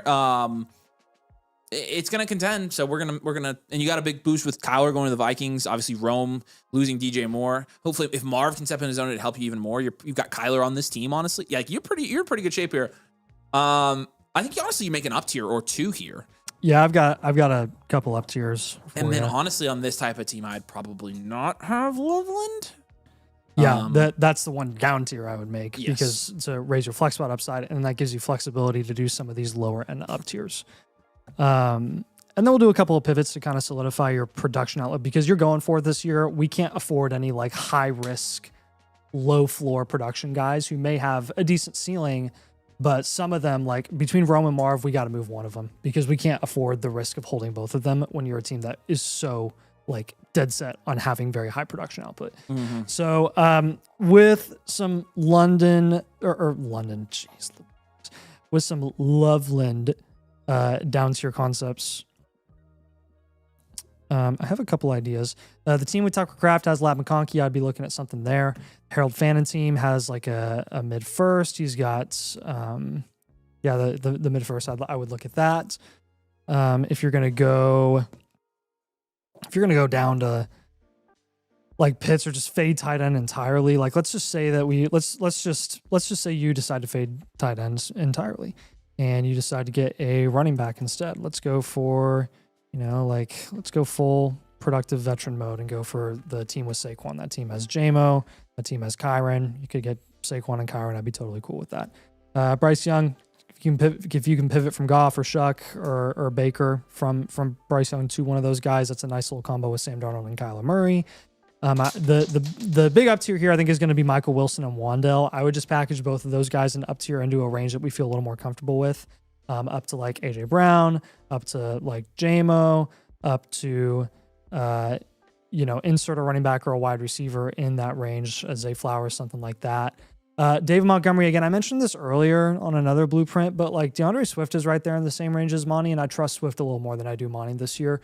I don't necessarily think it's a guarantee that Houston is like just done. They could take a day 3 shot on a running back very easily, or they could give Woody Marks half of the reps next year.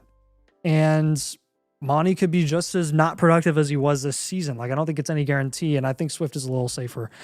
So if you want to go for a running back in that range, I would probably rather take the shot on Swift or Algier. And again, if you're going to go wide receiver, probably looking at someone like Pittman. Now, Marv, I'm going to give you targets for Marv because I usually see Marv going ahead of Rome. Depending on different ADP sources and drafts and market values and league economies, things like that, you could see some variance, but just move Marv for a more reliable guy. T Higgins is one that stands out to me for sure. If you want to go the running back range, because you only have to start 2 wide receivers in this range, the more running backs we can flex, the better. Then you could go for, somebody else. You could go for Judkins. You could go for Brees. You could go for James Cook.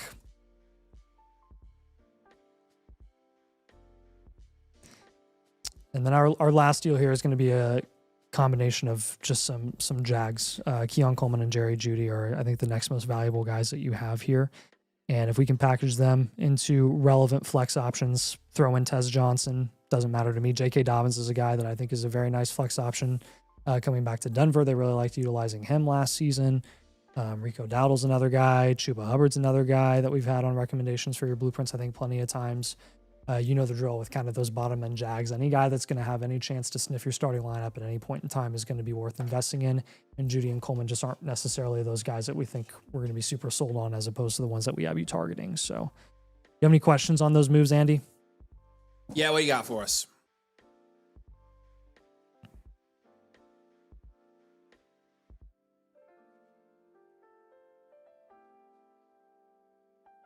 Take advantage of market disconnects in this league, man.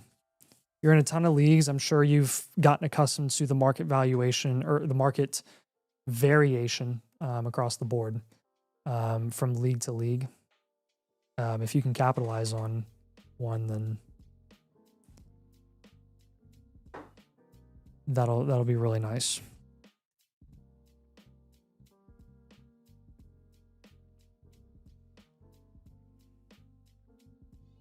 Andy, you're the man. You are the man. We appreciate it. Is there an up tier to be had with Marvin Harrison Jr. and Romo Dunze? You could explore it. You could look into it. Yeah. If you wanted to do that and try to get to, I mean, you'd probably be going to at very least Amon-Ra St. Brown League neighbors, I think, there. So, Yep. You want to try it? Sure. London. I don't think I would do London. Probably. I mean, yeah, I'd want at least Want a first little round bit guy. higher. Yeah. Honestly, you could up tier to a running back. and flex the running Amon back. Ra is literally that like sweet. He's that spot. He is that guy. He is that guy. Sweet spot where it's not like you're gonna have to pay ungodly prices for the top 3 guys, but you're getting a guy that's a little bit more secure than someone like London, who is on the lower end of the cornerstones. Yep. Delusional Vikings fan says Kyler 101, and there's that Delusional Vikings take I love about him. Mm-hmm. All right, Andy, thank you, man. We appreciate it. Give him a free team review for me, Scotty. Here's a blueprint on us, man. Appreciate you, dude. You're the man. Yes, sir. You earned it. All right. Jumping back up to the top here. Again, how many Let's we have? Let's do Matt's. I'm just counting our queue. He's at premium. We have 7 in the queue. So we've still got, what time is it? 9:30. We've probably got room for about 7 more for tonight. So again, about 7 more spots. I've got the link right here. I just posted it again. Any Blueprint Premium jumps the line, and hold on. Any Blueprint Premium jumps the line does get you in that premium league as well for new members, both, and any Blueprint Premium that jumps the line as well. So check it out. We got room for it tonight. Appreciate you guys.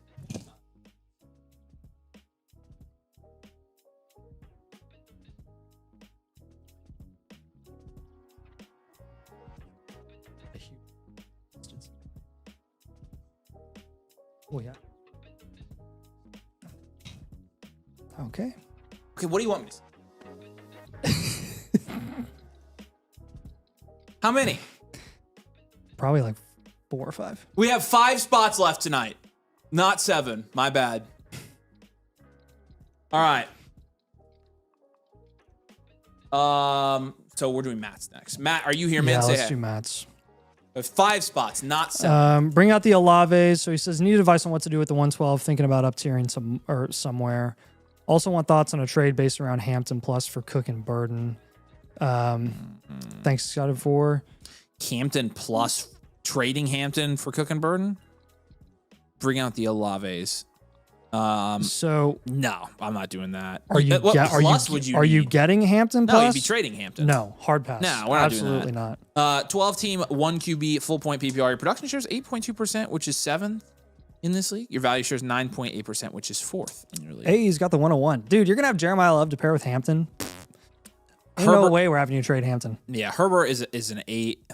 It's shock. I mean, Hampton is a 4. JSN, Olave, BTJ, T. Higgins. That's nice. That's a 10. Herbert's a 6, by the way. Herbert's a 6. And then, okay, well, we need to check that out. So, how is that possible? some are being treated like one thing. Yeah, it's How's that can't be all Ferguson's a 4. You got the 101, 112, and then no picks next year. So we'll give you a 4 at your draft capital there. I'll give you a 5. You got love. Bench is a 4. Overall is a 6.2 here. Standard value wide receiver factory contend. Matt says, hey, what's up? Noah says, why is my promo code locked in at Flock on the site? It depends if you have you been a member before or have you only made a la carte purchases before? Let me know. Because if you've not, we can help you out with that. No, I can help you with that. Okay. So. Wow, that was really loud. Standard value wide receiver factory. I mean, I don't think we trade Hampton here. So that to answer that question. I think BTJ, DJ Moore, and the 112 are the 3 moves that stand out to me the most right now. And that's what he really wanted to know about what to do with the 112 as well. And so we'll start with that move. Yeah, we're gonna shop that move for sure. As far as additional moves go, oh boy. You do have some depth here, and this is without the 101 coming in. We could potentially look at, I'm going to give you some up tier concepts. I'll give you like, hey, if you're to pivot from DJ Moore, this is what you're going to be going for. If you're going to package DJ Moore plus like BTJ, I'll give you an idea there. I think we're going to have a lot of different like scenarios and plug and play things here. A couple of Jags, Pat Bryant and Ja'Cory Crossky Merritt will be up tiering there. as well for like Chuba, Josh Downs, or even like a second round pick, and then you can flip that if you want to. Now with BTJ, again, you have a lot of wide receiver depth here. You've got 1, 2, 3, 4, 5, 6 startable wide receivers, 2 of which are sitting on your bench every single week because this is a shallower format. This is only a start 8 format in a 1 QB. So if we're going to move BTJ, it's pretty much going to be exclusively for a running back. So if you can get any of Brees, Quinshawn, or Bucky in that value range, just take any one of those running backs. They're going to have a better chance than your current wide receiver room. JSN and Olave, we're going to have you hold both of those. T. Higgins, I like as a hold at the moment. If you're going to move the 112, we are probably going to be looking at like Addison, Derrick Henry in a 1 QB. Adams is another guy in a 1 QB. That you could look at that as a possibility, though he's getting a little bit cheaper because of the AJ Brown noise, so you might not even have to pay that much. If you honestly want to go to the Tootin route in a 1 QB, I'd be fine with that as well. DJ Moore, if we're going to be shopping him just individually without an up tier, you're probably looking at Javonte, Flowers. You can try Scattaboo or Jacobs. Hey, Noah, let me know when you open a ticket up, man, and I'll take care of you. If you're going to package DJ Moore and BTJ together, then you really are going to be getting up into that like James Cook range. Or if you're looking at like a really solid wide receiver there, that's also like the Walker range as well. But you're probably looking at like Nico or Garrett. With Pat Bryant and JCM, I think I already mentioned like Josh Downs, Chuba Hubbard, George Kittle, see what you can get there. Currently at tight end, you've got Ferguson and Brenton Strange. If you want to take those guys, especially if you end up getting a tight end in the up tier from Pat Bryant and JCM, you could flip one of those guys. You don't need both of them. Whichever one is pricier, I would shop for a skill position guy. You can go for like a Jaden Reed, maybe an Algier, maybe a Jacoby Myers, something like that. Do those 6 moves make sense? Again, the 3 big moves that we're focusing on for sure are going to be the pivot from BTJ, the 112, and DJ Moore. I think the overall structure of your current roster is pretty solid. Your core is Hampton, JSN, and Olave, and then the 101. And then the rest, so you kind of have a lot of flexibility. And then it just ends up being kind of personal preference. Like, hey, we're going to have you hold on to Higgins. Hey, we're going to have you shop BTJ and DJ Moore. Devonta Smith, we're going to hold on to right now because he's a pretty decent market play depending on when and where AJ Brown ends up playing next year. So really just want to maximize flex spot upside as much as possible. Don't make any moves that fail to improve your upside opportunity because you do have a good amount of depth. When you're looking to up tier, rebuilds and reloads are going to be your go-to. And just keep working on building up wide receiver and running back and get productive vets at a discount before they gain value closer to the season since you are looking to contend this season. You have questions on that, Matt?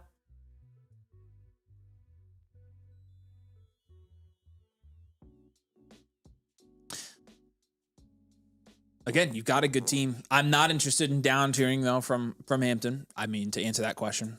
Yeah, no. There's no need for you to do that, especially with the depth that you're playing with right now. Like, if anything, we've got multiple up tier ideas for you. So, all right. If you have any questions, let us know. You can also send us a DM on Discord. We'll be happy to help out. But Totsky is going to be up next. Totsky, are you here, my friend? Say hey. EnduroZax here. What's up? How y'all feeling about Addison and Achane after the trades? Addison, yeah, we feel better about Addison. We honestly liked it for his value quite a bit. Achane, we don't think it makes a difference for Achane. It doesn't change our value. So, all right, Toski's team name is Daddy. He says fresh startup team traded my 108 for the 201 and rookie 101. What? Wait. So you traded your startup 108 for the startup 201 and the rookie 101? Yeah, okay, so that's fair. Then traded my 5th and rookie 105 for an extra 3rd. Got Caleb Bowers, H-Chan, and the 101 upgrade before the 4th. Did I win these trades overall? I mean, if I'm reading this correctly, yes. Oh yeah. I guess that's what I mean. Startup 108 for startup 201 and rookie 101. Like that can't be real. I would think he'd be much higher in value. Totsky, he's here, so he'll clarify it in the comments. All right, Matt, appreciate you, man. Startup 108 and rookie 101. What's the 201 though? So, yeah, because that's crazy if you got that done. Okay, team name here is going to be Daddy. This is a 12-team super flex full point PPR. It is your first in value share premium. after a startup, so That's pretty good. 7.4% production shares, 10th in your league. Value shares 10.8%, which is first in your league. Yeah, that's insane. All right, man, this is very similar to my draft. Caleb Williams, Jackson Dart is an 8.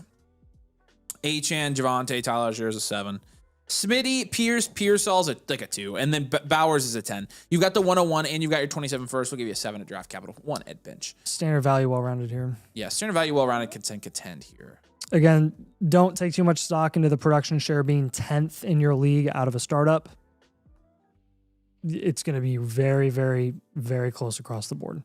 The fact that you're at 10.8%, you are like, 2.5% over expected value share out of a 12-team startup. That's insane. Hey, Brian, I moved you over, man. Appreciate you. Yeah, that's nuts. So let's make moves here. I think we are going to want to down tier from one of your QBs. So, and probably just move Bowers for a wide receiver or running back. Yeah, because you've got Gads in there to start. So yeah, so we'll pivot from Bowers. We will down tier from Caleb's a more valuable guy. You'll get better return there, and then I think we're going to do a lower end pivot, actually little mini up tier technically with Pearsall and the 208. Try to get up to a guy that we trust a little bit more.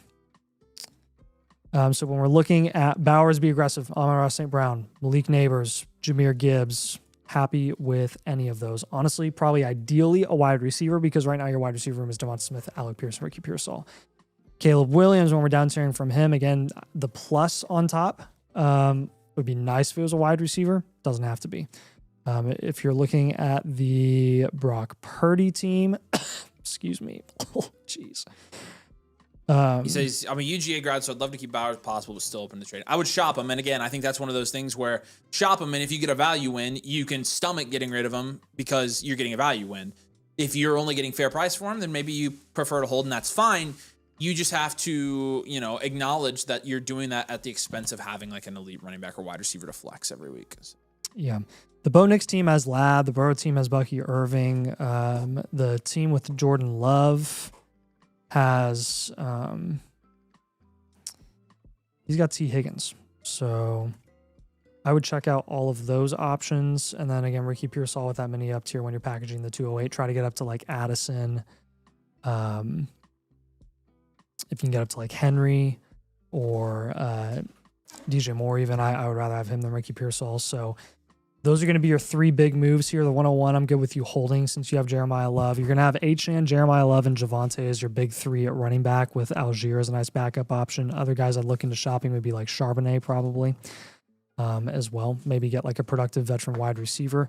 Clearly, you're focusing primarily on running back with your current build, which I'm fine. That's the way that the cookie crumbled with your startup draft. That's where the crumbled cookie, we can kind of shore up wide receiver a little bit with some of these deals, I think. So take advantage of that value at QB, reinvest in those skill positions. You'll be in a lot better shape overall, I think. And if you can get productive vets at a discount before they gain value closer to the season, I think you're going to like yourself even more. See if you can capitalize on some of these value wins as well that have happened in the offseason with some signings.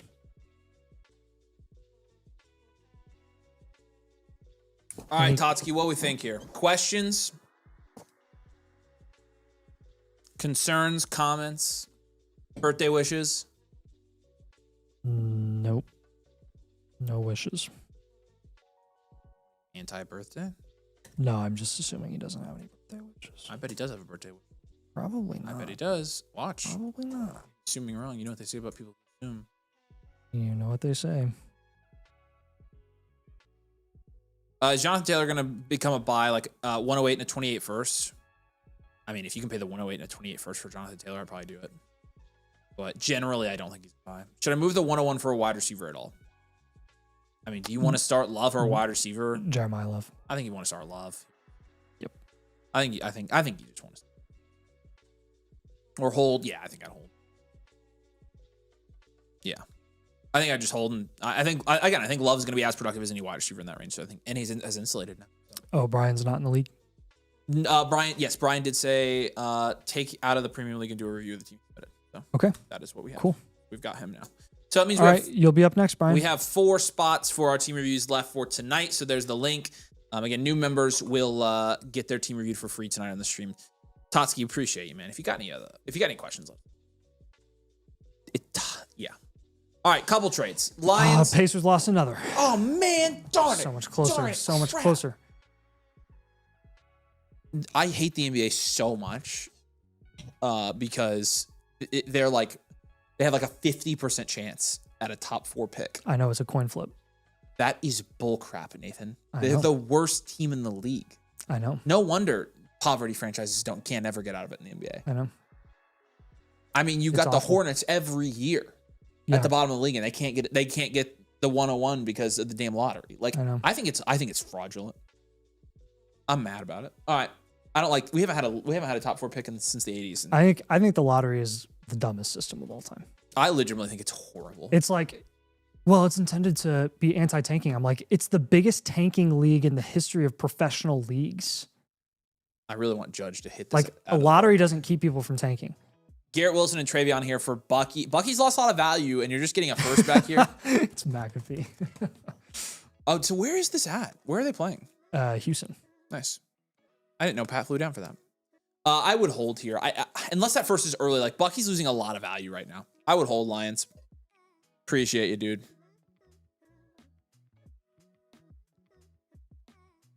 Yeah, we need a Judge homer here. Yep. All rise, baby. Come on. Take him home. Did you see him get robbed in the last game? Yes. It was crazy. Yeah. 109 or Waddle here. Waddle over the 109. Yeah, that's not even close now, Andy. Yeah, you taking Waddle there. Come on, baby. I need my boy. Judge hits a home run here. I'm running upstairs and putting the jersey on. All right, here we go. 4 spots left. Jump in for team reviews tonight. Let's jump now to Jack. Jack, we appreciate you, man. Say hey if you're here in the comments. I know Kung Fu. Huh? Yep.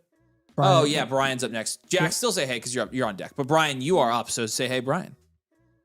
The Bucky hate's getting to be a bit much. I agree, Mike, but again, like, we're reacting to his market value.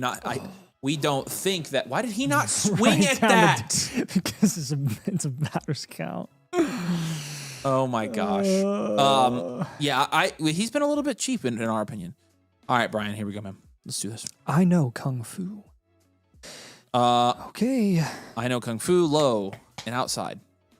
Do you need the metrics or do you have them? I got them. 12 team Superflex full point PPR. It's a 3-core point tight end premium here.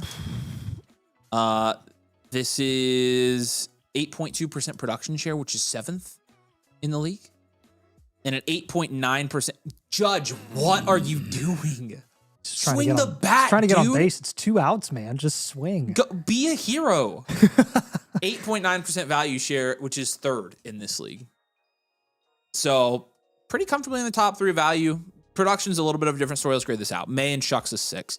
Jameer Gibbs, Amari Hampton, Tyler Algier is going to be like an 8. It's pretty good. Pickens, BTJ, Alec Pierce, Wandell, QJ. That's like a 5. Oh my gosh. You seriously? Freaking just do that. Go get that jersey. No, I said if he hit a home run. I know. I was trolling. Tight ends is a 2. That's Terrence Ferguson. You got the 108 this year. Draft capital is going to be a 2. You don't have your first for next year. Bench is a 0 on this one. Overall is a 4.6. This is a standard value, well-rounded contend team, I think. Oh, and he did say this is a startup, and that was going to be my question. I forgot to read his comments. Where are his comments? Yeah, because I was on the wrong one. Superflex start 11 startup. Made some trades with 27 picks to move up for Gibbs as well as a couple other minor trades. Wondering if I should start upgrading somewhere to contend or down tier, etc. Yeah, so let's figure this out. You did buy down tier from May. We did buy a premium here, so we're gonna get into the advanced analytics here. 42% of your team is in running back, your value. 27 is in quarterback, 25 is in wide receiver, and you do the math. There's only about 5% left. It's in draft capital. You got an 18% value share at running back. You got a 7% value share at wide receiver, 9%, dang, almost 10% at quarterback. Average age, you're very young. You're 25 or younger at every single position. You are. Yeah, very young. Your installation is a 6.5. Your production score is a 6. Your situational score is a 5. Okay, we've got you at 7th in the power rankings. You got 3 cornerstones of foundational and an upside premier and then 3 upside shots. You really are kind of like walking a fine line between a reload on this team, but your running backs are literally insane. And you've got made a move as well. Yeah. So, you know. And in a startup. And it's a startup, so we're always going to just lean contend here for you. So we will go ahead and have you contend. Again, you came out of the startup draft pretty good, so yeah, we'll do a couple of a couple of down tier ideas here for this team. I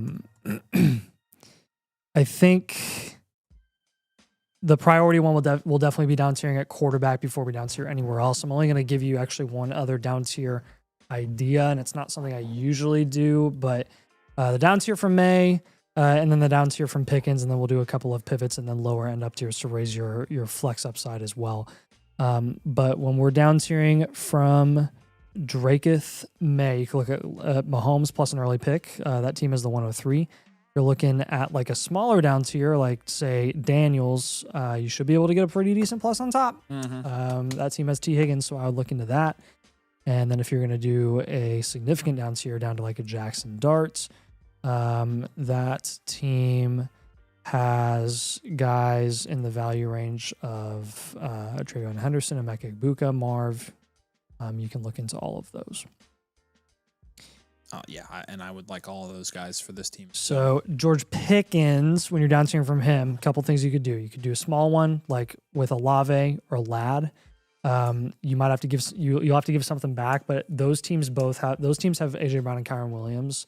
Try to integrate something there where you're getting both of those guys, give them something back. The Devonta Smith team has Breece Hall. You could look into that as well. With the 108, if you're going to pivot off the 108 for a proven player, probably looking at like Chase Brown, Jameson Williams, Saquon Barkley is also in that conversation.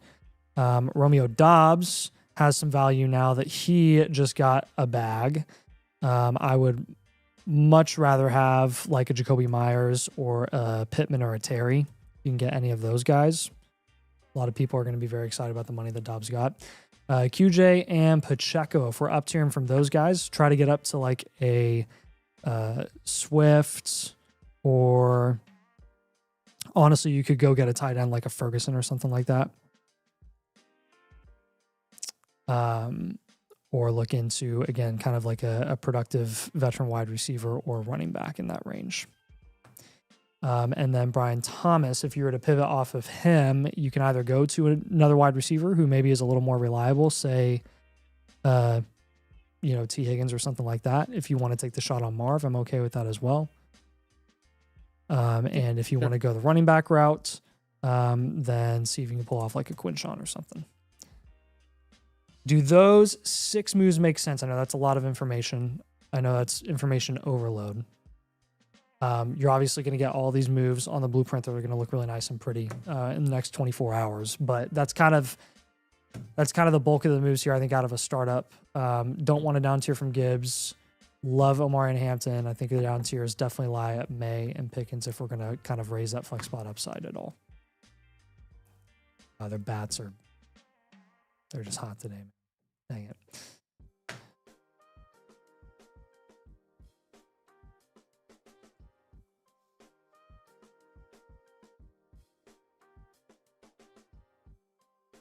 All right, what questions we got?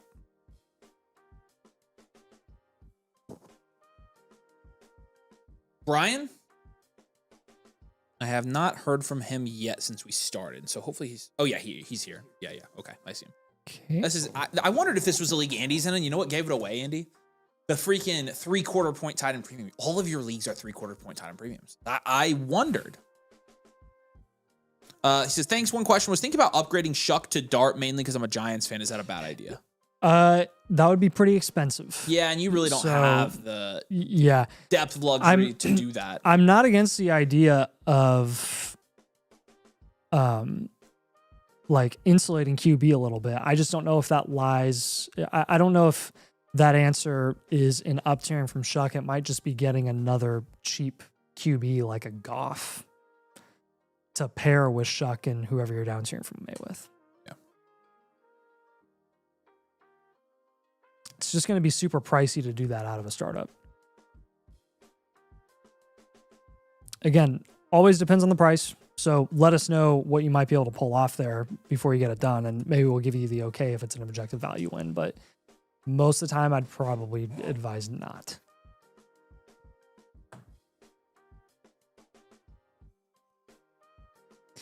All right. Jack, you're up next. Did Jack say hey after I called him out last time? Hopefully he did. Brian, we appreciate you, buddy. If you have questions, let us know. We're here to help you through it. And you're going to get infinite on this team as well, so you're going to get updates here. Jack, say... Nah, he was here earlier, so if he's not here, that's fine. We're going to go ahead and do... So.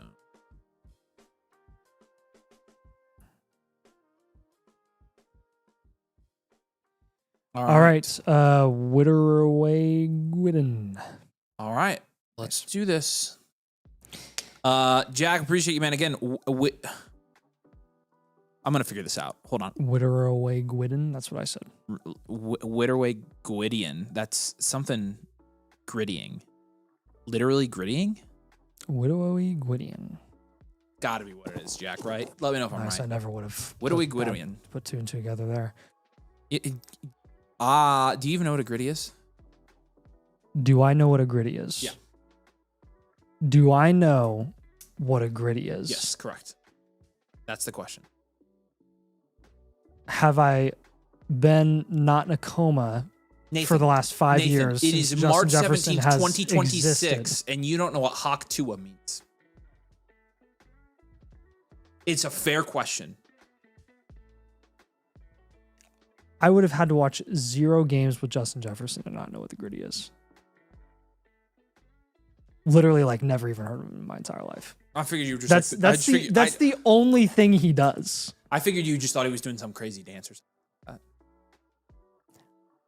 I don't think I could not know what the gritty is if I tried. You somehow don't know what Hawk Tua is. Like, I know. You don't understand how impressive that is. I know Hawk Tua. I just don't know what it means. Knowing what it means is totally different than like knowing what it is. Do you know how many Hawk Tua teams I reviewed? I know. You still don't know what Hawk Tua means. I've legitimately probably reviewed like 100 Hawk Tua teams. I know that we've gotten at least 100. I'm just saying, like, that is what makes it a valid question. Also, another one, trust the process. Are you kidding me?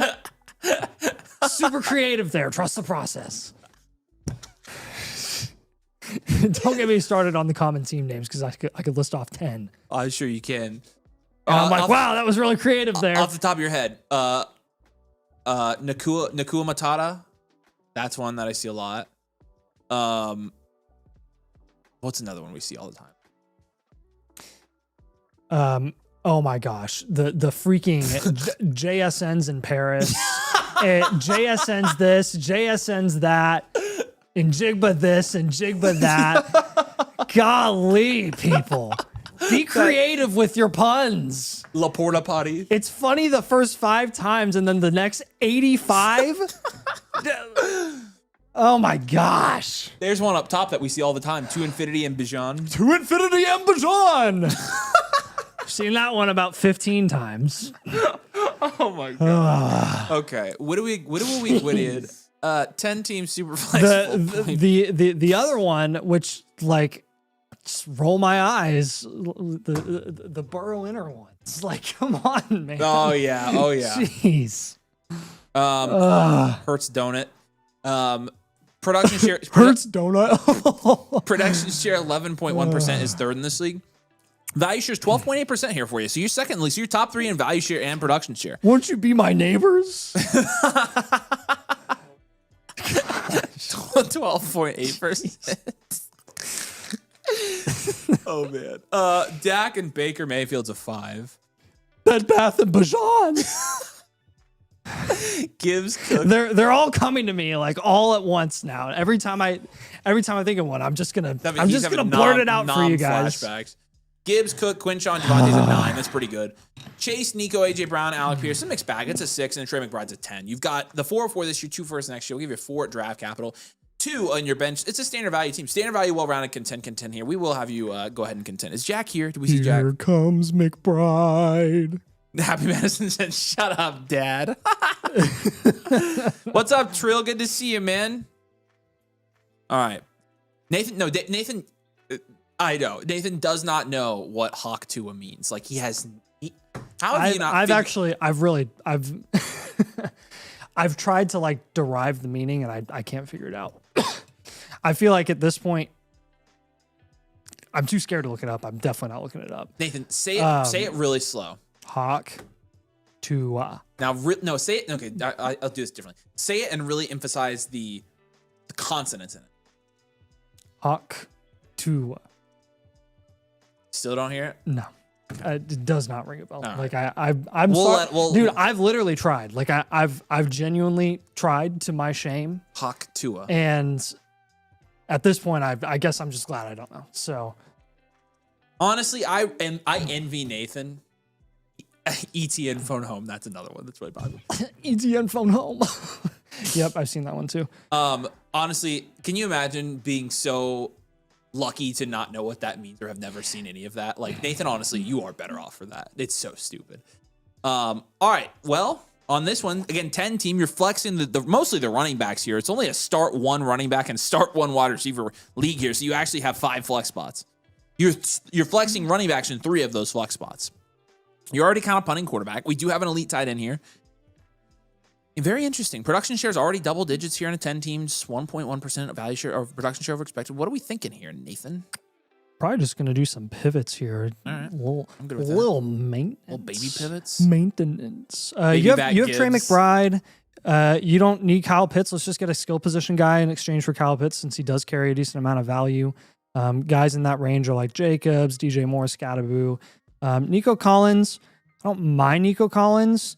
I prefer Pickens and Olave.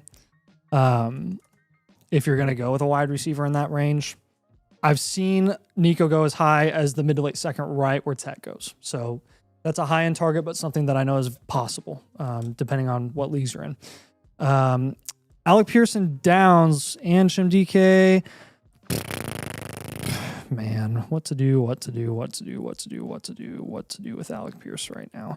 I go back and forth with Alec Pierce and his current price. I'm like, and then I'm like, and I'm like, So I'll give you. You got to pivot to Harvey. No. The Pierce is in a weird wide receiver. I cannot believe this is a real comment. I have to stop you because I can't. You read the comment, Nate. What? I don't know if this is real. If it is, I am so sorry, man. The comment on the screen. Caught my fiance cheating. Maybe blessing his size. That means more domain things. Trill Tiley, I'm sorry, man. So sorry. That sucks. Hopefully that's not real. Why did you make me read that comment? Because I read it and already had my reaction to it, and I literally was like, Trill, I'm sorry, buddy. Dude. That's rough. Yeah, we are here for you. David's right. I'm glad you can find. I'm glad we're positive in that scenario here. We're happy to distract you from whatever's going on. That's wild, bro. I'm sorry. Correct.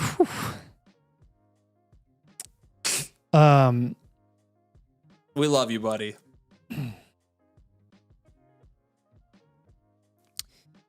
So I'll give you some running back ideas for Josh Downs. Cheap guys. Yeah. Basically Swift Rougio, because I can't talk. Or honestly, Mike Evans. Because if you're just going to have somebody priced in that range, you may as well get a guy that has like league breaking upside, or league winning upside for production. You have questions on those 3 moves? Again, just maintenance on this team. Like, I don't think I've seen Jack I like here, the structure of this roster. You had a lot of flex spots in this league. 5 flex spots. Yeah, again, you only have to start one running back, one wide receiver in this format. So, Which is real nice for you because the more running backs you can start, the better. yeah, I'd honestly just start only running backs here. I would start Jamar Chase and 5 running backs. Yep, that's what I would do too. In full point PPR league, it is somewhat advantageous to start wide receivers that have a lot of target volume. So yeah. But all right, we appreciate you, dude. I'm sure you're watching this later, so just message us on Discord if you have any follow-up questions. But good luck with this one. We appreciate you a ton. Hopefully that helps give you some direction on this team here, man. All right, y'all, we do have a couple more spots open for tonight if you'd like to get your team reviewed. Again, new members get a free team review on tonight's stream. You'll be able to submit it for no cost. And so there's the link right there to sign up. And also, if you want to have a team that you'd like us to submit, existing members, we got you right here. Chunga says, howdy, boys. It's great nights for Dynasty Talk. It is a great night for Dynasty Talk. Dylan says, Trill needs a huck to it. There you go. That's it. There you go. Tiptoe, are you here, man? Say, hey, you're up next if you are. Appreciate you. And by the way, any Blueprint premiums do jump the line tonight. All right, Tiptoe. This team name is Tiptoe Tooth, of course. It's a 12-team Superflex full point PPR. It is a 3/4 point tight end premium. Andy. What? No, it's just a 3/4. And every time I see 3/4 point Oh, tight end premium, I think it's what I I was like, did he say something? No. Production share is 10.9%, which is 3rd in this league. Value share is 7.5%, which is 12th in this league. Ooh. Hurts and Shuck is a 5. Cook, McCaffrey, Kyron, Jacobs, and Harvey's at 8. Wow. Puka, Michael Pittman, DK, Xavier Worthy's a 6, and Brenton Strange is a 2. You got the 111 and then no picks next year, so your draft capital is going to be like a 2. Your bench is a 1. Overall is a 4.6 here. Wow. Definitely has it's a deep league. Yes.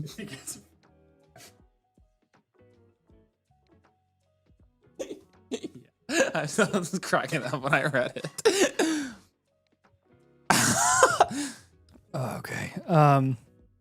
Have you graded this out yet? Yes, and okay. I'm just trying to figure. I mean, it's fun. He has dynamite running backs, but do we reload? Look, his value share. Dynamite singing. Hey, oh. Yeah, he's 3rd in production share, brother.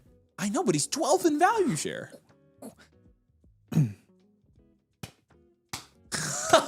Don't do that. You're so creepy. Aging value, running back heavy, contend. Boom! Let's go! Contend, reload is the reality. It's funny how excited you get about that because you don't have your 27 first, so you may as well try and go for it. Yeah, you have to. And don't trade any of the other future first. Yeah. It's funny how excited you get about that because when I brought up the idea to you at first, you're like, nah. Every time you're like, nah. No, that was the outlook. Yeah, contend reload. I just like giving aging value as an archetype because it's so rare. It's not all that rare though. It's the second one we give it a night. Like, no, it hasn't. We haven't given out an aging value tonight. What are you talking about, Willis? We give out another one. Willis, what are you talking about? It's not all that rare. There are plenty of scenarios where we need aging value. Do you know how many aging values? Nathan, I see. I know that it's rare, but it's not rare enough to where it's like not worth having. There are teams like this one where it's perfect. When did I say it wasn't worth having? I just said I'm excited to do it because it's rare. And again, my point was... Just because it's rare doesn't mean it doesn't exist. All right, my point was you didn't even like the idea at first. I don't like the idea of the 3-year outlook being contend, reload, contend. That is what it is, though. And that was before we reimagined our archetypes and expanded them to make them more specific. And I caved, okay? I caved, so you can't crap on me. I caved. It's just funny to see I said fine. It's just funny to see you so happy about it because I just know what's best for you. You just got to remember that. I'm like your grandma, okay? I got excited about it because it's like seeing a bald eagle or a Perry the Platypus sighting, okay? A platypus? Perry the Platypus! All right. That was good. Yeah. Perry the Platypus!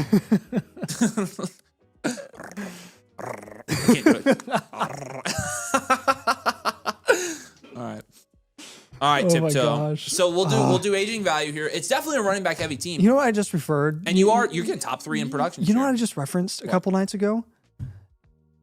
Mort.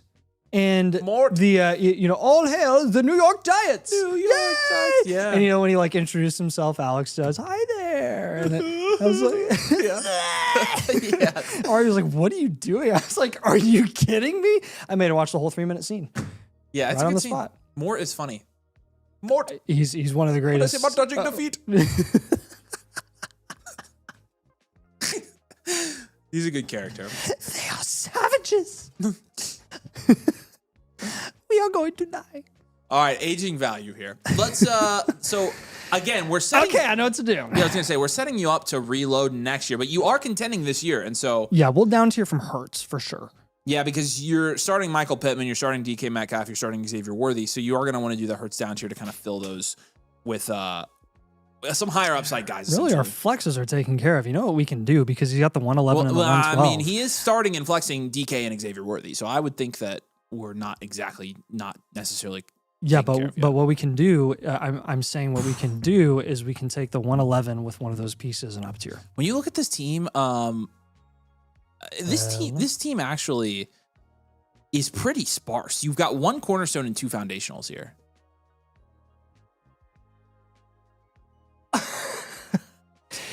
Do you not want him to try? I don't know, Nate. Look at what else are we gonna do here? I think down tiering from Puka is a terrible idea because I think it could sit him into. I'm not down tiering from Puka. I'm down tiering from Hurts. Well, I know, but how else are you going to fill the flex spots here with Worthy and DK? Well, we have the 111 and the 112. We tack on the 111 and the 112 with those picks. That's what I was just saying. You didn't let me finish. Sorry. Well, again, okay, we can try. I'm scared. He's already last in value share. You of all people. I know, dude. This is usually flipped. Why did we just swap roles? I don't know, but we can try it. We'll try it tiptoe. And again, if you have to pivot, if it doesn't work out, you can always reload. You can always just pivot to a reload midseason. Guess what? Yeah.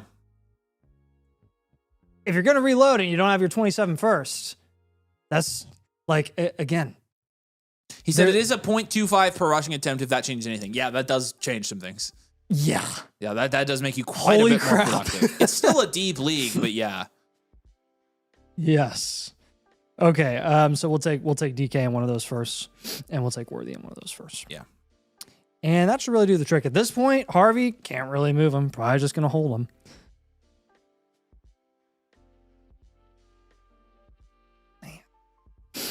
him. Okay, so targets. 4. Worthy in the 112. That's got to be like Adams, right? Higher than that. Adams has lost value a lot. That's because crazy. of the AJ Brown stuff. That's nuts. I'll buy him everywhere. Yep. Okay, so we're probably up in the Addison range with a late first. All right.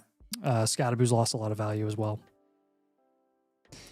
And then with DK in the 111, again, trying to just get as high as you can there.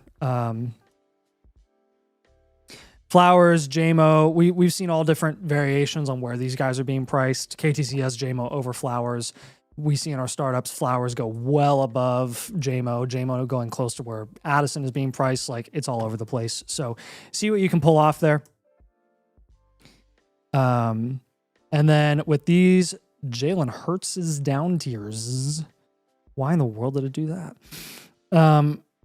If we are going to do a significant down tier like Sam Darnold plus a piece, that team has Judkins. You could just go full on running back if you wanted to, man, since you already are. You could. If you're going to look at the Dak team, that team has Devonta Smith, which I have as a target for you, with the potential DK and 111 up tier. I would look at that and a Jalen Hurts down tier as well. And if you're looking at like Jordan Love, then that team has Chase Brown, Jordan Addison, Waddle. So those are all options for that team. Do you have any questions on this, man? Again, very unique build. Yeah, running back heavy, aging value. I mean, that's like 0.1 percentile. Yeah, and we were honestly really, kind of like struggling 0.5. with like what to do with this, but you know, legitimately, we've probably seen aging value running back heavy once ever. Less. Like, you have than, such a unique like team. probably 1 in 200. I think running back heavy though in this settings format is good for you. You did a really good job at building to the strength of the league settings in this league. So, yeah.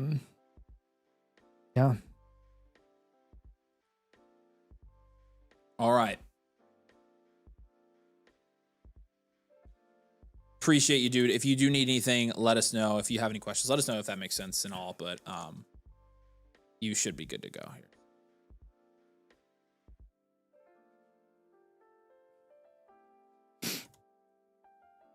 We go into the dying holes and we die. Orange Fingernail says, can I get a review tonight? Yep, we've got 4 more spots for tonight, so you should be good if you submit soon. Appreciate you. There's the link is posted in the comments, also penned. So, should I look to trade some running backs for wide receivers? No, I think that would only hurt our content. If we go to reload, yes, but I think for now we don't do that. I think your running backs are your strength to try to contend this year. Yeah. Trade question from Andy. This is Jamar Chase for Neighbors and Bucky throughout the 202. Literally get somebody more relevant than the 202. I don't mind this down tier actually at all. Go to the plus, take out the 202, Scott, and see if we can get literally anybody of relevance more. Like anyone. I'd rather have Tootin than the 202. I would rather have who else? Can't see the rest of the team. I can't see. Let me look at wide receivers. Yeah, try to get Tootin. Just FYI. That 202 means nothing to me in that deal. But again, even without the 202, Neighbors and Bucky, not bad. I'm okay with it. But since he's willing to throw in the 202, see if he's willing to go up a little bit more. You have my blessing on that. Okay, next up is going to be C. Arter. Okay, he said, hey boys, did a review for this team last week, worked hard in getting these deals done. I got the dubs plus 206 for Waddle. Wasn't able to get anything done with Tootin plus Golden or Sutton plus Rico. Should I just hold or look for something else? I love this team so much now. Awesome. Let's take a look at, I'll grade this out and then I'll comp it to what you had previously. This is Genty's Juggernauts. This is a team that I thought was Genty's Jugulars. Yeah, that's funny. This is coming back to me.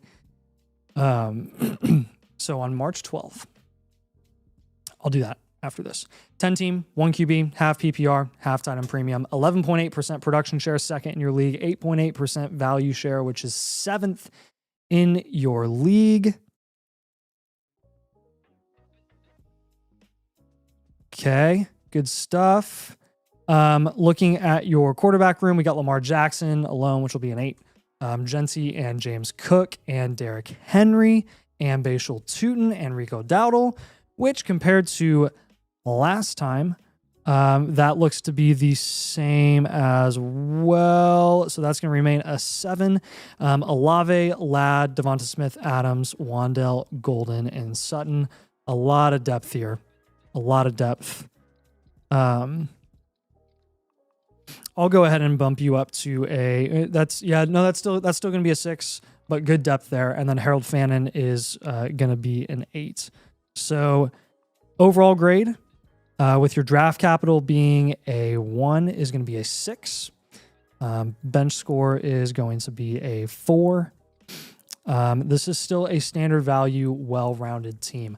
Like that trade that you pulled off, looking at the moves that we had previously recommended for you, Cortland Sutton and Rico, plus Dobbs and the 206 plus, and then you said Tootin and Golden you couldn't find any suitors for. Should you hold or look for something else? Yeah, let's see if we can look for something else here. I will give you a couple of ideas.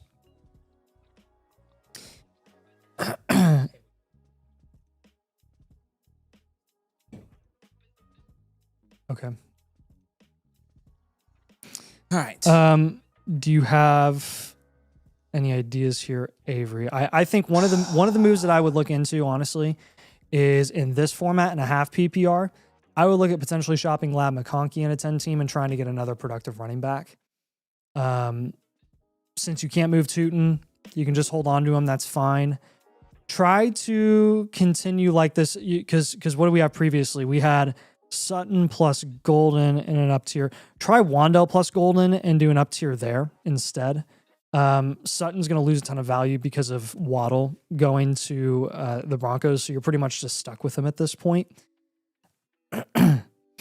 Actually, let's do something a little bigger. Let's do Devonta Smith and Wandell and try to up tier a little bit more. So I got told that the depth space isn't a lot. I got told that the depth space isn't a lot. Okay, gotcha. Because it's a 10 team, that makes sense. So you're just gonna have to do like higher, more relevant non-depth guys. Yeah. that you're up tiering from. So like Devonta Smith plus one of those pieces should help more than if it's going to be like a Golden plus a Sutton thing like it was last time. So that makes sense.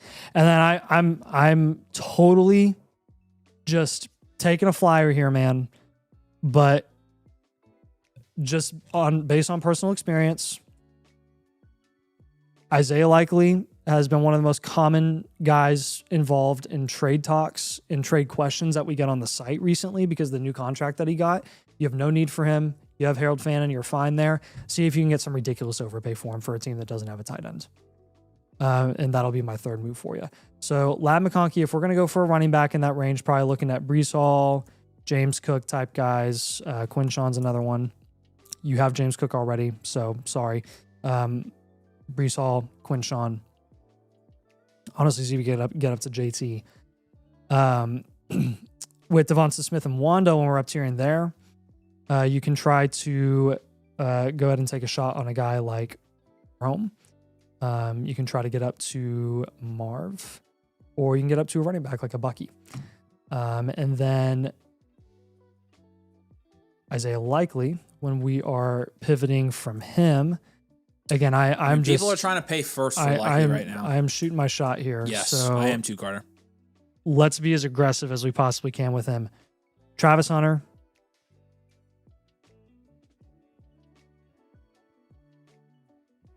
Jordan Addison.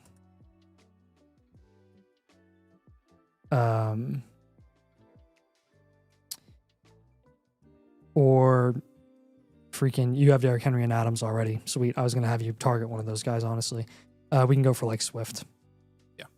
So any of those guys. Does that make sense? Hopefully that gives you some more ideas to kind of go out and see if you can get any more interest in those types of moves. But again, overall, the structure of this team is so solid. It's like, I don't want you to move off of Lamar. I don't want you to move Jency or Cook or Henry. I don't want you to move Smith or Olave. Fannin is a nice middle-of-the-road price tight end where you don't really need to down tier from him because it's a 10-team format. Definitely want to look at potential up tiers here and only improve the upside opportunity of your starting lineup. No moves necessary if you're not going to improve your starting lineup here.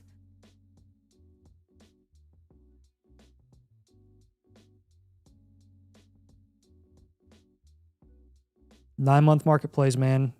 How you're going to increase your value upside on this team.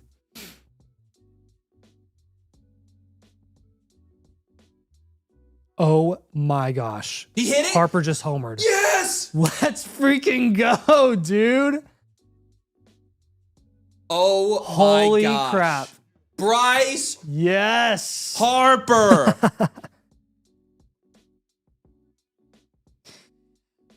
All right. Wow. I didn't even see it. I looked up and I was like, we got one on base. Keep us posted on this team, man. I would love to know if you're able to pull some more of these moves off. I really like this team. I know you do too. He said it helps a lot. Thanks. Yeah, you're welcome, man. We appreciate you, dude. Harper. Mr. Captain Senior America. What a freaking play. We got to finish now. We got to finish. This is going to go into extra innings. I'm staying up and watching it. Come on, baby. All right. Electric Dream Machine, you're up next. Say hey if you're here, man. Is Orange Fingernails here? Yep. That's the one I was talking about. Okay. One in year 2, 2021, and rebuilt in 2024, heavily in the last 2 drafts. Have a good depth now, but need top-end talent. Do I continue to build via picks or trade up? And if so, whomst? All right. Let's look into this. Electric Dream Machine. Oh, brother. Oh, boy, did you do a good job at rebuilding this team. Holy cow. So 12-team Superflex, half PPR, half tight end premium, 10% production share, which is 3rd in your league, 13% value share, which is 2nd in your league. Mahomes and Baker's going to be a 7. Scatterboo and ETN is going to be a Manungai, honestly, and Tootin. I'll get you up to a 4. JSN, Nico, Igbuka, Rome, BTJ, Devonta Smith, that's a 10. So much depth there. Loveland's going to be an 8. Your 26 picks are the 101 and the 102 and the 205. You got a first next year, not your own, a couple of seconds, a 3rd and a 4th. Draft capital grade is going to be a 9. This is an enhanced value wide receiver factory. Overall grade 7.6. Bench score is going to be a 6 as well.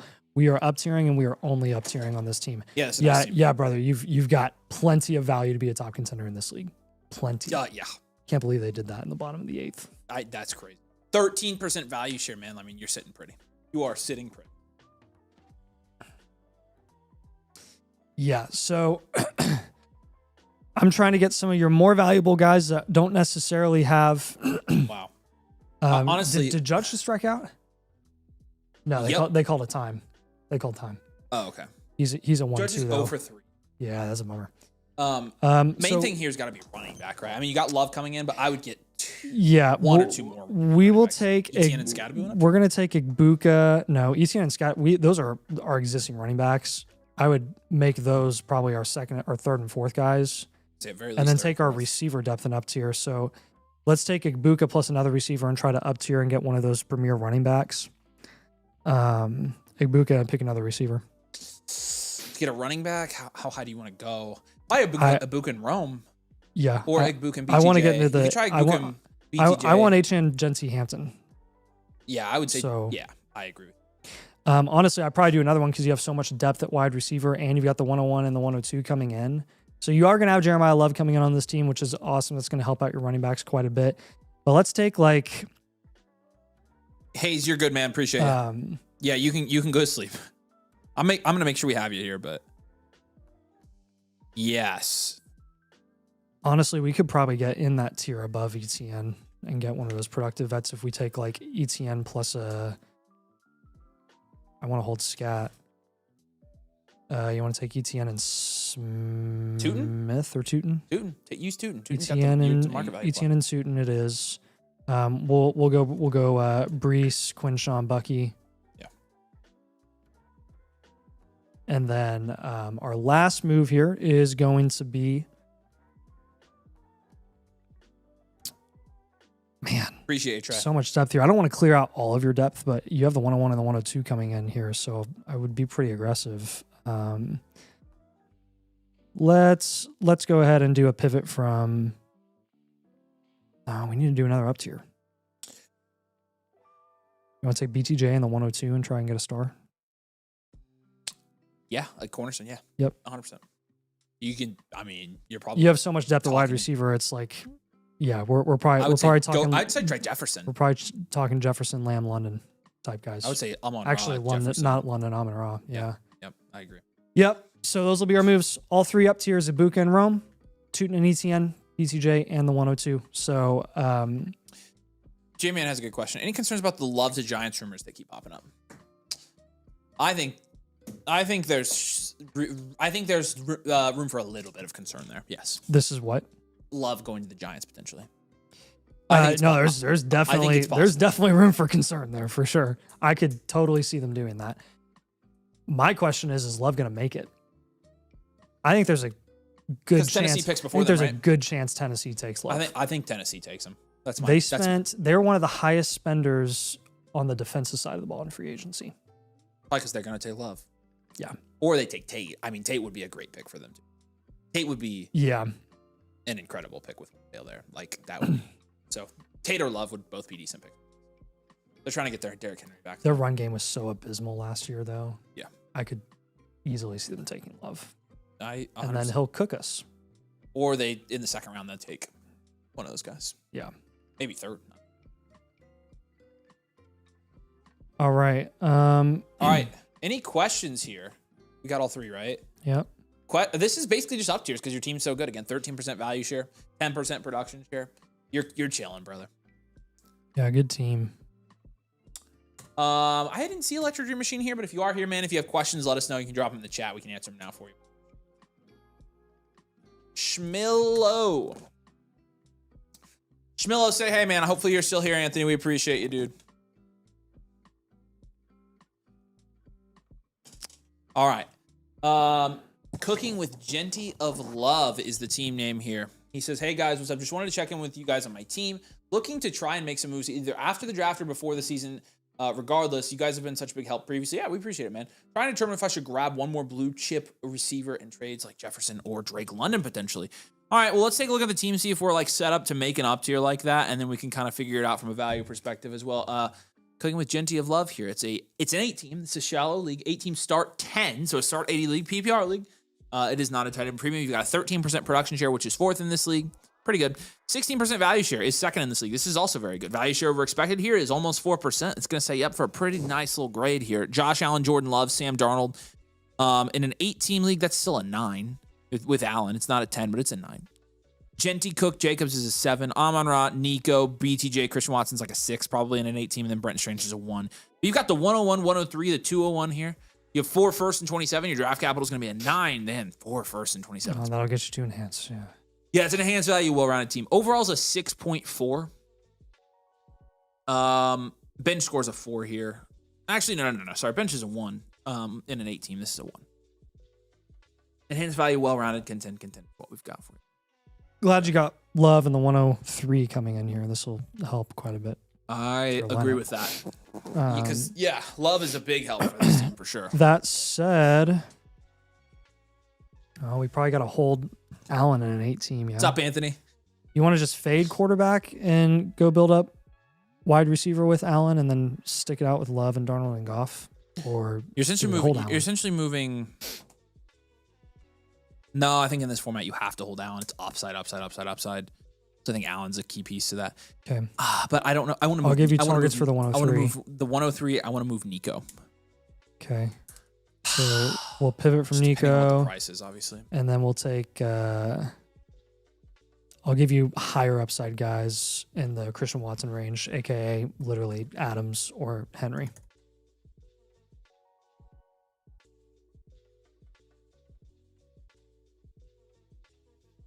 With the 103, ironically, actually in the value range of Nico, but Pickens and Olave are 2 guys that stand out to me there at the 103 that we would take in this format. And then I think Jonathan Taylor is another guy that we would go for in a 8-team. Just go with the upside. Now with Nico, Tet would be awesome.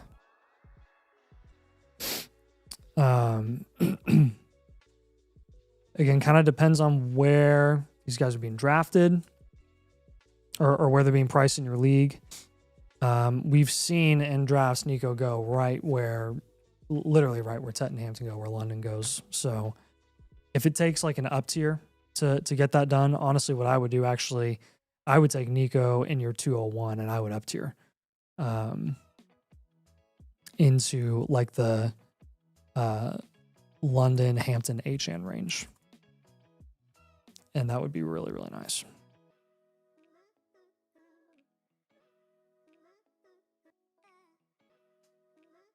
You have questions on those 3 moves, the up tier from Nico and the 201 and then the 103 and the Christian Watson pivot as well? He said, overall looking to draft Love, take Tyson or Sadiq at the 103. I would not be taking Sadiq at the 103. No. I would be shopping the 103. Yeah. And then Casey or Cooper at the 201 or Stowers or JR. Okay, yeah. So fair enough. That's actually the 109. That's a good point as well. That 201 is the 109. Trying to determine if moves are necessary at wide receiver or tight end. I'm liking my QB, my running back room. Yeah, I think I like where we Yeah, tight end isn't really our priority. I know every starting slot matters in an 8-team, but it really is the last of our focus. You can always reload mid-season if you need to, because you've got so much value in the 2027 class that I probably wouldn't be moving any of those. He says he agrees with them all. All right, cool. Okay. Well, I think if you start making those moves, I think you're already, from a value standpoint, ready to just go ahead and contend really nicely here. And so, appreciate you, brother. If you need anything, let us know. Orange Fingernails. Say hey. I know you're here, man. Appreciate you. Thanks for submitting a review. No outs with a runner on second. Yeah, we're freaking so cooked. We're gonna give this up. Like, what? You're telling me that we couldn't find anybody to freaking close this game? All right, Orange Fingies. Here we go. Let's do this. So this is team name Orange Fingernails. This is a Superflex 10-team start 12. It is a full point PPR as well. With a 3/4 point tight end premium. Andy. Production share 9.9%, which is 5th in this league. Value share is 7.8%, which is 7th in this league. You got Caleb and Jackson Dart. That's a 7 in this format. Monungai, Tootin, Charbonnet, 3. Burden, Pierce, Wandale, 2. That dropped. Gosh, dang it. Awesome. Never mind. It's not going to go into extra innings. Screw extra innings, right? Screw extra innings. What the freaking frick?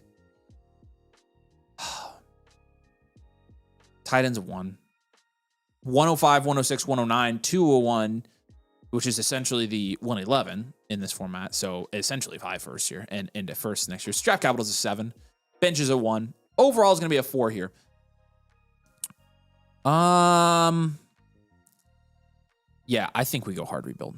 Yep. Hard rebuild, player deficient, rebuild. We just don't have enough value or players on this team for it to work out. Yeah, this is going to take some time. 1.9% value share. Yeah. Pardon? 7.8% value share. Oh, I'm looking at the wrong team. There's somebody with a 1% value share? I was looking at open for business. Oh my goodness. That guy, oh my gosh. Open up that last team. I have to see this. Oh my. I'm glad your team isn't that team. No, that's one of the worst teams I've ever walked at. Still are a hard rebuild, but freaking is this a really lopsided league? Must be. Scroll up. Yeah, it's definitely worth. Yeah, it definitely is. Yeah, it's definitely worth rebuilding here. So that's your shot in this league, I think. Yep. I think we will down tier from at least one of your QBs. Actually, we're going to down tier from both. And then we will go ahead and shop probably your... There's still no outs. We'll shop your 109 and or 201. Excuse me. I'll have you shop the 201. Yeah, I would shop both of them. I don't know. I could see you shopping all of those. And like every said, it's being treated like the 111. So see what you can get there. See if you can get future capital. But big moves here are going to be your quarterback down tiers. If you're down tiering from Dart, the DAC team has T. Higgins. Cam Ward team has an early first that you could look into getting there. The Brock Purdy team has Tucker Kraft. With Caleb Williams, if you're going to go down to Joe Burrow. That's a good move. That is something to look into. That's the same team as Cam Ward, actually, with the early first. So that's an option. Also has Scattaboo. If you're looking at the Mahomes team, that team has Saquon. And if you're going to do like a bigger down tier, down to someone like Jordan Love, you should be getting a big boy name there. Actually, I'm not finding any guys on that team that I like. Let me give you some other options. Bo Nix. If you're going to down tier to Bo, striking out here.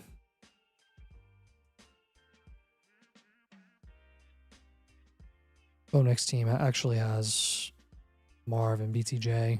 Try either of those. You have any questions on those moves with the down tiers from Caleb and Dart? Those are going to be your big moves here. Again, kind of just being patient, seeing what happens to your 105 and your 106. And then looking at shopping the 109 and the 201.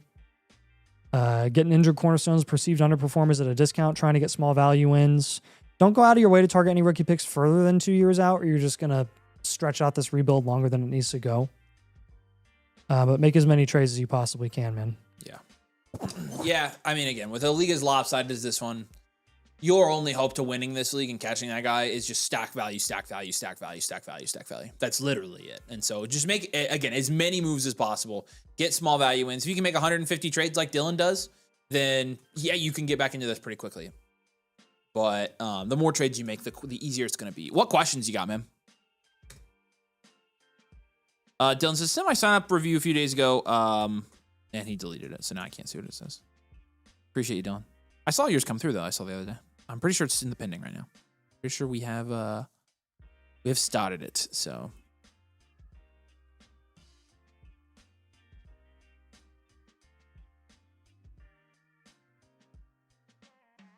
Oh, actually, yours is complete, D-Rut, so appreciate you. All right. That's it. That is it. All right. Operation Mattress is a go, ladies and gentlemen. Can we get my very heavy mattress up my stairs?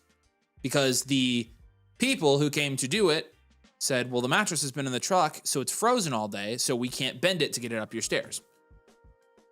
And so I have to do it. And Scott and I tried to do it, and we couldn't. And so Scott during the stream, went to the Home Depot and bought some ratchet straps. And so now we will ratchet strap the mattress and attempt to get it up my stairs. Me and Scott and Nathan. And by attempt, I mean we're gonna get it up the stairs. Wish us the most luck on that. Doesn't it sound like fun? We've got more content for you this week. We're going to have a video on Thursday. I think we're going to do the strategy video Thursday. Next week early, we're going to do a rookie draft, a rookie running back research video, our yards per reception video we do every year. And I got to figure out another one for next week. Next week, Nathan will be traveling. So making sure don't need to do anything for the premium. No, we'll reach out to you, Matt. I got all your names right here. So we'll reach out to you. All right. Well, USA blew it. So our country's dead. Freedom's dead. Liberty's dead. We lost to Venezuela. So. That stinks. All right. Still, USA's better. All right. Love you guys. Appreciate you. We'll catch you here soon. See you on Thursday with another live stream. Have a good week. Peace.